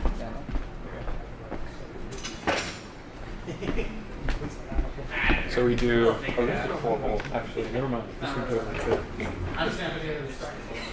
I have 4 motors. Alright. So yeah, we just take this channel off, replace it with this going across. Wait, was this just 3 or 4 motors? No. How did We would have to have a 7. we have a 7 right now? But we have to leave room. We have to leave room for the tensioners and the back plate for it. Well, no, because I guess we could change this. So we change this piece to a. We change this to a 13-hole. Mount it directly to this. Because there's no slag mounting below this one.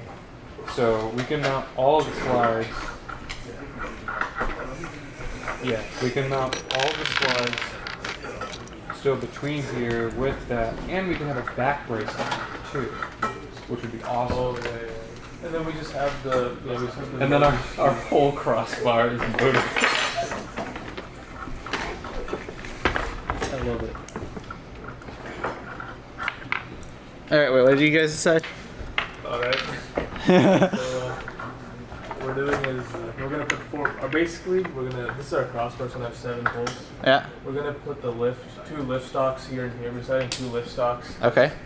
We just want to like turn fast and just maneuver fast, even when the lift is like high up, so we can do like precise adjustments. Okay. And this will be 4 motors powering it. Okay. Do you want to? Well, maybe 3. 3 would be the easiest with a 7-hole crossbar. Yes. Let's do some like math and see how fast that would be. Yeah. I don't know if you can gear it fast enough to use 4 motors worth of power. Is the thing. Probably not. I mean, 4 3.7. I think 4 3.7 is Well, 3. We'll say 3. 3? Okay. So let me finish screwing this in. No gearbox. No 1-to-1s. 1-to-1s. Just the motor, like no gearbox. Yeah. We brought those. Yeah, we pulled those. Each spool, I think. Wait, if you have a bigger spool, you have less torque, right? More speed. Yeah, less thrust. Okay. So there's about a kilogram of mass on each slide. So we're looking at 2 kilograms of load and whatever your mechanism weighs, 250 grams. It's probably twice the weight of those 2 servos, maybe, right? Yeah. So it's probably 250 grams. Yeah. No, those are 71. I remember that for some reason. So yeah. So 2.3 kilograms is our load. We have a 120 millimeter circumference spool. So we have 1.78 centimeters of spool radius.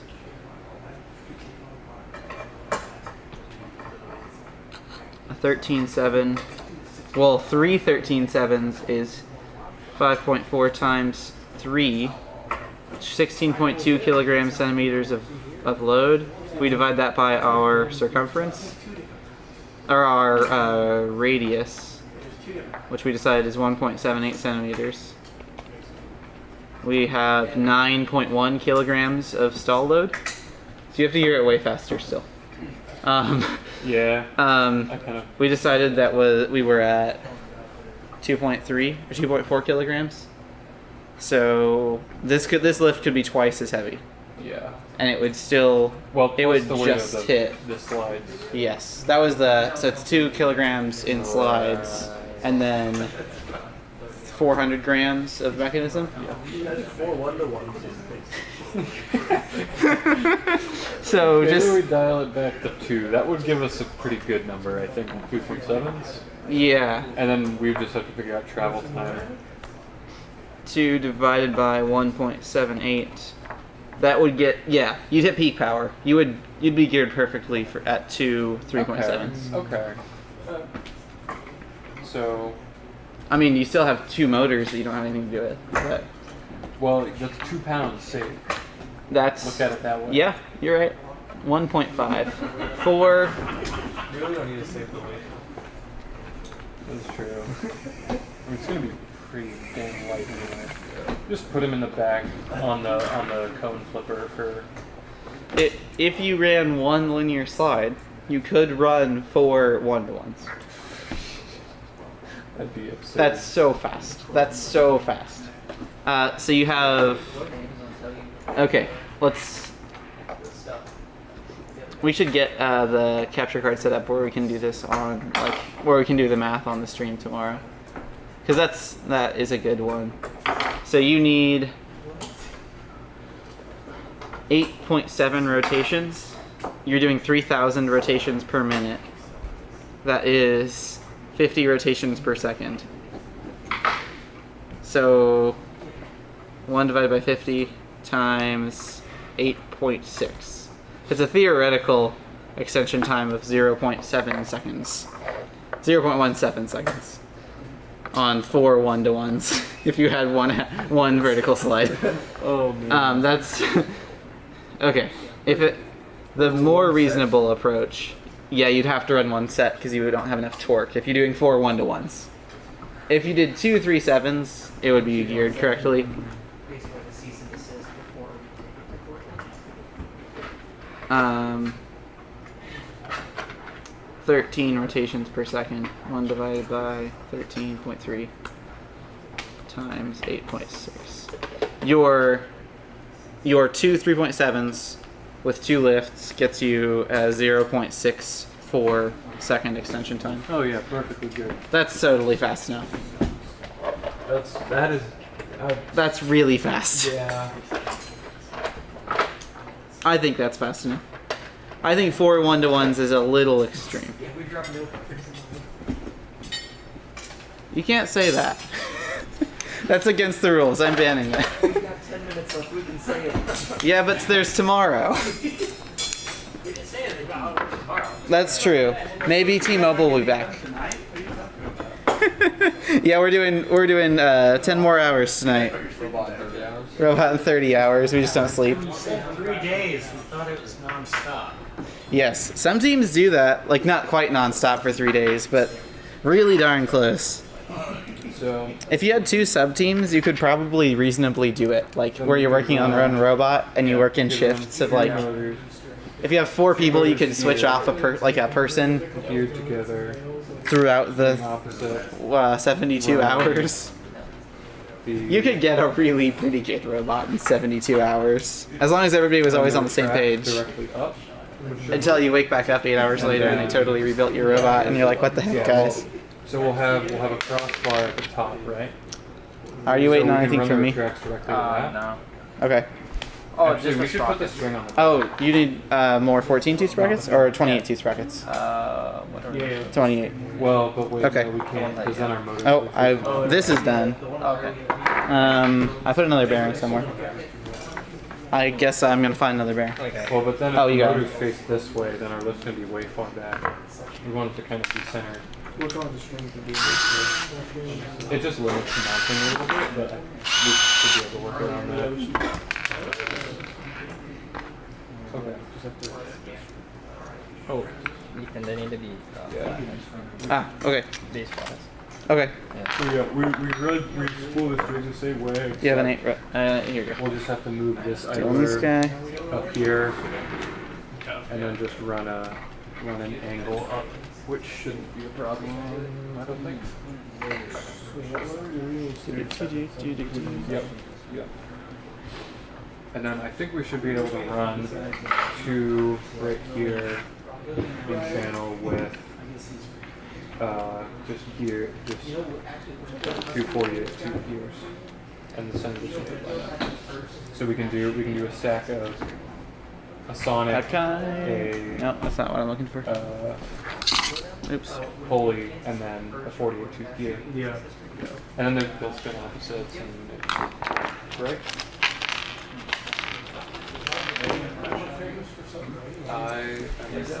What's this current gear? That's a 13.7. Have you tried a lower gear on the string yet? Like tested it in real life. Yeah. I mean, I have driven them with faster motors. Do you have any? Like, was it able to go up like easily? Yeah.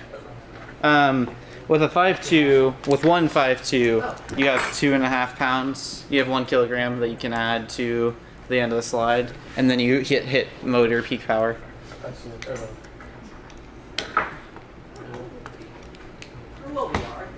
We should have a scale. Should on what? We should have a scale. We do have some. We've also got some we've got a fish scale somewhere. Oh, actually, that would be super useful because I do want to know what this weighs. Yep. So we can make sure, because once we put motors in there and string it, I don't want to change them. That's fair. That sounds terrible. That's fair. So the 1 kilogram of moving mass is a tested real life blade number. Like I'd bet a couple cheeseburgers on that. So it's just our mechanism that's an unknown, and we can just run over to the scale and weigh that tonight. Okay. We've only got 5 minutes, somewhere in there. We should No. probably start 7 minutes. cleaning up and We can. and just kind of getting stuff set up for tomorrow. Yeah. We can also like clean up not on the live stream if you want to. That is true. I'm down for that. Okay. So we'll start tomorrow at 3 instead of at 4. So we'll have an hour, an extra half hour tomorrow.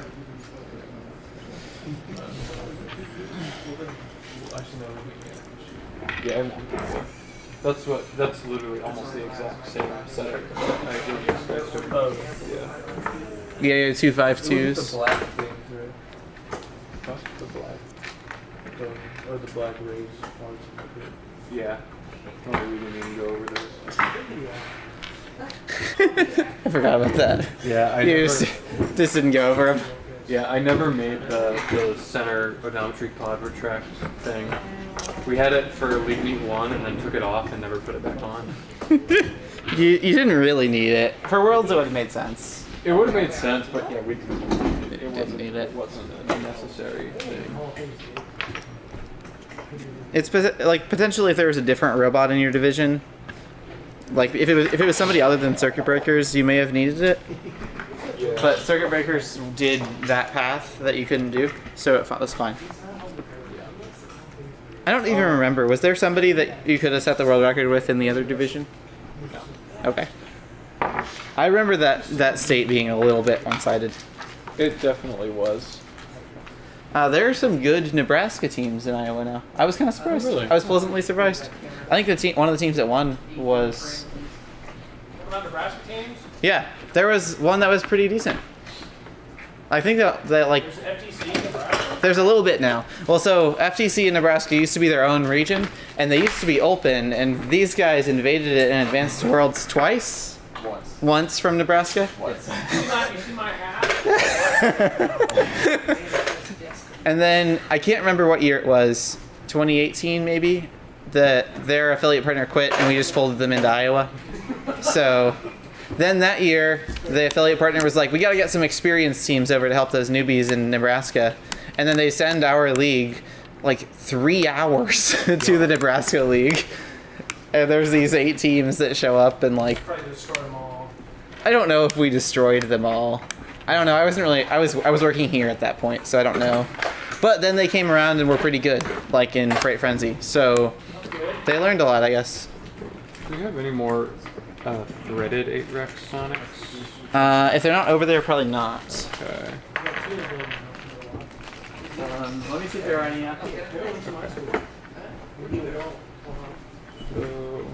Police? Oh, okay. Police. And then we need to find dart-sized pattern spacer because I don't really want to clamp to the pulley wall. Clamp to the pulley wall. What? Put in a gear. Oh. I think that's 6. The side that you're not supposed to put the Sonic Hub in. Right. Because there's a side with the access holes to the pinch bolts on the Sonic Hub. Oh. I love that design. I'm so proud of that pulley. It's such a silly thing. Like, it's not an innovative part, but I just love it. I really like it being driven by the circumference instead of the diameter. I think it looks nice. It looks like it has access holes on both sides, right? I don't think these line up with it. I think we just put the same holes on both sides as tie-off points. I also really like tie-off points on the side because your knot is not in your path of cable wind. That is such a it's such a marginal gain, but I love it. Is there anything else you need? No. Okay. No, wait. It's been a minute. Actually, I was wondering, do you have any like channel posts like put between here? Because like, or else that's gonna be powered by rubber bands from one to the other. Yeah, that's true. I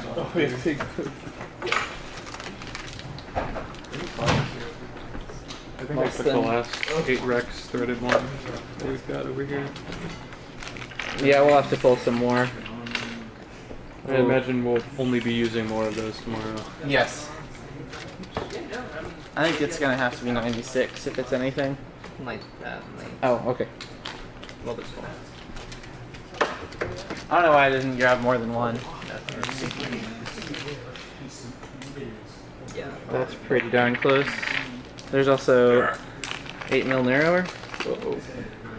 72. Yeah. Those are both good options. That's a can't get Okay. it all. It's gonna be heavy, but I don't think it really matters that much. Yeah, I'll just have like 2 of them on there. Oh wait. Okay, there's another- and we'll test that there's another tomorrow. bolt. I'm excited. That'll be sweet. Let's see, I figured it. Oh, you're stealing socks? Yeah. That was the dinosaur one. I'll use the set screw collars. I like those guys. Nice. They're cute. The integrated spacers. Did we put the shims on both sides? Yeah. Not. Oh no, just one. I can't remember. I like them. We're trying to do that on more and more parts, so we'll probably just keep increasing it. I go to a lot of events and see a lot of hubs that have the wear marks exactly as the OD of the bearing, because they just didn't install a shim. So we're gonna probably keep integrating shims in more parts. But here's your friendly reminder to use shims in between your bearings and your motion components. Please. We've got 1 minute. We have 1 minute. Okay, your last minute. Spencer, do you need a belt on that shaft? Speak now or forever. Yes. Yeah, I got it. Okay. Do you need to install it before? Sorry. I wish I caught that earlier. I have done that so many times. Yeah. It's countless times I have forgotten to put the belt on. Yeah, you almost had it together. That was like, oh. I did that with the whole drivetrain, I think, one day. I went through so many prototype 6-wheel drives for the Beeline. I like it. I am the minister and I'm marrying a couple. I think I was down to 22 distinct different versions of 6-wheel drives by the time I landed on that one. Okay. That's quite a lot. It was fun. Alright, 9:30, you can close it out. All right. Shut her down. That's all the time we've got for you guys today. Thank you so much for stopping by. Today's Robot in 3 days. We'll be back tomorrow at 3 p.m. Central, 4 p.m. Eastern to bring you the next day and hopefully a lot more progress for this build. We'll see you guys tomorrow.